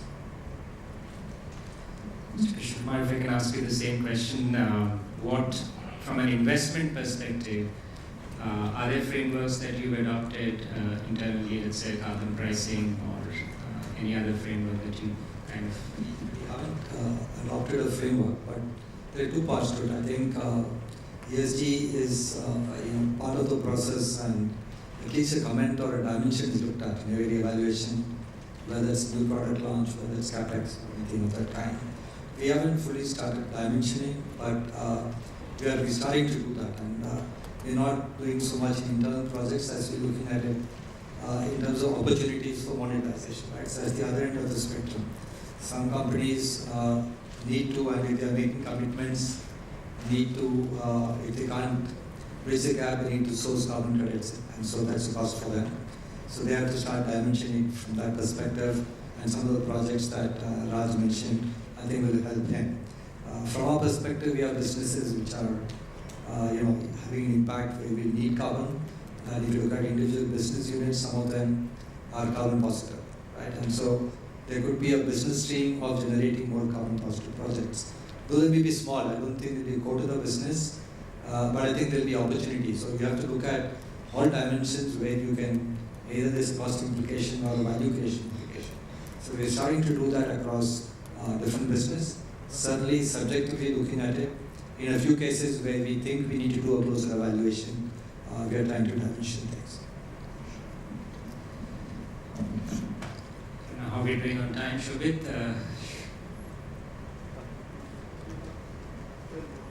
Okay, should we open it up? That okay? Maybe we'll take a few questions from the audience.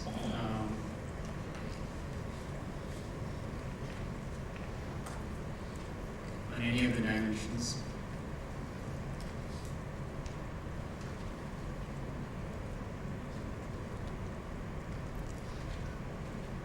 Sure. Please introduce yourself first.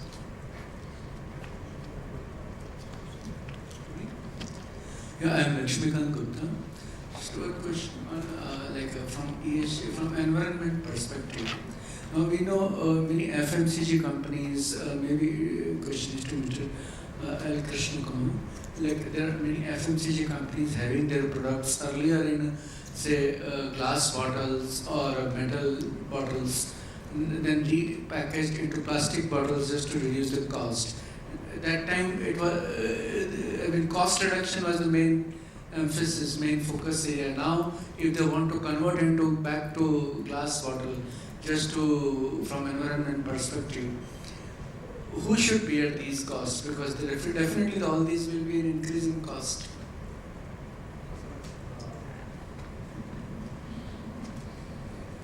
I think companies like that will have to switch to more sustainable packaging, right? Ultimately, anything that, any good traded, consumer pays for it.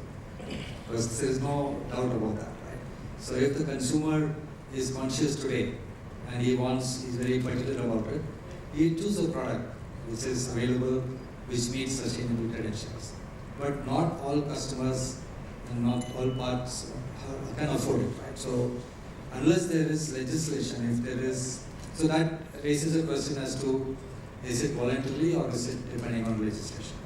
If it's voluntary, the company has some time and it can decide how it wants to switch over and match it with what it thinks its consumer profile is. But if legislation and the way legislation is going, I think many companies will have to watch out, because suddenly the legislator, like in many other areas, is going to say overnight you have to change. So I think it is better that every company prepares for that. It may mean that it may well be that you need to shut down your business in case and look at some other opportunity in the medium term. But it's time for every company to evaluate. The horizon could be different. There are two choices: either to say that I have more time, or that prepare for a legislation which is imminent, right? And we see that in many cases, right? Even in tea, for example, right? In some markets, even here, you can have tea bags. In India, fortunately, only 3% of the consumption is tea bags. Otherwise, it's packet tea. But tea bags you can make with a staple, or you can make it with stitches and with good quality biodegradable material, right? So there is legislation in India which is forcing change. So I'm just giving you an example of areas where legislators are looking at things. So I don't think legislation is going to wait, given the kind of conversation that's happening on ESG.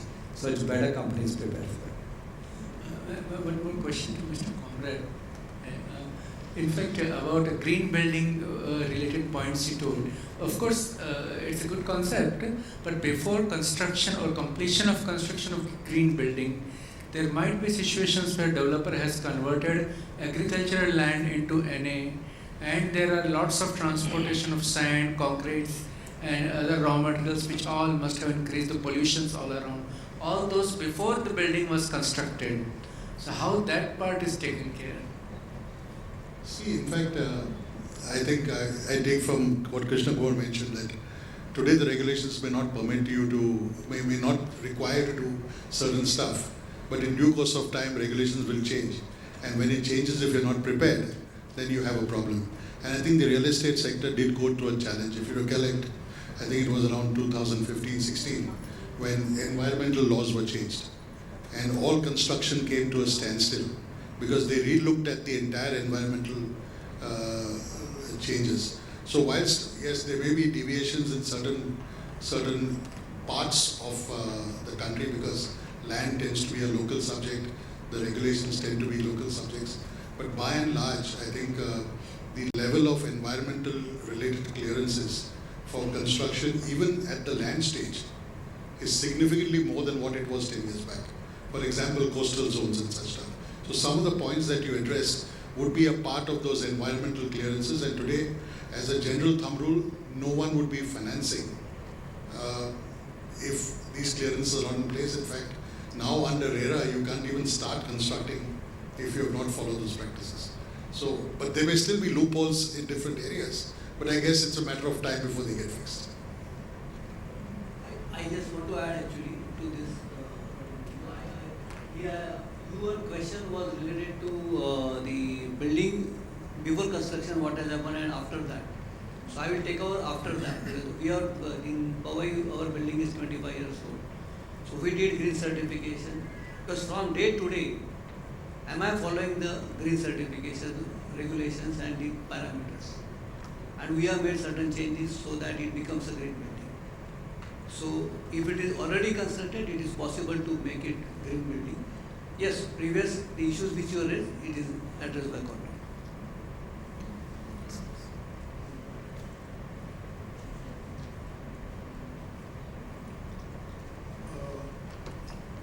My question is towards this entire ESG framework and the Indian economy. So 95% of the businesses in India are falling under the micro and the small enterprises, and where they are surviving and struggling to move from small to medium, medium to large. So how do and what do they should do, to move towards this framework if it is going to impact, and what should government do and the industries do to move them towards this mindset?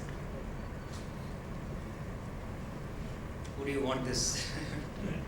Let me start. I think then I can hand over. There are more experienced people on the panel. But I think Krishna Kumarji outlined that early on. A lot of it is not necessarily restricted to the top 1,000 by market listing, because the frameworks will impose restrictions on sourcing as well, right? It is less so at this point in time, but Scope 3 will get more and more integrated, and you'll have sourcing related conditionalities also, right? And so therefore that will affect downstream industries all the way down. And it is incumbent upon us as larger industries also to prepare our vendors and suppliers. That's a big part of the journey. So when you're looking at these larger companies, you hear the stories that they are not letting their vendors and suppliers alone. They are obviously working alongside them to transform them. A large part of it is to take up one raw material or two raw materials and then dive right down to where it is sourced. If it is the farm level, work with the farmers. So, I mean, that's the journey. It's not going to happen overnight. But therefore, the transformation is all through. Obviously, you have to start somewhere where you can afford it, right? And SEBI has rightly put the rule on the top 1,000 listed companies by market cap, but it will obviously translate all the way down.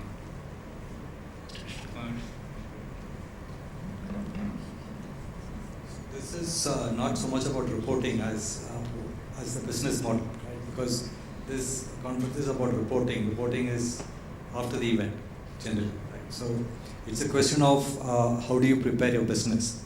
And this question earlier was on the consumer side. But small and medium enterprises, the assumption is that they are supplying to larger players, like he said, right? If that is the case, then the companies themselves will help, because they need to have traceability, like I said. They need to make sure certification is there. If you take an example of tea, which I know reasonably well, tea is made by organized companies as well as small growers, right? So, and there is, like I said earlier, there are global standards like Rainforest Alliance certification, but that is not possible in India for a variety of reasons. So you can't import a global standard. So you have to create, and we have an Indian standard called Trustee, which we along with other companies like HUL and others have formulated, saying these are minimum requirements. So we are now buying tea only from people who meet those minimum requirements. So you are selling only to large tea companies. You don't have the requirement, then you will go to get it certified. And we will help you to do that and onboard you. So that's how it will evolve. I give you a small example. But in addition to that, I guess there is more that other forums can do beyond the companies themselves in terms of preparedness. And that is something which we can, CI can look at specific sectors which are more impacted and see what needs to be done to support. I will add two cents to this. One is that it is always good when it is small to make him regulatory compliant. When it becomes big, it becomes difficult. So that's first point. Second point is that small does not want to remain small. If you are having the dream of unicorn, you will have to comply with the laws. In the morning, we have seen that even stock exchange is allowing startup and listing, but then you have to follow the stock exchange rules for the guidelines for that. Similarly, these guidelines are on, and rather than which forum is helping which company, we should be eager to join the particularly regulatory framework where it is possible. And I feel that at small level it's very easy. Not only this, but one point we missed actually, that employees want to join the companies which are ESG compliant.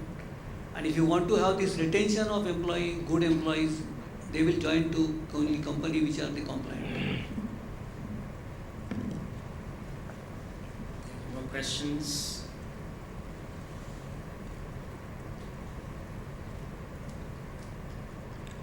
All right, thank you so much. I think we've anyway right at the hour.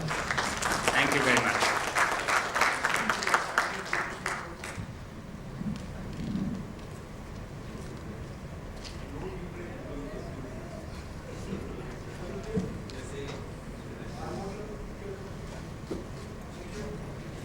For such an engaging session.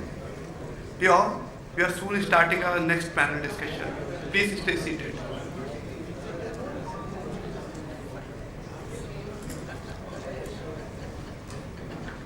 And final session of the conference, disruption and role of technology in strengthening governance.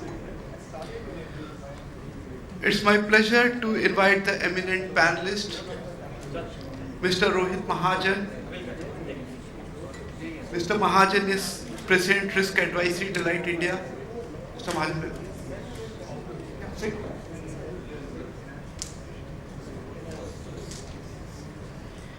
Mr. Makrand Padalkar. Mr. Padalkar is CFO, Oracle Financial Services Software.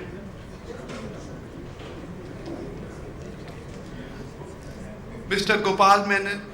Mr. Menon is Chief Operating Officer and CFO Axis Asset Management. Mr. Rajiv Gupta. Mr. Gupta is President Group Strategic Initiative and Public Policy, PB FinTech, Policy Bazaar. And Mr. Panduranga Acharya, Group General Counsel, Zepto. Yeah.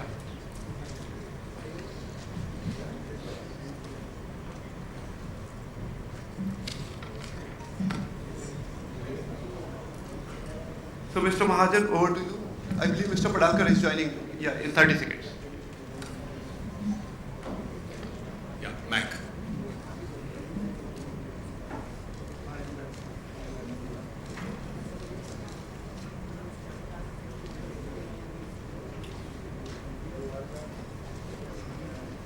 Okay, so thanks.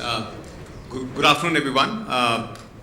Thanks for your participation. I know, someone was telling me the last session is a difficult session, but I'll make sure that it's interactive and there is enough participation both from the panel as well as, with all of you.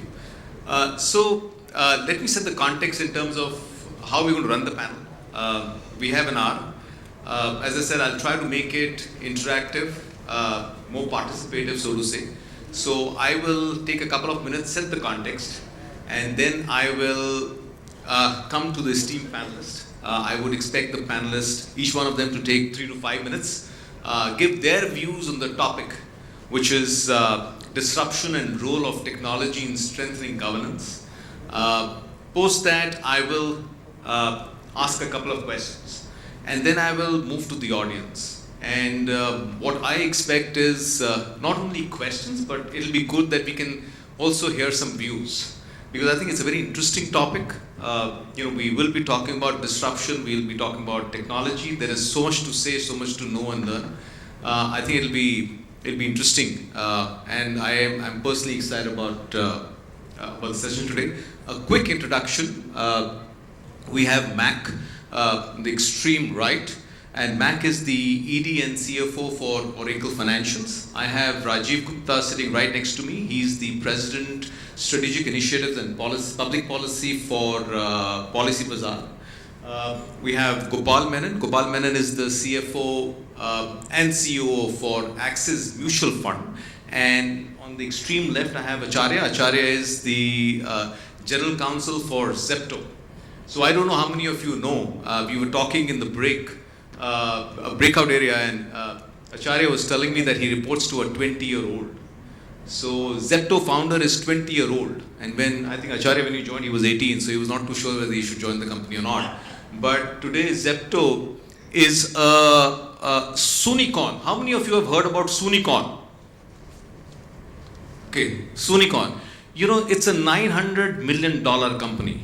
So just about to touch $1 billion. So it's a Sunicon. And very soon it will become a unicorn. Am I right? So that's disruption to you with technology in it. Right? So, okay, so let me take a couple of minutes and set the context on our topic on disruption and role of technology in strengthening governance. In fact, it's very interesting that the topic itself reflects that or suggests that technology is both a disruptor as well as an enabler to manage disruption and thrive during disruption. Some of the people today actually define disruption as transformation. I'm sure a lot of you in this room think likewise. Very separate debate, long debate as far as that is concerned. I do second that, but I'm not going to get into that debate because it can open a lot of cans which are unwanted as of now. But having said that, let me also refer to some of the studies which I recently got my hand on. And I'm not too sure if most of you or all of you would know that today the banking industry in India is exposed to the maximum number of frauds. The number of frauds in the banking industry has gone up significantly. And the reason some people are giving because of significant technology intervention in the industry itself. In fact, if I just throw some numbers, the financial services industry in India is experiencing losses of almost 100 crore on a daily basis. I don't know how many of you are aware that the Indian healthcare industry today is the second most exposed to cyber attacks in the world. In fact, 7.7% of the global cyber attacks are on the Indian healthcare industry. US takes the lead. US is 28%. You can imagine.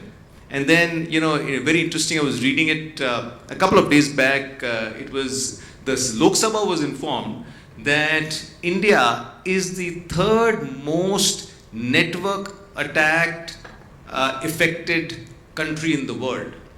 I think there were around 675,000 attacks till June 2022. On an average, it works out around 3,700 attacks a day.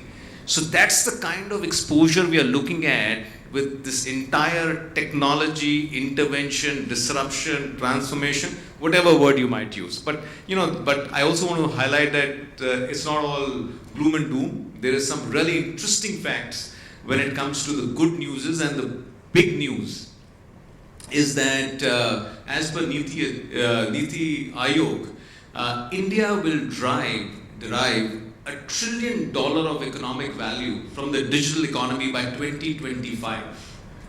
This is up from 200 billion as of today. So in the next 2 years, the economy value of the digital investments which India has made over the years will be $1 trillion. In fact, with this global, I would say the fear of global recession which is running in a lot of people's mind, I must say that our fintech industry is very strong, growing very fast, and it's going to get valued at almost $150 billion by 2025. So that's the good news, so to say. But quickly, I think when you look at technology or talk about technology, a couple of things which definitely come to mind is one, there has been a big change with respect to the business models, the operations, pace at which innovation is happening, the way talent models are evolving. So there is enough change which is happening because of technology. In fact, I would go a step further from an organizational standpoint. The entire ecosystem has broadened. It's being called extended enterprise ecosystem, including vendors, customers, business partners, cloud service providers, in fact, cross-border relationships. And the interesting part is that the risk is not only restricted to the organization, but any change or exposure in technology of an extended enterprise, or obviously the ecosystem, has a significant impact on the organization. So there's this expression that what's it called? I was just, you're as strong as your weakest link, right? And I think that today that expression is very, very relevant in the Indian corporate environment. Having said that, I think today I would definitely like to focus on a couple of areas with the panelists. One is that how ready are businesses to embrace technological disruption? Where does the accountability lie for changing business roles? How do we stay one step ahead of innovation? I'm really looking for that answer because that's something which really defines, do we really understand what's changing in the environment? And last but not the least, how can we leverage technology to effectively manage the volatility or dynamism which is in the market? So ladies and gentlemen, I will actually now move to my panel and request them to spend 3 to 5 minutes giving their views on the topic, which is disruption and role of technology in strengthening governance. I'll be a bit of a stickler on time, so don't mind if I just jump in and stop you, because I want to make sure that we give around 20-25 minutes to the audience so we can take some questions plus some views, as I mentioned. So, Mac, would you like to start? Yeah, hi. Good afternoon, and thanks, Raju, for the Rohit, my mistake. Yeah, for Rohit, for the excellent summary of the context that we are discussing today. The technology as an enabler for transformation, for new business models, for new avenues, new business ideas, and new method of working is real. I mean, all of us are experiencing that. What we did 5 years back, we are no longer doing that now. What has taken, however, a backseat is with so much data available everywhere and so much dependency on your customer service delivery on the technology front, the risk-related aspects associated with that often take a backseat. And people don't sort of either appreciate that. The other thing which we have seen happen is there is always a pressure on time to market. Somebody wants to go to the market with some new technology as fast as possible. And that time available may not be sufficient to do all the due diligence required for the proper assessment of the risk and governance. So this is something that is sort of slowly becoming very, very important, and people are understanding the importance of that. We have seen case studies of people ignoring that, and companies have gone bust because of that. It can have a serious impact on your brand. So the disruptive aspect of this, while the technology has got a disruptive impact on the business model, the risk associated with that can have a disruptive impact back on the business and the survivability itself. So I think the topic therefore is very important for us to examine different dimensions of the risk in the technological enablement poses, and how should one look at it in terms of how do we manage that, how do we understand that, and coupled with that there is the issue about inadequate understanding of what the issues are that we are dealing with. So it's kind of a catch-up game which we are dealing with. So I think that is something that hopefully we'll cover during the Q&A. Thanks, Rohit. Thanks, Matt. I think the quick takeaway is that you see the pace of change or technological change is so much that organizations are really struggling to really understand what is it going to change and then react to the same, right? And prioritize the same. Okay. Thanks. Rajiv, would you like to quickly have 3 to 5 minutes? Firstly, Rohit, thank you so much. I think you summarized the whole thing quite well and laid the grounds for the discussion. See, Policy Bazaar, I represent PB FinTech, which runs Policy Bazaar and Paisa Bazaar, and we are an all-in-all tech-based company.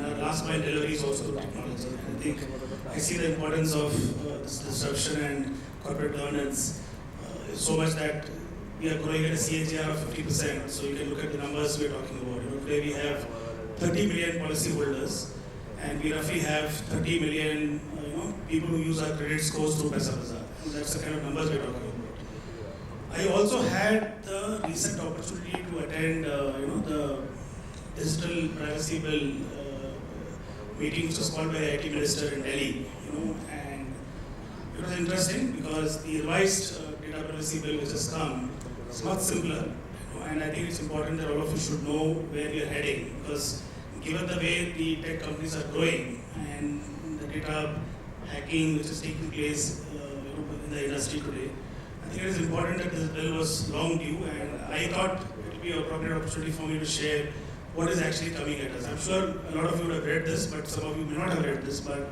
it's important for us to know, where are we heading. So clearly, I think the bill speaks about, firstly, we all should know that there are 76 crore, internet users today, and it is projected that this number will go to 120 crores in the next, 3 years. And that's the reason why the minister felt that it is time that this bill is released and implemented. So it's currently at draft stage. It is in the public domain. All of you are allowed to go through the bill and comment, before it is finalized. So the first thing about the bill is the data for the purpose for which it is collected can only be used for that purpose. Which means today, when we sign up customers for say insurance policies, I cannot use the same data to sell something else to him. And that's the first restriction the bill is bringing about. Today, I think most of us, when we have data, we do a lot of other things with the data, which I think this draft bill currently clearly restricts. The second is how we collect the data.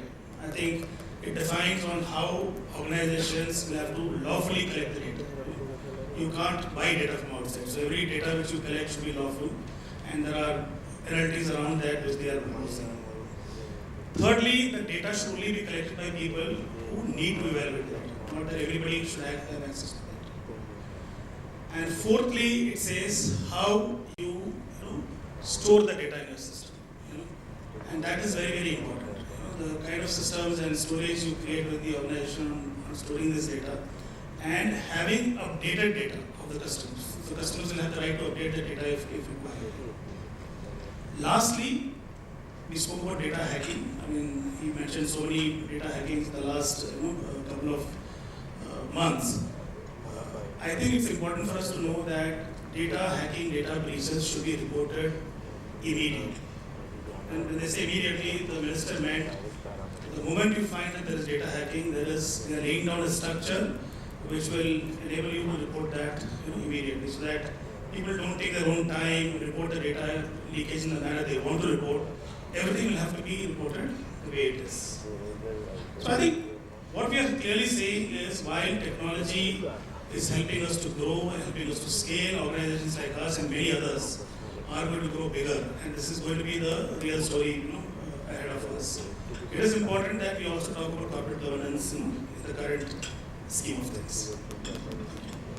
Thanks, Rajiv. Appreciate it. And I think we were thinking of really discussing digital data privacy bill, which soon will become an act. We thought that why don't we just summarize it in the initial comments itself? But having said that, this in itself will bring in a huge amount of disruption. And as you rightly said, there has to be a significant amount of focus around governance to ensure that organizations are today responding to the need of the new law, which is in the making. So, Gopal, over to you. Thanks, Rohit, and good afternoon, everyone. Really a pleasure to be here and share my thoughts. It's a very interesting topic. So we've been a traditional asset management house, doing what we do over the years. So on one side, we have huge regulatory expectations, being a highly regulated fiduciary business that we run. And on the other side, we have all these new startups, fintechs, etc., who are our competitors. So while we have embraced technology over the years, but I think in the last 1 or 2 years we've seen that a very transformational space that almost every asset manager or traditional financial services business houses are embracing technology in a very different way. So to give you an idea, to change the mindset of the way we work, we have done multiple workshops of the senior management with, say, the Amazon people, AWS, how they operate. They have these agile way of working, DevOps, DevSecOps. These were not terminologies which we knew maybe a few years back. But now those are the technologies that we are using. So we decided to insource a lot of our engineering, tech engineering. Earlier we used to use third-party service providers. Even now we use, but now we are largely insourcing a lot of technology projects. Using data lakes, data warehouses, etc. for churning, business intelligence reports, investment analytics. Helping our investment professionals, the fund managers, etc. in decision making by providing various technology tools, etc.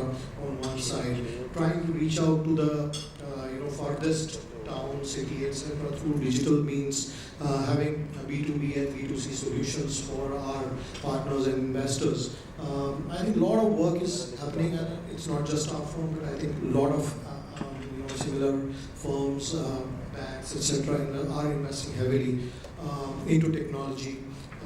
RPA projects, AI, ML, and so many things. So close to some 20 or 1,000 transformational projects are being run in our bank, for example, larger bank, and within the asset management business as well.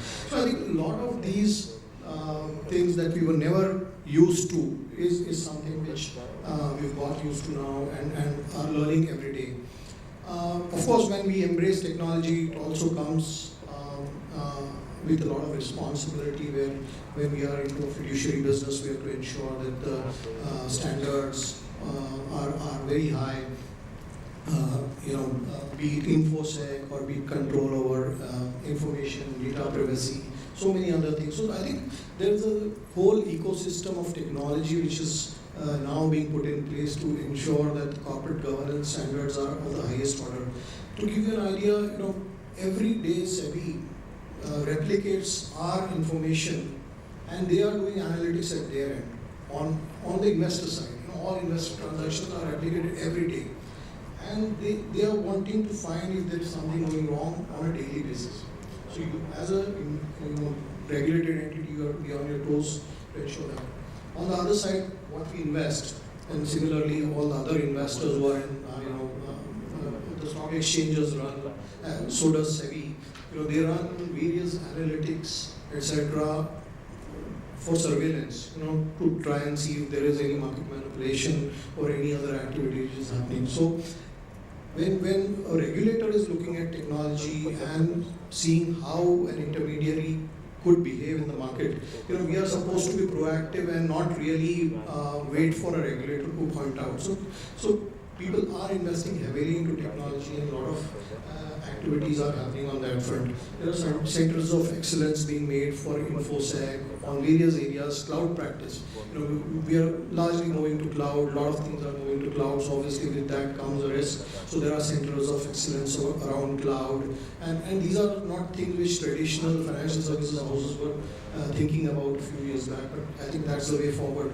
And with that comes the responsibility to ensure the corporate governance is of the highest order. So there are these responsibilities thrust on boards, on various risk committees, technology committees, so many governance structures which have been put in place, and you're not supposed to fail. So I think that's how I would summarize the current situation for our business and going forward. Thanks, Gopal. I think highly regulated, highly technologically invested industry you're working in or you're part of. And I think fintech is a big competition to you, which interestingly is growing at a fast pace. And then you have the big regulators like RBI and SEBI, right? But the interesting part is today when you look at the financial services industry, I think they leverage the ecosystem to the maximum to take the services to the customer. I think the level of governance which is required and important as far as running a financial services company is concerned is significantly higher, possibly higher than some of the other industries. Pandu, yes sir. We expect something really interesting because you come from a very young organization. Answer is yes and no. So thank you CI for this opportunity. Thanks Rohit for this question and also for the introduction. And good afternoon everyone. Technology really plays a role of a disruptor in all aspects, not only governance. In terms of governance, yes, it is more of a tech lesson learned can be converted into a rules, and a control can be placed, and that can be used universally elsewhere also. That's an advantage that you will have with the technology.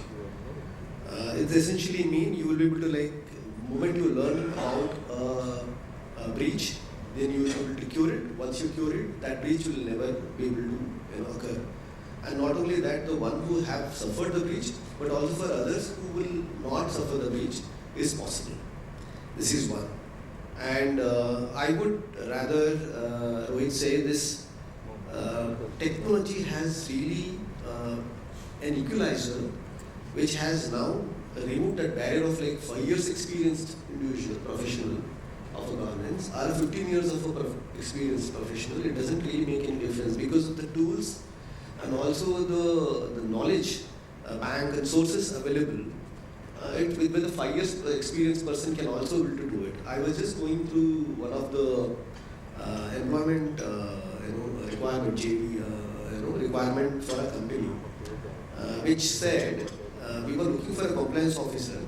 There are 2 roles, and the experience shall be between 5 to 15 years. Just think of a situation, there are 2 people hired, one is 5 years, another is 15 years, and doing the same thing. And it is possible, right? And like you mentioned, I report to like my founder and CEO is 20-year-old. I don't know whether we all believe that someone could really like look after business and manage this without tech capabilities at the age of 18. I'm not sure. Now he's turned 20 last month, but again he started this business at the age of 18, and then by 19 he already incorporated his company, started raising funds. Right? He understands more of this governance. He understands compliances. He understands business well, right? And all of this is sheer experience that he has gone through, and now the ability of conducting this business is because of all these tech tools available, right? Otherwise, it would have not possible, right? I mean, that too in this scale. I think technology is very important. One, it plays as a role of a equalizer. Number 2, it helps for the scale, right? That's very, very important at this junction. Thanks, Manu. But I think just one clarification. You talked about 5 years to 15 years. Right? 5 years, isn't it too much? Because your founder himself didn't have any experience. Just going through some other companies. You found it to be overqualified. They just came to me and on the WhatsApp. They were expecting me to share it within the different group. Lighter side, but yeah, thanks. So thank you very much, the panelists. I think we were very well within time. We'll have enough time for the audience now. Quickly, I'll do one round of questioning and then we'll go to the audience. Rajiv, since you're sitting very close to me, right next to me, let me start with you. And I think this is more with respect to what we read, regularly in the papers today, especially with respect to the new age companies. The India startup ecosystem is booming. Entrepreneurs are faced with decisions on cost optimization, profitability, customer-based development, and technically survival, so to say, right? Now, how much of importance should these fledgling companies really give to governance? And do they really focus on governance as part of their stride to build valuations, build business, etc.? Interesting. I think I also ran a startup before joining PB FinTech, and Mr. Saurabh Mishra was now the Joint Secretary in the Ministry of Finance, and I was running a startup called InstaMD.com for 4 years. And that was all about resolving consumer complaints and grievances. And since we were from the corporate world, not those 20-year-olds, obviously, we came to the thought process that from day one we need to have the right corporate governance standards. So we had an independent board, I think which was a majority than our own. There were 2 founders and there were 4 independent directors, including LIC chairman, MD as well. So I think most successful organizations today, I mean, if I speak for the fintech industry, while technology is going to help us scale, chase audacious goal, we're talking about profitability. I think giving strong governance, setting strong governance within the organization to help processes, drive the business is very, very crucial. Otherwise, at this scale of growth, most of us will fail at some stage or run into huge problems. And that is something which large technology companies are recognizing today. And at the board, a lot of directors today represent not only technology, the audit. So we have a very, very strong audit committee chairman. We have people from the insurance industry who are part of our board. So is true for most other tech-savvy companies. I think ensuring that the founders support strong processes and governance structures becomes very crucial. And I can vouch for a lot of people I know, not only PB FinTech, Kursi Bazaar, who have started giving this importance to the corporate governance. Very interesting, very interesting. So, Mac, coming to you, and you are a CFO for Oracle Financial Services, and the role in itself has gone through significant transformation, right? Historically, a CFO role used to be looked at more from managing financial decisions, right? But now today, I think the role has become very strategic. It's more a strategic business advisor to the CEO and to the board, so to say. Now, what is the CFO's involvement when it comes to technology, security, resilience decisions, and how that shift has happened over the past few years, and what is it that you see evolving in the coming years for the role as such? Yeah, thanks. I think it's a very, very interesting perspective. And as Rohit mentioned, the role of the CFO has silently undergone a significant change in terms of the expectation. What's the core role of the CFO? It's a statutory role, but to my mind, I define that as CFO is the conscience keeper of the organization and a person who can manage the core risk of the company. Now, when I talk about risk, it is not talking about treasury or finance or tax or any of those things, but also expanding to things which can actually affect the survivability of the company, the brand of the company, and a lot of these things, if you see, there is an intersection with the overall governance role that the board is expected to play. And therefore, one transformation which has taken place, whether it is in the new age economy companies or the traditional companies, is more and more CFOs are expected to play the role as a representative of the board, because CFO gets to participate in many of the operational day-to-day reviews, day-to-day matters, which board will not. Okay? And therefore, board will count on CFO to look at various kinds of things, whether it is the question of strategy, whether it is the question of how exactly we are doing customer service, how are we handling customer complaints, how are we dealing with cyber fraud, different kinds of fraud reporting. So what I see is there is one kind of statutory reporting which SEBI, the company law, and they kind of require us, and they sort of try and keep up the game. But the in industry, the innovations is typically ahead of the game in terms of what regulators ask. So the role of the CFO has sort of become significantly transformed.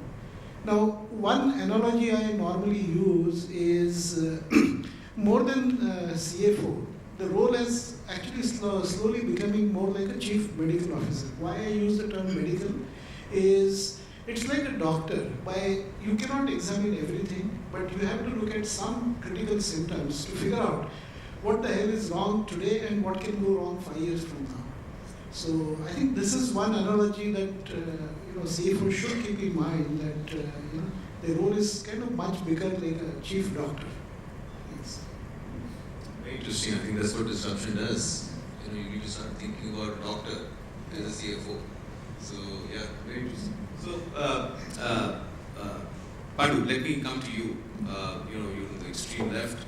Now, technology is enabling newer avenues for frauds and cyber attacks. And I did talk about a couple of instances, studies which have happened. But it's also critical, it's actually a critical tool for efficient governance. I did cover that also. Now, how do you believe, whether it's your organization or in your understanding, technology is really, changing the face of corporate governance? No, I do agree. There are frauds. I think they also keep up with the time, like the fraudsters keep up with the time, and the regulators are someone who's want to work on the security side. But I think it's very interesting at the same time challenging. But however, I think technology is inevitable. Whether like it or not like it, just because of there are fraud and instances of fraud issues, you cannot deny. So therefore, very important for you to adopt technology, number one, and number two, stay ahead of your competitors. Very, very important from the business continuity standpoint. And insofar as controls are concerned, I think I believe controls in terms of access to the company data information have to be well controlled with good policies within the organization. And number two is the awareness. This governance is possible when you have a philosophy of compliances as by design applied in the organization. Number one. Number two, people are well aware of those requirements and also aware of the consequences, right, of being non-compliant of all the governance requirements. when you will be able to like demonstrate this and make sure the company adopts this and people also buy this compliance requirement into the organization, then it is very easy. Now only you wanted this technology as a tool to implement this. Now it is like a layer for you to make sure that compliance governance is implemented in the organization with the technology. Otherwise, governance is anyways as this an essential part of every company to make sure that certain controls are in place and people are aware of those governance requirements. So, one last question before I actually move to the audience, Gopal, is, more with respect to the role of board. And, the role of board has really evolved over the years, and it's no more restricted, I would say, to regulatory oversight, but there's more involvement with respect to business decisions, operational resilience, risk management.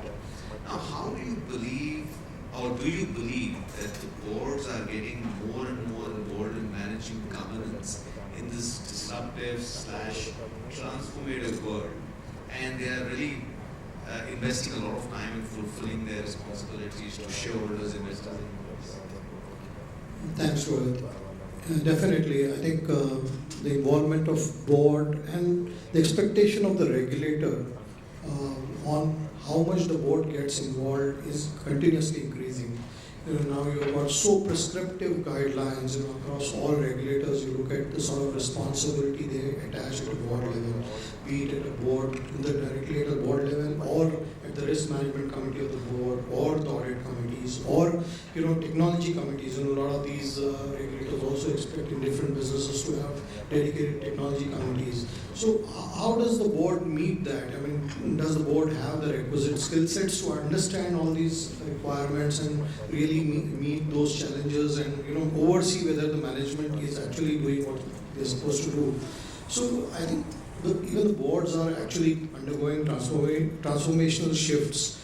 To give you an idea, we got someone who was the CTO of Flipkart on our board, who could drive the technology agenda from a board point of view. We got someone who actually was the chairing the committee which drew up the InfoSec guidelines of RBI which is implemented across the banking system. So those sort of skill sets have to be brought in so that the board, while you have board members with different skill sets, but people with technology, information security, and similar backgrounds, they give their own insight to the board so that the other members can rely on their expertise at the board level. And from a board's point of view, they want to be more involved. They want to know more about business. So you need to have more sessions of various business areas where people come and different business functional people, and not just the functional heads. They want to see what's happening at the ground level. They want to meet people, level 2, level 3, etc., to see what sort of skill sets have you got internally, and then they assess all that. I think there is a transformational thing happening on that front as well, and I think this is just the beginning. There will be a lot more to happen in the near future. Thank you. So, I have a couple of more questions, but just as a promise that I want to make it a bit more interactive and participative if there are questions from the audience. But I will tell you one thing which is a big takeaway, which I was noting down, that technology is actually becoming more and more integrated into our daily lives. That's what I understood, and I personally believe that there has to be a digital transformation of the management, the business, and the processes itself to really survive in this environment. And governance is the key to make sure that whatever change is happening is regulated and managed to ensure that there's minimal business disruption. So, any questions from the audience? Any views from the audience? If not, I will go back to a couple of more quick questions and then we'll try and summarize. And the way we intend to summarize is I would actually ask the panelists to share with us one big takeaway, which could be a headline in terms of takeaway from the session. I think that's what we've agreed and discussed, so that's what we will do. But moving back to some of the questions which I have, which I did not cover, and let me, so that's Mike. Thanks. sir. Since yesterday evening we've been having a lot of talk on the India stack. And the fact that one of the great advantages we have in India is that the government itself is helping us to build out the digital infrastructure. So, the main topic of this conference is trust. And this morning the chairman of NFRA was here, was also talking about the fact that, when he started UIDAI, he was also in charge of that at that point. Building trust, that confidentiality will be retained, that the data will not be misused, etc. was such a big thing.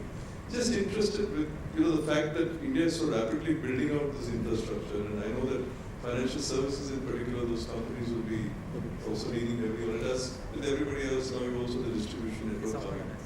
What are your thoughts? I mean, do you think it puts us at a particular advantage, and that we have a reliable, does it help us overall in terms of building trustworthy, reliable, user-friendly systems across?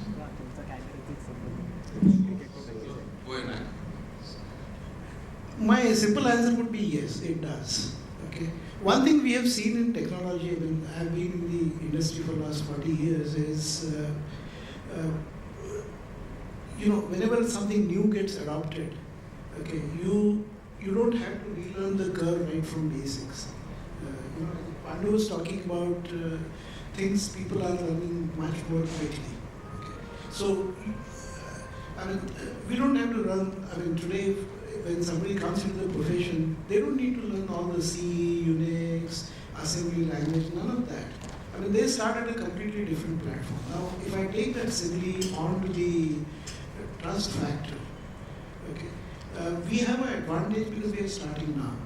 And we know, we are sort of aware of the pitfalls of various kinds of similar experiments have had in other jurisdictions. Okay. Of course, it's up to every company and every individual to kind of play that. But having been the awareness of where things can go wrong is a big step. What you need more than that is an open attitude to listen to that and actually trustfully implement the trust, which I think we have seen signs of that doing it. We have seen government open to listening to new ideas. So I think it's a thing both ways. We have to learn and we also have to give feedback to various regulators to do that. I think that's long and short. Just to add, see, governance, in my opinion, is doing the right thing. And now if you want to do right things, then self-governance is a better thing to do, instead of a government regulating us. Right? For example, if I were to say, if I'm transacting, I'm a platform, there are consumers, are users transacting on a platform. I collect certain data. I only collect data which is essential, necessary for me to enable or conclude the transaction. I will not collect more information which is not necessary for me. But generally what happens is they will simply collect additional information which is absolutely not required. Now, should I be able to draw a line and say that, okay, I will collect only this? But there will be apprehension, tomorrow what if you wanted some other information? Should we again go back to the customer? If someone could, at the management, and say clearly, if that was a requirement, at that point in time, if it justifies, we'll go to the customer and collect those additional data. We will not collect any additional data which is not required at this point in time for to conclude the transaction. Can we be that transparent at this point in time? Is a question that entrepreneurs should ask themselves and also build teams around that lines. Once you do that, there is an awareness in the organization. I think it is benefit for everyone. The government would really don't want to regulate. The government is already catching up. Right? Government would really don't want to be taking part into all of this and looking into. Today, for protection of data, there is no law in India except for the Section 43 of Information Technology Act to protect employing reasonable security practices to make sure that data is not leaked and breached or handled differently. And I think that could have been sufficient for us if we have behaved well. Unfortunately, that did not happen. Just, from my experience during my forensic days, I think one of the things which was always believed was that human interventions lead to fraud more often than not. and companies were investing significantly in technology and trying to move to a touchless environment. I mean, at the risk of taking the name for all the right reasons of the company, I think Cisco today is one of the most technologically advanced companies, so to say, where they are actually build touchless transactions across the ecosystems. And the belief is because of that, they're able to manage the risk of fraud or things going wrong because the human intervention has gone down significantly. Right? So that's one way of looking at it. So if the government is really building a tech stack for the country and technology is going to be the cornerstone, to what extent that we can bring in good governance practices to make sure that there is good amount of oversight in the way the technology platforms are working, very, very important. Whether it's with respect to securing personal information and making sure that we comply with the existing laws. I think those aspects are very, very important if the trust factor needs to get enhanced. So, anyone else? Gopal? Yeah, sure. Just a few points there. A cousin came from Germany. He was telling for him to transfer money from one of his accounts to another one, it took 2 days. We can do that in a matter of few seconds. So the payments system that we have, again, a lot of credit to the government to have put in place such a phenomenal system. We can transact in instant. 40% of global payments, amazing stuff. But, while we have that sort of infrastructure, when as market intermediaries we are in that marketplace, our level of responsibility also increases significantly. For example, when we use this in the mutual fund business, before making any payments to an investor using UPI, we actually check whether it is that investor's account. So, it wouldn't happen that it goes into another person's account. So those sort of, checks are being done, which are, so taking the help of that infrastructure which has been laid by the government. I think a lot of things are evolving. It's an evolutionary phase because the entire ecosystem has not moved to an evolved stage. But I think there is a lot of work happening on that front. I think this whole support of the government is only benefiting the entire infrastructure and entire market intermediary structure. Thanks. Let me just change a bit of gears. Let me come to business resilience and continuity. Because we are talking about disruption, and disruption is normally referred to business resilience and continuity. Basically, it is business disruption. So now we've lived a world where we've seen pandemic, remote working. There have been technological interventions and shifts. Huge focus on cybersecurity. And it has really compelled the organizations to really relook at their entire business resilience and continuity planning. Now, what are the fundamental shifts you've seen in the way organizations are now viewing business continuity plans? Any inputs on that, Rajiv? So I think the COVID pandemic certainly has caused disruption, as you rightly said. Virtual VPN access, working from home, and that was a great, learning for all of us. I think the last couple of years, as a tech company, we have invested a lot in the business continuity in particular.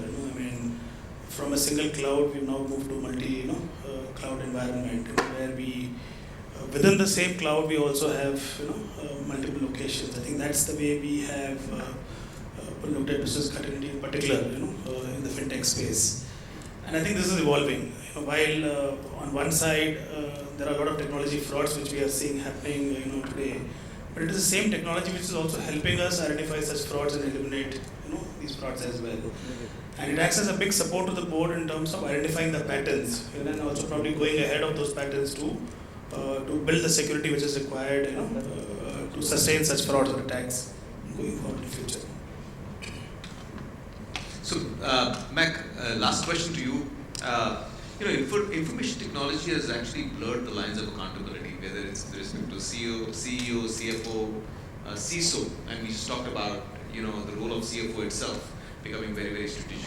How do we build a clear governance structure with defined responsibilities when we are really faced with some of these new age challenges? So I think some of these roles that you mentioned, chief security officer or some of those, they have kind of evolved from the old practice of unless you have a C behind your title, you don't feel senior enough. Okay, now one of the things which the technology enablement has changed is, and we have the example right there, age and the title is no longer the reflection, the amount of power and the seniority or the you influence. So these are the my view in terms of these multiplicity of this thing is as far as risk is concerned, and as far as I gave the example of a doctor. Okay, you need one strong, clear opinion about the risk which you can trust. It's very difficult to deal with 5 different opinions. So eventually what I believe is that role which comes to CFO, all the other secondary functions like CISO or CIO or those kind of things, people who deal with data, people who deal with operational aspects of security, how do you manage that, and some of those do involve some technical specification or technical sophistication that they need to understand. So they all ultimately have to collapse from a board's point of view into a single role, which could be either CEO or CFO. I mean, that choice I leave it to the board or the individual company. But you're right about the lines getting blurred, and that's a reality. Many organizations we have seen that the moment people have a C behind their name, they sort of tend to assume that they are the last word of anything happens in that area, which is actually not the case. So lines have to be very clearly drawn, and it's just from a board's point of view, 1 or 2 key points of control, which is the CEO, which has to focus on the business, and second thing which board has to rely on from a risk and overall health of the organization, includes financial health, is the CFO. As long as these 2 roles are there, rest of the structure should kind of fold under that and report to these. I mean, that would be my. Does that answer your question? Yeah, it does to a certain extent. Anything you want to amplify? Happy to do so. No, I think that's fine. That's fine. So I think if I, in the interest of time, if I just may ask, maybe Pandu, I can start with you. What do you believe on the basis of whatever we've discussed today? Whether it's in terms of technology leading to disruption, technology being the response to manage disruption, and how important governance is in today's environment. What do you believe, will be the takeaway? If you can just quickly talk about it from a conclusion standpoint. See, in governance, if I were to relate to governance as to a human being, the technology is the local trait of Mumbai. Whether or not you like it or not like it, whether you are interested or not interested, you are already there, boarded it. So you will be taken to the destination. You will learn over a time, and you will make mistakes, and there will be situations which otherwise would have not happened. I'm not sure, but there will be. Right? Are we not open to new avenues, new opportunities? I think we should be like a little more adventurous enough to take risk and try this. If we don't try, then I don't think we'll be able to ever achieve what we wanted to achieve. Should we be able to deal with these matters in scale? We will never be able to do it. The kind of convenience we are already enjoying, I mean, nobody wants to let it go. I mean, there is always an opportunity for us to go to the next level, which is definitely possible when it comes to governance. The technology is definitely going to be a disruptor. Now, the advancement is very fast. Unlike, you would have, probably you could think of a television if you have bought it in 20 years ago. You would have maintained it for 10 years or 12 years. Whether or not that TV works well today, if I were to buy a TV, next 2 years I may not be able to use it because the technology and the entertainment will be completely different, right?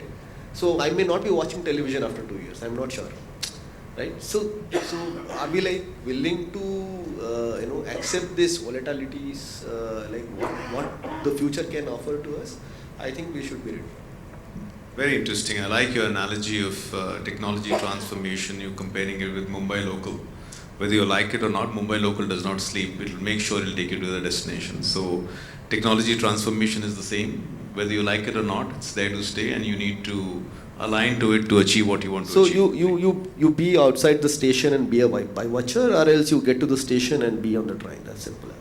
Interesting. Thank you very much. Yeah. Gopal, any last quick conclusions? Sure, thanks. So tech illiteracy is no longer an acceptable excuse.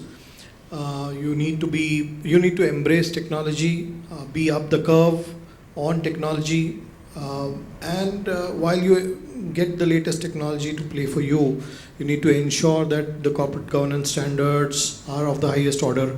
You need to ensure that the best standards of control, the checks and balances are there, best controls are there, InfoSec requirements are there, and especially in fiduciary businesses like ours, we are responsible custodians of others' money. So obviously, to ensure that the highest corporate governance standards are maintained is something which comes with as a responsibility attached to this role. Thank you. Thanks. Before I actually ask for a conclusion, may I ask you one quick question? We've talked about technology strengthening governance.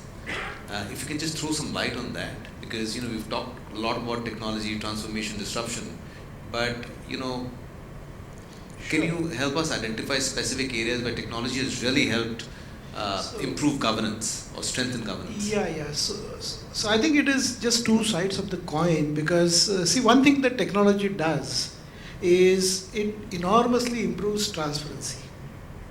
Okay, you see the data is no longer hidden, data is somewhere there. You of course need to govern as to who has access to which data, etc., but the data is there. You can't hide away from that.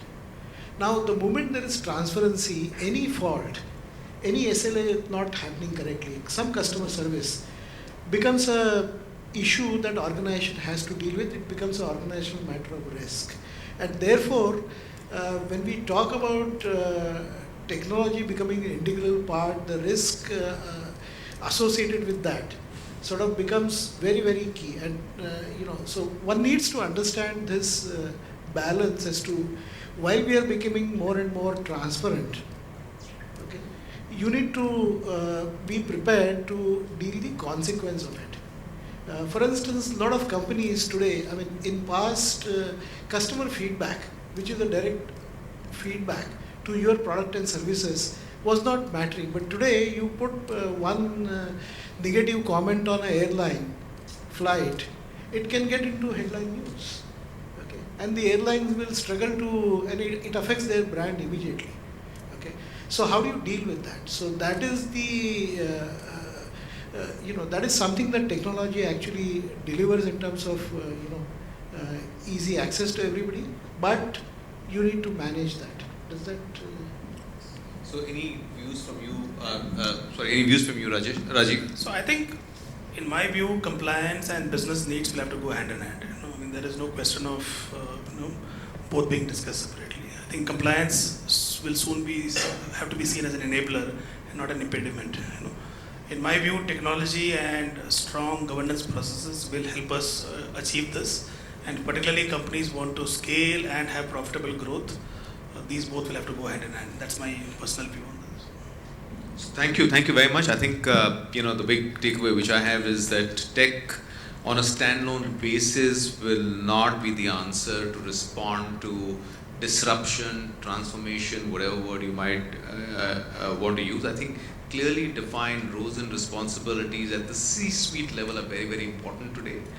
Governance needs to be part of the culture and principles of an organization if you really need to leverage the technology advantage in today's environment. So thank you very much. In case there are no questions, thank you very much, panelists. Really appreciate your time, and have a good evening. So thanks everyone. Thanks, Sanket.